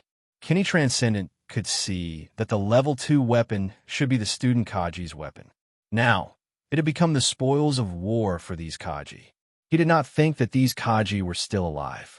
In other words, when these Kaji killed the students of the first college of Iridia, they were already destined to die. "If I win, I want 10 servings of level 3 strengthened meat." David looked at Kenny Transcendent and placed a bet without hesitation. "If I win, I want you to cook 10 meals for me," Kenny Transcendent said. Although there were only 2 of them, they did not take the 12 Pinnacle Kaji seriously at all. The 2 of them looked at each other. The short wings on David's back spewed out energy, while the transcendent aura on Kenny Transcendent fluctuated faintly. Then, the 2 of them rushed out at the same time. They were about 200 meters away from the 12 Pinnacle Kaji. This distance was not considered short for normal people, but for David and Kenny Transcendent, they arrived in front of the 12 Pinnacle Kaji in an instant. Enemy attack. Among the 12 Pinnacle Kaji, 2 Pinnacle Kaji were in charge of guarding. When they saw the 2 of them rushing over, they immediately shouted. Their shout alerted the rest of the Pinnacle Kaji. When they saw the 2 of them charging over, they realized that they had lost the chance to return to the spaceship and leave through the air. The 2 of them were too fast, especially when they saw that one of them was wearing a green transcendent armor. Before the spaceship could accelerate, even if it took off, it would be destroyed by this transcendent. Therefore, the 12 Pinnacle Kaji chose the most appropriate method. They formed 2 groups of Kaji and formed 2 battle formations. The group of Kaji that faced the transcendent Kenny had resolute eyes because they were about to face a transcendent. "You just need to stall for a while. We'll fight alongside you after we kill this Kaji." The leader of the other group of Kaji knew that they could not afford to lose their morale, so he shouted loudly. In his opinion, although they could not defeat the transcendent, a group of Pinnacle Kaji against a single Kaji was not a problem at all. Just as the 2 groups of Pinnacle Kaji finished forming their battle formations, the transcendent Kenny rushed to the other group of Pinnacle Kaji first. Although David's speed was not weak, even after activating extreme speed, he was still slower than the Kenny Transcendent. Therefore, when both sides started moving at the same time, the Kenny Transcendent arrived first. Of course, since it was only 200 meters, the distance between David and the Kenny Transcendent was only 5 meters. The rank 3 heavy axe in the hands of the Transcendent Kenny was simple and crude. With a heavy chop, The transcendent Kaji that was holding a large shield in front was split into two from the middle. The rank 2 large shield that could block rank 2 insectoids was like paper in front of a rank 3 heavy axe. It was split into two along with the transcendent Kaji. The transcendent Kenny pierced through the transcendent Kaji's split body, causing blood to splatter everywhere. The other Kaji in the group looked as if they had seen a demon rush out from hell. They could not even hold their weapons properly. These pinnacle Kaji had rich battle experience, but no matter how rich their battle experience was, they had never seen such a powerful transcendent. I'm a vice principal of the First College of Iridia. Kenny, all of you will die. The transcendent Kenny said in a deep voice. Due to the material of the rank 3 transcendent armor, blood would automatically roll off once it touched it. Therefore, when the transcendent Kenny stood in the middle of the 5 pinnacle Kaji, his body was glowing with a green light, and there was not a speck of dust on his body. Just as the transcendent Kenny spoke, David also arrived. He did not have a rank 3 weapon. He only had a normal rank 2 heavy axe in his hand. David also rushed to the front of the transcendent Kaji. His spiritual thread was faster than him and connected to the transcendent Kaji's body. The rank 2 heavy axe slashed out along the spiritual thread. At the same time, his body slightly twisted twice and dodged the 2 attacks. The rank 2 heavy axe swept through the side of the transcendent Kaji's transcendent shield. It swept through the transcendent Kaji's shoulder at a speed that could not be seen by the naked eye. It cut through the transcendent shield Kaji's heart. This transcendent Kaji's shield mastery was not low. It was at least advanced mastery. However, his opponent was a heavy axe grandmaster. Even if the transcendent Kaji reacted correctly, he had miscalculated the speed of the rank 2 heavy axe. It was this miscalculation that caused the transcendent Kaji to lose his chance to defend. After David killed the transcendent Kaji with a rank 2 heavy axe, he immediately retracted his spiritual thread and connected it to the transcendent Kaji's body. David directly carried the transcendent Kaji's corpse and rushed towards the center of the battle formation. At the same time, the rank 2 heavy axe in his hand struck out again. The heavy axe Kaji's performance was very brave. When he saw the transcendent Kaji being killed in one strike, he knew that he had encountered a powerful enemy. Therefore, the heavy axe Kaji decided to fight with his life on the line. The heavy axe Kaji's heavy axe hacked towards David. He completely ignored the rank 2 heavy axe in David's hand. However, he also had to pay for his miscalculation with his life. David's rank 2 heavy axe was several times faster than the heavy axe Kaji. With a single strike, the heavy axe Kaji's head was decapitated. During this process, the other 4 transcendent Kaji's attacks were all blocked by the transcendent Kaji's corpse. Therefore, they were unable to attack David.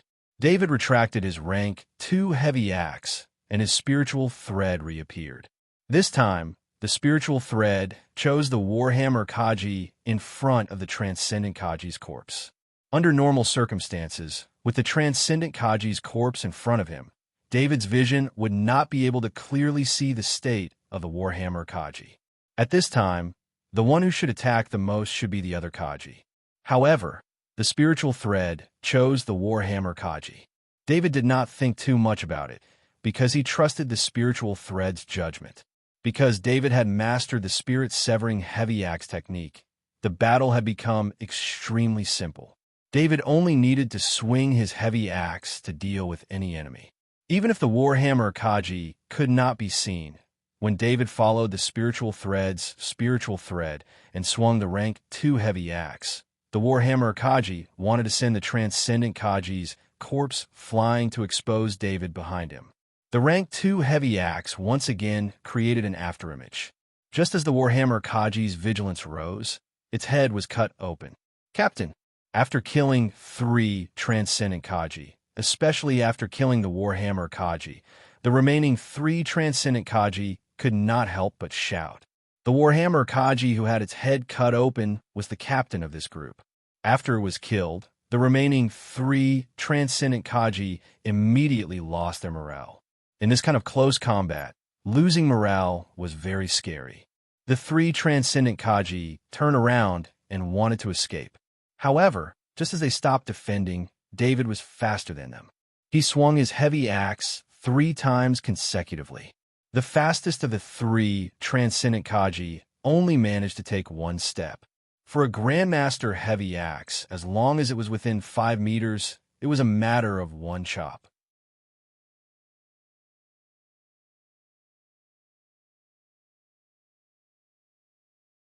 Chapter 434.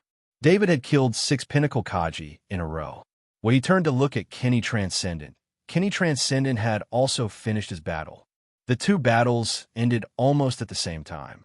Kenny Transcendent fought against the other group of 6 Pinnacle Kaji. If he hadn't said something in the middle, the battle might have ended even faster. However, the speed at which David's battle ended made Kenny Transcendent secretly shocked. Transcendent had a natural advantage over Kaji, and this advantage was in many aspects. Whether it was speed, strength, or equipment, they all had a huge advantage. In this situation, the battle between Transcendent and Kaji was a casual slaughter. David, on the other hand, was only a Kaji. When facing 6 Kaji of the same level, he displayed terrifying combat strength. 6 Kaji and a balanced team of Kaji that worked together all year round could not only display the combat strength of 6 Pinnacle Kaji, but double it. David and Kenny Transcendent looked at each other and smiled. Neither of them mentioned the bet again. They were both impressed by each other's speed. 12 Pinnacle Kaji were a very important force in any place, but they could only last for a few seconds in front of them. David, Grandmaster Heavy Axe, is really scary. Kenny Transcendent actually had a much easier time fighting than David. He even had the spare energy to observe David's battle. Kenny's main weapon as a Transcendent was also a heavy axe, so he was even more familiar with the abilities of a Grandmaster Heavy Axe. That lightning-like speed, as well as that precise attack that seemed to be able to track and guide it, made him feel apprehensive. Transcendent Kenny, you went easy on me. David shook his head and replied. He also heard what Kenny Transcendent said to the enemy during the battle, so he knew that Kenny Transcendent didn't use his full strength. Kenny Transcendent didn't think so. He was a Transcendent and had a higher realm than David. Compared to David, he had the advantage in close combat. Transcendent Kenny walked up to a corpse and picked up a level 2 Warhammer. This level 2 Warhammer should be a student's. This was easy to see because the dead Pinnacle Kaji had a level 2 Warhammer on his back. A Kaji rarely carried 2 weapons, and it was even more impossible to carry 2 of the same weapon. Kaji was not a Transcendent. Without a space item, carrying more heavy weapons would only slow him down. In the midst of an intense battle, even a moment's delay could lead to a different outcome. David gently patted Little White, who was coiled around his wrist, and felt Little White's reaction. Yes, this level 2 Warhammer is a student's, and so are these 3 weapons. David said as he found 3 more weapons from a corpse. I'll take all of their equipment and feed their corpses to the Zergs. Transcendent Kenny kept the weapons that belonged to the students and a few level 2 weapons. He didn't care about the level 1 weapons and exoskeleton armors. David boarded the armed spaceship and noticed that it was carrying a lot of medicine and food. It seemed like the team of 12 Kaji had prepared a lot before they came to the Guardian planet. David easily hacked the ship's operating system and checked the ship's navigation records. He noticed that the ship did not have a fixed base and the docking points were rarely repeated. This must be a team of freelance mercenaries. They did not have a base like a mercenary group, but they had more freedom and could accept dark missions without much worry. David looked for the other group of students. Transcendent Kenny said as he watched the armed spaceship being hacked and reactivated. He was not surprised. What he wanted the most now was to look for the other group of students. David was able to hack the ship's operating system. This was nothing. David's past achievements would be strange if David did not have such means. The armed spaceship was activated and flew towards the base of the First College of Iridia. Dunbar, I'm Kenny. I'm flying back in the armed spaceship. Arrange for someone to take over the spaceship. David and I need to continue our mission. Kenny Transcendent contacted the base during the flight. When the armed spaceship approached the base, there were already a few students who had mastered spaceship piloting skills waiting. When David and Kenny Transcendent left the spaceship, they took over the spaceship. Little White was once again looking for Kaji's aura outside the base. Kenny Transcendent was obviously anxious. 6 Kaji students had already died. Although there was a death rate in the base of the Guardian planet, this kind of murder was rare and was not tolerated by the college. I've got it. David was also holding his breath. He wanted to speed up, so he kept the short wings on the back of his custom-made exoskeleton armor activated to increase his movement speed. He wanted Little White to find him faster. Little White's ability was needless to say. When it smelled the corresponding aura, it immediately sent a signal to David. With the aura locked, the rest of the process was easy.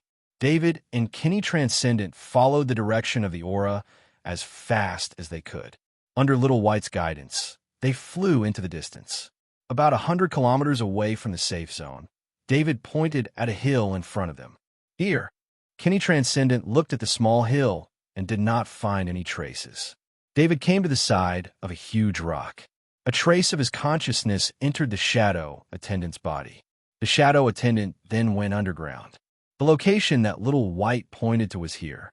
There were no other traces on the surface of the ground. Only the rock seemed to have been moved. The shadow attendant saw a hole in the ground. 6 students wearing exoskeleton armor were lying in the hole.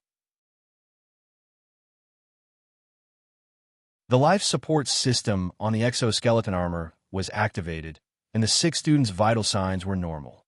Found it. David kicked the huge rock. The huge rock flew out. The huge rock flew to the side, revealing the hole below. When a Kenny Transcendent saw the 6 students, he quickly jumped down and began to check them one by one. After checking the last student, he let out a long sigh of relief. These children's hands and feet are all broken. There are also traces of torture on their bodies. However, the other party probably didn't want them to die, so they helped them activate the life support system and set it to automatically alert the school after 24 hours so that the school could find them. Kenny Transcendent turned to David and said, although the 6 students' lives were not in danger, Kenny Transcendent was not at all grateful to the person who helped. The other party obviously knew the strength of the First College of Iridia. Therefore, when deciding whether or not to kill the 6 students, they chose to let them live. David, see if you can find any other auras. Kenny Transcendent asked in a deep voice. Okay, David replied. He used his consciousness to contact Little White. Little White found a new aura, but its attitude was different from before. It's the Transcendent. There's only one person, David said after combining Little White's senses with his own judgment. Let's send these students back first. Then, we'll find a Transcendent. Kenny Transcendent nodded and said. He carried a student on his back and carried another student in each hand. David did the same. The weight of 3 students and 3 exoskeleton armors was nothing to David and Kenny Transcendent. They returned very quickly. When they arrived at the school base, Kaji was already prepared and immediately took over the 6 students. Kenny Transcendent and David didn't stop. They rose into the air and flew towards the hill from before. David, I'll do it this time. You help from the side. Kenny Transcendent told David on the way. With his confidence in Little White, he didn't have to worry about not being able to find the Transcendent's location. He was only worried that David would carry his heavy axe and fight the Transcendent like last time. No problem. We'll just have to see if your heavy axe or my sniper rifle is faster. David casually replied. At this moment, David was also extremely angry in his heart. These people really treated this place as their hunting ground, capturing the students of the academy as they wished. Although David had only been in the First College of Iridia for 2 months, the school had helped him a lot. He also had a strong sense of identity with the school. David couldn't tolerate any provocation to the school, so he didn't really plan on watching from the side. Transcendent was a peaceful planet's guardian. He was considered to be doing well in the Transcendent. He was worshipped by the entire planet and had a large financial group. Normally, Transcendent's life could be said to be complete. However, He wanted to leave more resources for his descendants. Normal resources were still easy to obtain. However, there were some special resources that could increase the chances of his descendants becoming a transcendent. None of them could be purchased with credits. Transcendent received news that the pregnancy crystal had appeared in the first college of Iridia's base on the Guardian planet. For a long time, the pregnancy crystal had been on the exchange list of many large organizations. The pregnancy crystal could be exchanged for many precious resources. Transcendent snuck into the Guardian planet. He didn't tell anyone about his itinerary. The group of students, Kaji, was intimidated by his special technique. He easily restrained them and interrogated them separately. To his disappointment, the Kaji students did not provide him with any useful information. Transcendent hesitated when he killed the Kaji students. He knew how terrifying the first college of Iridia was. Killing 6 students at once meant that he would fight the first college of Iridia to the bitter end. At the same time, he was not worried that the 6 students would recognize him. This was because he had concealed his identity during the interrogation and did not let the students see his face. To him, killing 6 students would only increase his hatred for the first college of Iridia. There was no other use. Transcendent sat on the peak of a small mountain. This position allowed him to see further and prevent him from being ambushed. He was very careful. This was the Guardian planet. Not only would he be hunted down by the first college of Iridia, but he might also be targeted by the insectoids. Level 1 and 2 insectoids were not a problem, but level 3 insectoids were troublesome. Although Transcendent was powerful, he did not dare to fight a level 3 insectoid alone. He took out a nutrient tube from his space bracer and poured it into his mouth. After so many years of living like a prince, he had almost forgotten how it felt like to sleep in the open. Transcendent shook his head and sighed. He had participated in the war against the insectoids on the War Star and had struggled on the brink of death. Now, he could not even get used to eating a nutrient tube. This made him sigh. Just as Transcendent was sighing, he suddenly raised his head and looked into the distance. A green figure was flying towards him. Transcendent immediately became alert. He had to be alert whenever he encountered a transcendent. As the green figure got closer, Transcendent could see the face that was not covered by the transcendent armor. Kenny Transcendent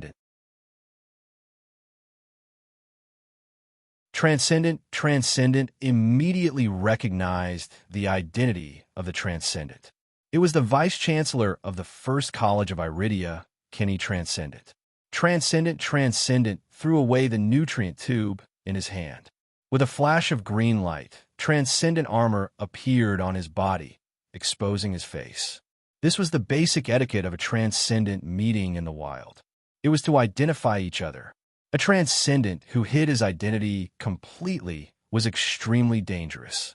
Of course, Kenny Transcendent wanted to let Transcendent know why he was looking for him. Transcendent also rose into the air and hovered in the air, waiting for Kenny Transcendent. Kenny Transcendent arrived in front of Transcendent. The scanning device on the Transcendent armor had already been activated. Transcendent's face was scanned into the identity bracelet. The identity bracelet quickly revealed Transcendent Lancelot's identity. Transcendent Lancelot, do you know why I'm looking for you?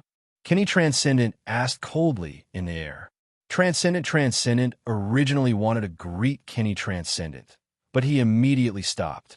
His mind was spinning as he thought about why Kenny Transcendent was looking for him. He had attacked and severely injured 6 students, but no one else was present at the time. Even if the first college of Iridia rescued the 6 students, they would not know that he was the culprit. Otherwise, why would he let the 6 students go?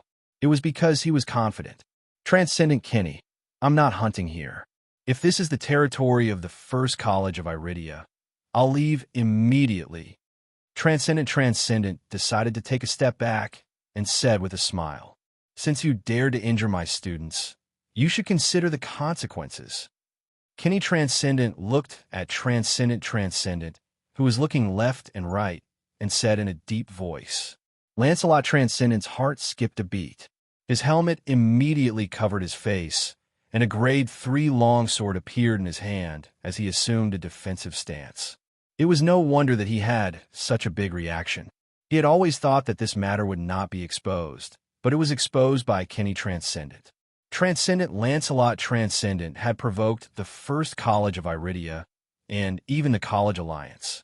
Once the College Alliance issued a warrant for his arrest, his peaceful life would be gone forever. You're tuning into the Warrior Lore YouTube channel. Don't forget to subscribe and join us on this journey to catch the most captivating stories.